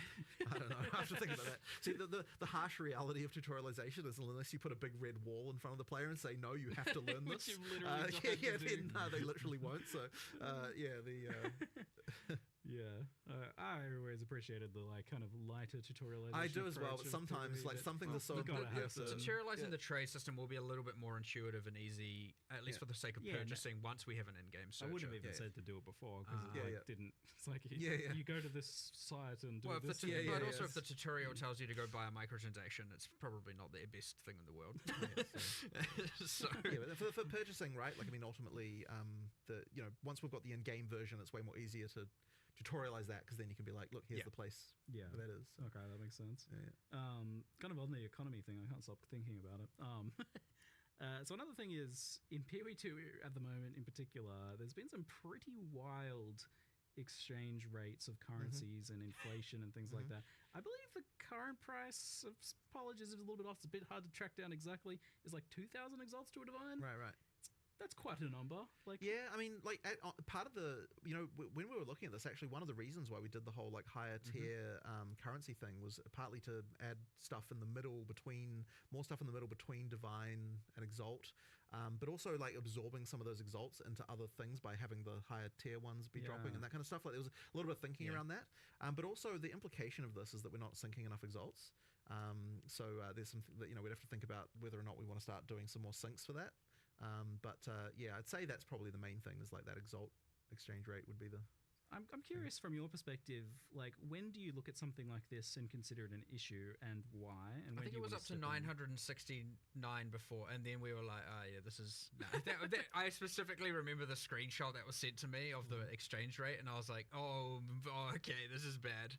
I also wonder whether it's just that the divines people are wanting to value those more, like they're sinking more of those into uniques. I was Maybe. surprised that they ended up being valued as much as they were in PoE2 because of like the way vials work. But we're talking about this, and you're saying that like, well, the idea is maybe at the highest end you do sink a bunch of divines in case you land a socket, and now you've got exceptional items too. Like, Right. maybe divines become even more valuable. Yeah. I don't know that's a problem, but the other thing of like exalts being devalued maybe is a problem. But Yeah. I don't know. I'm curious. I expect exalts will be not that valuable still, and that's fine Well, because ideally the more common, especially in-game high trade rate, will be the higher tier ones. There actually will be a And- slightly more sync for exalt in the way the map mods work now That's true. because you've actually got a reason to go up to 6 mods every time. Yeah, So true. that'll sync a few more exalts that way. So I guess we'll see how that works out too. Yeah. I'm curious, like, so when you look at the number, like you see 969, and you're like, that's a problem. I'm curious, like, what from your perspective is the problem with that?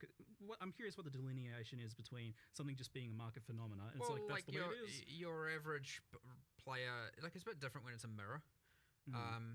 And it's hard to explain why necessarily, but I guess, most people can probably relate with that.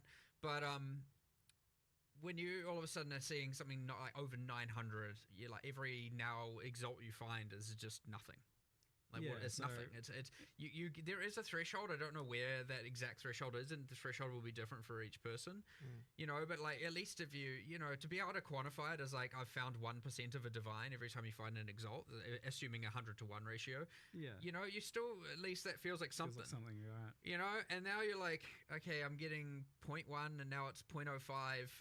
You're like, what are we talking about here? We're just in a point where like every exalt is, you're getting into filter it out territory kind of thing at that point, which is not great just because the value is so. I mean, you're talking about it being like worth a Reign of Chaos card from PoE1 kind of thing. The higher tier ones. I mean, look, I'm really interested to see what the trading dynamics end up with the higher tier ones, like whether stuff starts to get priced in greater exalts or something like that. I'm like curious to see I what have people no price idea in. honestly what will happen, but we'll see.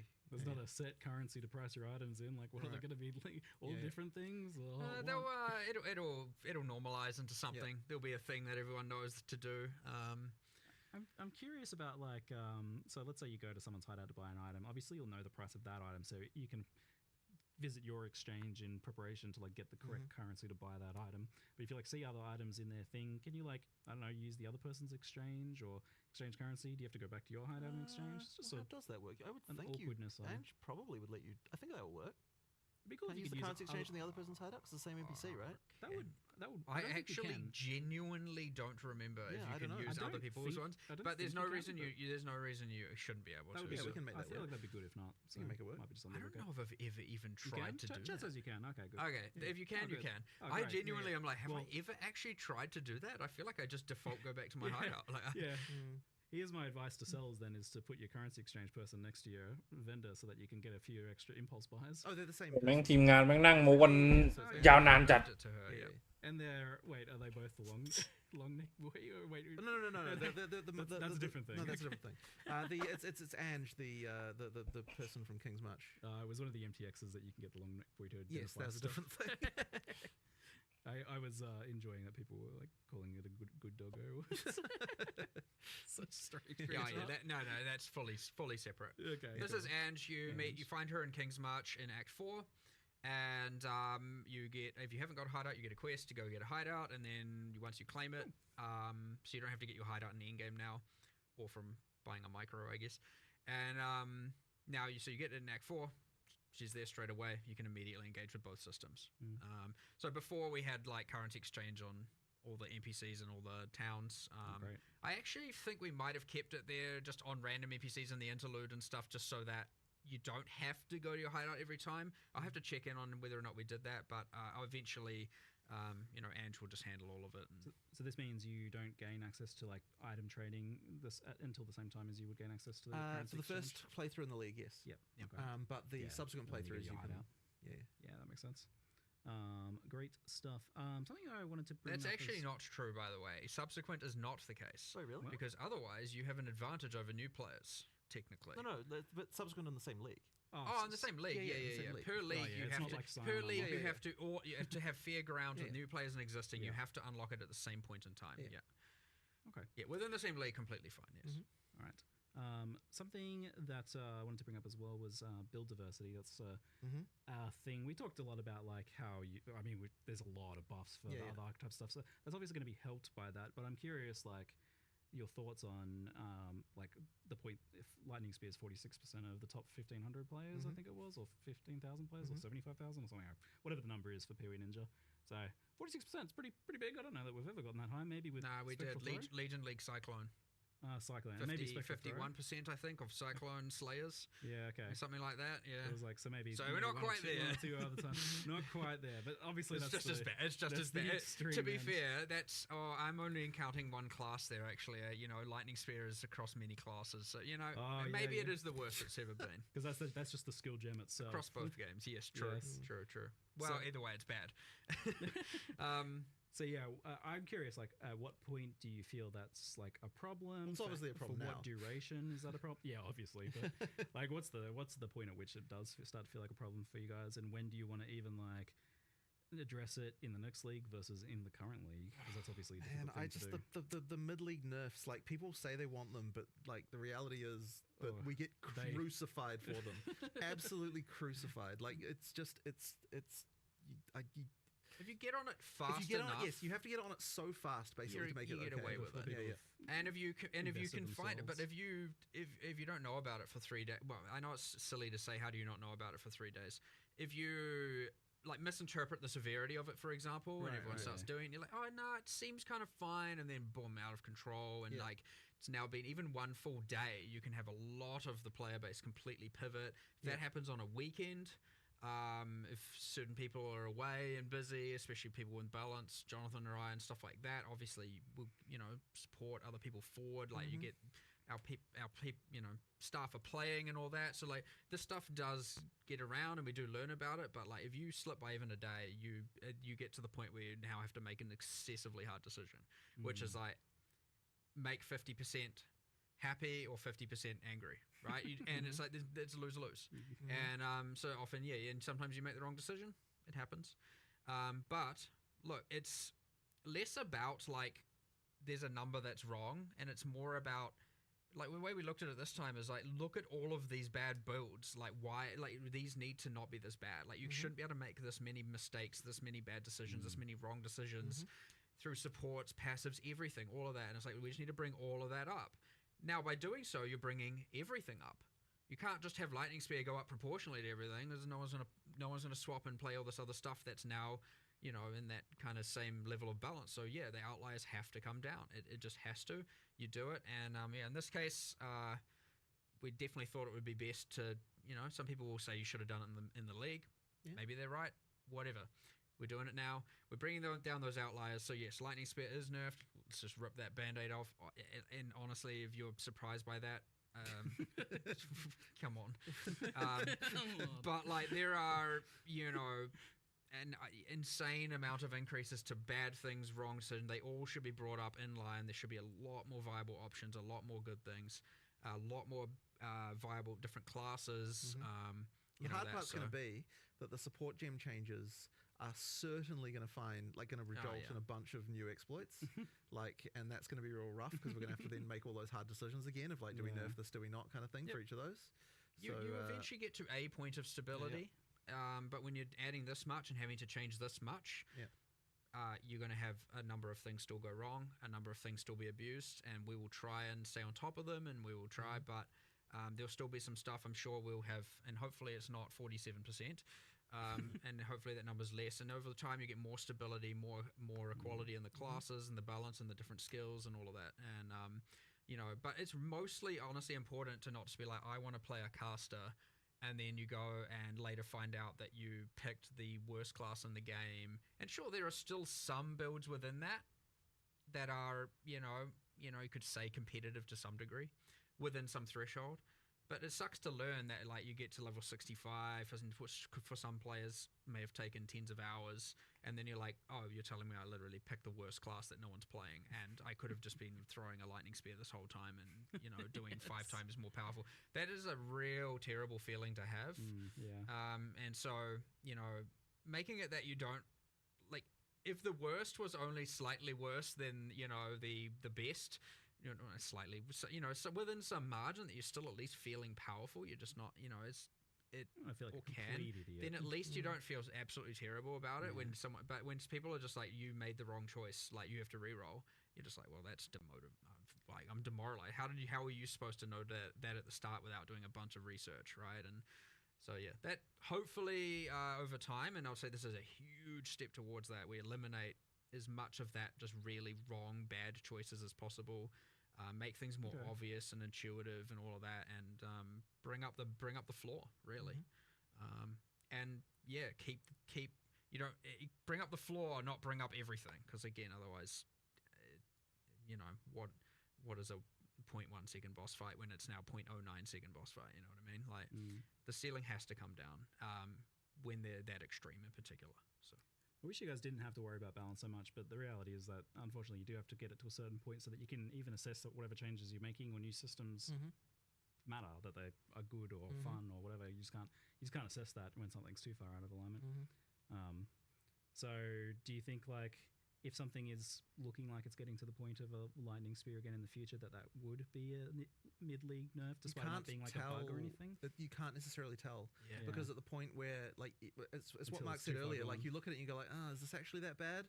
And it's very easy to be wrong, and you don't like by the time 20% of the community is playing it, it's too late to nerf it. Well, it's because they've invested items. They've invested their wealth stuff, right? Like you and now you nerf it. Like you have to make the call before that point, and it's tough. You drive a portion of those players to then quit by taking away the fact literally all of them will. Probably, yeah. Well, you could argue the nerf is in line such that it's still competitive and good, but they won't feel and see it that way necessarily, right? Like they put all their investment and their wealth of the league into that, and they're taking that away as brutal. So it's like, who do you make quit?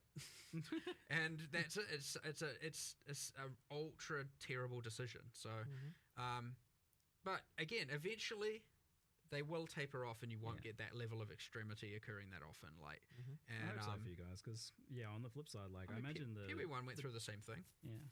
Still happens there. I think part of the thing though is when we were going through it, there were less tools for everyone to see what the like disparities were.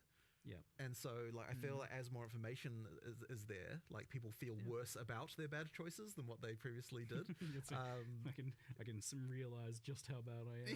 Exactly. So it actually I think does exacerbate it a little bit. Like we're going through this now in a bit of a different time than what we did initially, when we had because like early PB1 had tons of terrible balance going on all over the place. Like I remember like some of the stuff that was happening there. So but we just can't get away with as much now these days. The old guaranteed crit flask. With your 1500 crit multi charges on crit. Right. No. On leveling, so leveling builds are kind of another topic in general as well. Like, do you guys are you looking a lot at like leveling build diversity within each class, or even across classes. In some cases, where some things are strong enough, like Rake Stomping Grounds, where spellcasters are doing it. Is there a point where you... I mean, I want to look at things all through the game, really. Like, I just want the fundamental underlying skills to just be fun. Like, so I'm not really necessarily looking at a skill as, like, this is an in-game skill versus a leveling skill. Like, to me, they need to serve both purposes. And, like, when we're looking at skills, we're like, can the skill to in-game? But, of course, it also has, is it fun in campaign? Like, both of those need to be true. I wouldn't, like, classify one skill or another as fitting into one of those categories. Yeah, do you kind of, like, aim to have at least a few for each archetype that feel good then, so you're not kind of like feeling like there's only one way to level a certain character? I mean, as I said, ideally all the skills feel good. I mean, I know that we need to improve some of them, but that's part of the goal of what we're doing here, right? Order. You know, not always the design makes sense. It's like with the monk, for example. You know, lightning, ice, clearly better than the wind physical version, right? And so may make changes to that subcategory. Ice archer, you know, and then there's the clunkiness with the poison ranger, and you know, so because most people are leveling as lightning when they are playing archers instead of lightning spear, they're which whatever. They were playing lightning, and the other things, like, sure, there's a couple of things that are still good, but you know, like, there are clear, you know, things that are losing comparatively to the others within each of the classes. And so we focused on a lot of those. We looked at, like, look, these aren't being played, and why? Let's see if we can get them to be played competitively with the things that people are playing on those classes. So yeah, and I mean, things like Sorceress, where you have, you know, at top 15,000, 0 to 0.1% play usage on literally one of 7 classes. Not great. Like, so that gets something way more drastic. You know, so that's not just like bring up cold a bit. It's kind of like, all right, we need to do something crazy here and just like shift everything and pivot. And now we've got something that's a kind of promoting this multi-elemental, and honestly, playing each of the elements is probably still just better anyway. But yeah, now you got the multi-element and combining a lot more and passives and everything. Yeah, like, it's all. There's like so much going on there, though. It's like there are so many variables changing that it's almost impossible to predict what is even going to happen here, though. So we might come out of this and now another class is at 0%, maybe. Then we have a new goal to fix. You know what I mean? Like, but that's not by design. Like, you don't want that to happen. So, but we'll see. Yeah, I don't know. It's exciting. I don't know what I'm going to play. I'll tell you that. I have no idea. I'm like, I struggling between the unarmed, the elemental. Well, I said I'll play the Power worst up, class. power So up. I need to know what the worst class is so that I can play it. What people aren't playing. Yeah, because I have to work on release day, because trying to make sure everything's stable and fixing anything we can.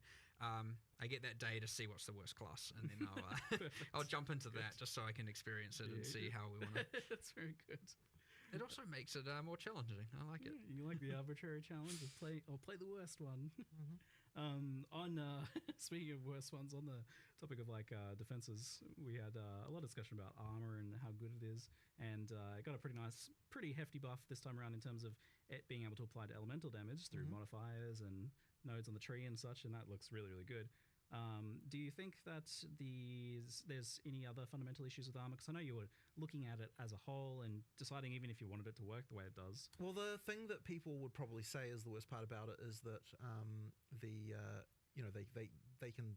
take a big hit and they can still take a lot of damage. Yeah. But the thing about that is when we look into it, it's like it's still pretty damn good percentage reduction if you look at it. So like I was sort of less confident that was the true issue with it, and that's when we were looking at it, like, well, what is the actual weakness of this thing? That's when we started to look at the elemental part. Smith of Catava was alleviating that, and it's like, okay, that's probably not acceptable that you have to, in order to mitigate the elemental, get the insane max res, and that's go Smith of Catava. So like, well, hold on, we need to make that not be so mandatory. Let's instead increase the elemental side of it, and that way you're not like feeling obliged to play Smith of Catava to get the insane high max res. That's like, you know, one part of it for sure. I wouldn't say that we have like another like, there isn't more that we know we can do to armor right now, right? Like it's like we need to see how this plays out and see what happens, and then we'll know whether or not there's still some issues that we need to address. And obviously we had the issues where like energy shield, like even just running hybrid was crazy with convalescence in use and a bunch of stuff there. So we've had to make some changes around that as well, bringing that back a little bit, buffing the others, and so there's lots of changes around all of this. But so next in the triplicate then is the energy shield. It's a challenging one because it's difficult to make it not just be blue life, and be better life in some cases as well. How do you guys feel about where that is at the moment? I feel like the culprit is recovery. Like energy shield is supposed to be a defense. It is somewhere between a defense and a life pool. As much as a lot of people might not want to hear it, we're going away from like, look, recharge should be the way you recover energy shield. I agree. We need to better embrace that and not have just every other way under the sun to get it back.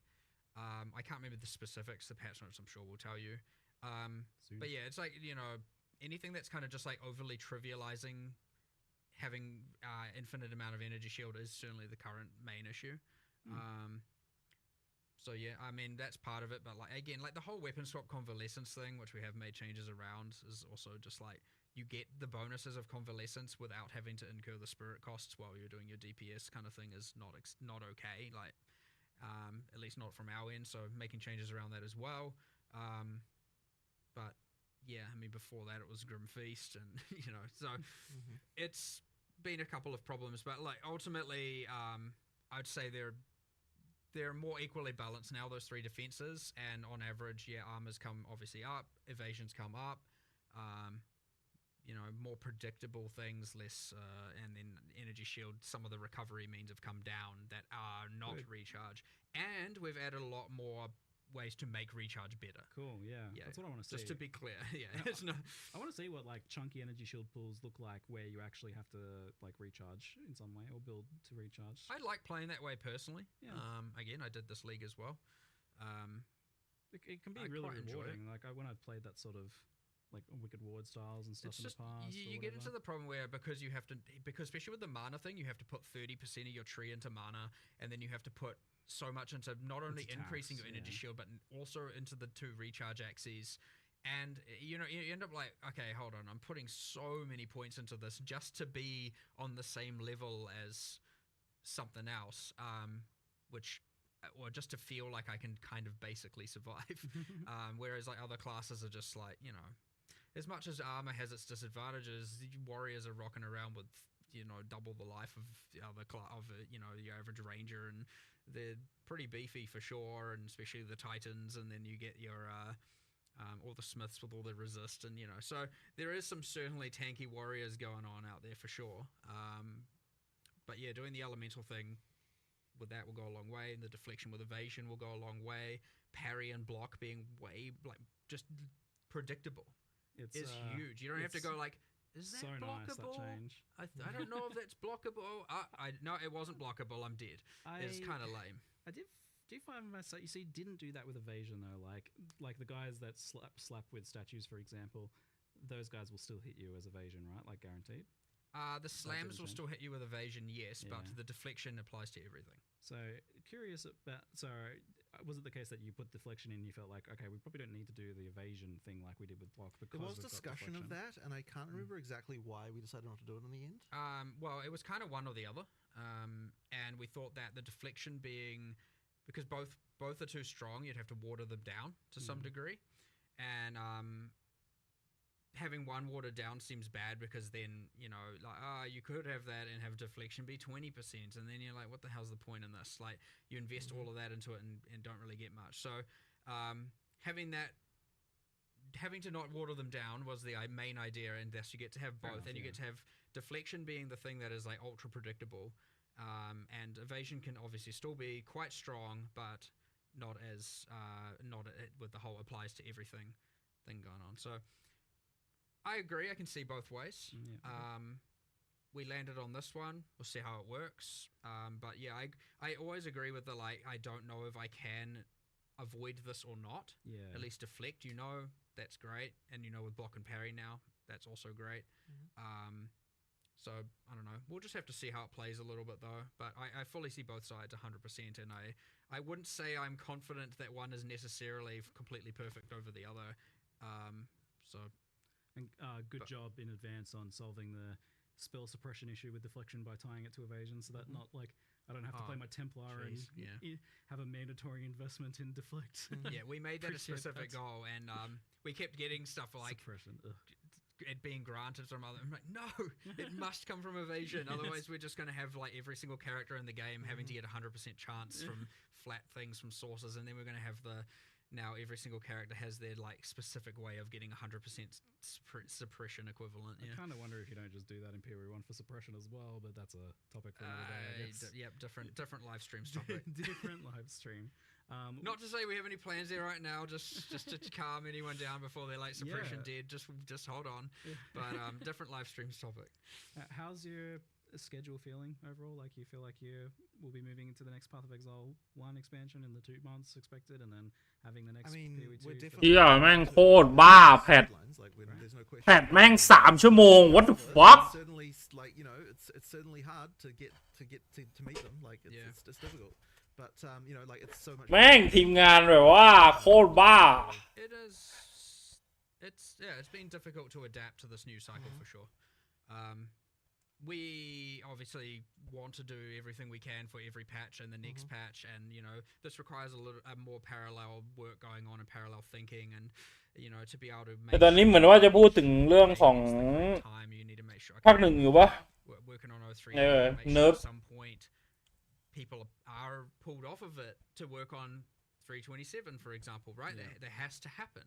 Otherwise you don't get enough time, and especially considering after 030 comes out, you've got an amount of time of fixing things and addressing problems. Hopefully not too much, but you always have a little bit of that to do.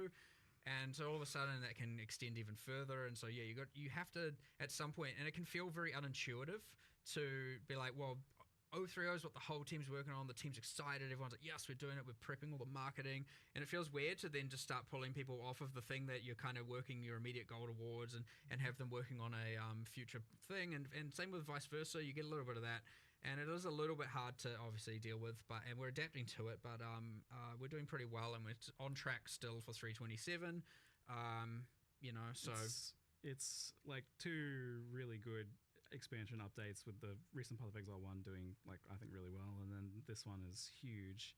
I hope that you guys can settle in, and this feels like a reasonable workload soon, because what isn't right it isn't this week, I can tell you that. No, seems people are going to need a bit of sleep soon, but we'll go down to the bottom of our Q&A doc if we can, and we'll just wrap up with a couple of the last random questions. And if you're watching live, the patch notes are out, so we'll try and get you over to them soon. But there's got a few random questions here. Divination cards coming to Path of Exile 2 soon, or is there like a plan for that, or no timeline, but they will be coming. Yeah. All right. Hot swapping between controller, mouse, and keyboard. Unfortunately, wasn't really. A bunch of work was put into it. So it sounds like it's getting close. It's getting closer, but it just unfortunately wasn't finished. Yeah, fair enough. In chance we get mercenaries in PoE2. Mercenaries are fun. I like them. Not anytime soon, I would say. Like, that's more of a แล้วตอนแรกผมนึกว่าแบบคลิปเล่นซ้ำนะเนี่ยไม่ใช่วะ They do like มันพูดมันถามคำถามใหม่กันเรื่อยๆเนี่ยเหมือนนั่งเลคเชอร์อะไรเนี่ย They have a lot of impact. โอ้แพทมันบ้ามาก Curses and utility and stuff like that. It's a big one. But did you like how they played out overall in PoE1? Well, I mean, as allies, like in many ways, yes. There's a few elements I don't like. Again, it's pretty weird. I don't know how much detail to go in talking about this when we're talking about PoE2 context, but there are some problems of. I don't like that you just end up putting uniques on them and it has like minimal consequence in terms of their survivability. I don't like some of the. I'm not entirely happy with the Doriani's prototype kind of situation. The combat with them itself, it's like you insta-die or they insta-die is often what happens. Not great. So that's the kind of thing where if we were to do it in PoE2, they wouldn't just be like recycled character skills and recycled character animations. It would be a lot more consideration. Well, even if it was, at least we have new animations. So you'd have a lot more telegraphing, a lot better fights. It'd feel like actual skill fights as opposed to just like, what is this ruckus going on right now? So there's ups and downs to it, and I'm not saying any of that will necessarily drastically change even within PoE1 or when, but there would be things I would want to do, because I would say the combat of fighting them in PoE1 is not meaningful. It's very much a like who dies first, and you don't even necessarily know why. So, But overall pretty fun. Like overall Yeah, pretty it cool. turned out way better Big than I expected, change. like, Like very cool. yeah, genuinely pretty happy with how it turned out. To be honest, just a few bits and pieces that need some improving for sure. Oh, cool thing. I wouldn't want to add them to PoE, something like that to PoE 2 that has such an impact on character Yeah. builds when we don't even have a good stability within the build diversity and the build structure. Like, Yes. I would say that kind of thing comes last thing you once need. you have, once you've figured your stuff out, you know what classes are at a baseline, then you can add a lot Yeah. more of that. Like, 8 years or so, maybe. yeah, well, hopefully not. Hopefully, we're not too far away from that being like in a much better state. But these things are endless, so yes, that's it. We'll see. Here's a funny question: can you sprint on a row mount? There's like the row sprint. So there actually was a plan for that, The but did it roller actually is get implemented? the roller is currently. โอ้ผมไม่ไหวแล้วว่ะ The roller is currently ว่าผมไปนอนแล้วว่ะ That's but- ปรับพังงกอยู่ but it slows down a little bit when you're shooting Yes, two. that's right. I เจอกัน remember พรุ่งนี้แล้วกันนะครับทุกคน Yes. เฮ้ยพรุ่งนี้อะไรวะ Okay. So it is inherently ตอนนี้มันก็ faster พรุ่งนี้แล้วนี่หว่า speed, but 6 โมงเช้าแล้ว backing on it, it slows down. เฮ้ยนั่งดูแพทมา4 ชั่วโมงบ้าวะเนี่ย Edited it so that it is more แม่ง competitive. Row is ไม่ fast. ไหวว่ะตอนแรกนึกว่าแบบสัก 2 ชั่วโมง Speak out of ยัง that. โอเค And then, สับพังงกไปประมาณ10 นาที uh, แม่งล่อไป3 ชั่วโมงยังไม่จบ when you're just running นี่แม่ง more comparable 4 ชั่วโมง skill used What the and fuck? stuff like that, yes. So it's just it's faster. That's all there is to it, เดี๋ยว really. เราค่อยมาสรุปกันพรุ่งนี้แล้วกัน With blink? ตรงนี้มันเป็นส่วนในส่วนของการถามตอบ เป็นในส่วนของอนาคตจะมีปรับปรุงอะไรประมาณนี้บ้างอ่ะ ผมไปพักก่อนแล้วกันทุกคน ไว้เจอกันครับ ไว้เจอกัน I Hello. feel like I was trying แต่ this จริงๆแม่งบิงโกไปแล้วนะ บิงโกที่เราทำไว้ and keep ผมไปแล้วไม่ไหว เจอกันทุกคน ฝันดีครับ ฝันดีครับ สำหรับใครที่ยัง into a sprint. อยู่ดูต่อก็โชคดีครับผมทุกคน If you ไปแล้วครับ hold down ฝันดีครับผม ฝันดีครับ it sprints, right? Isn't that how it works? Oh, in that regard. นอนก่อนวะไม่ไหวว่ะ Yeah, that's how it works. Yes. Yeah. Sorry, I thought you meant you were sprinting and then you blink. I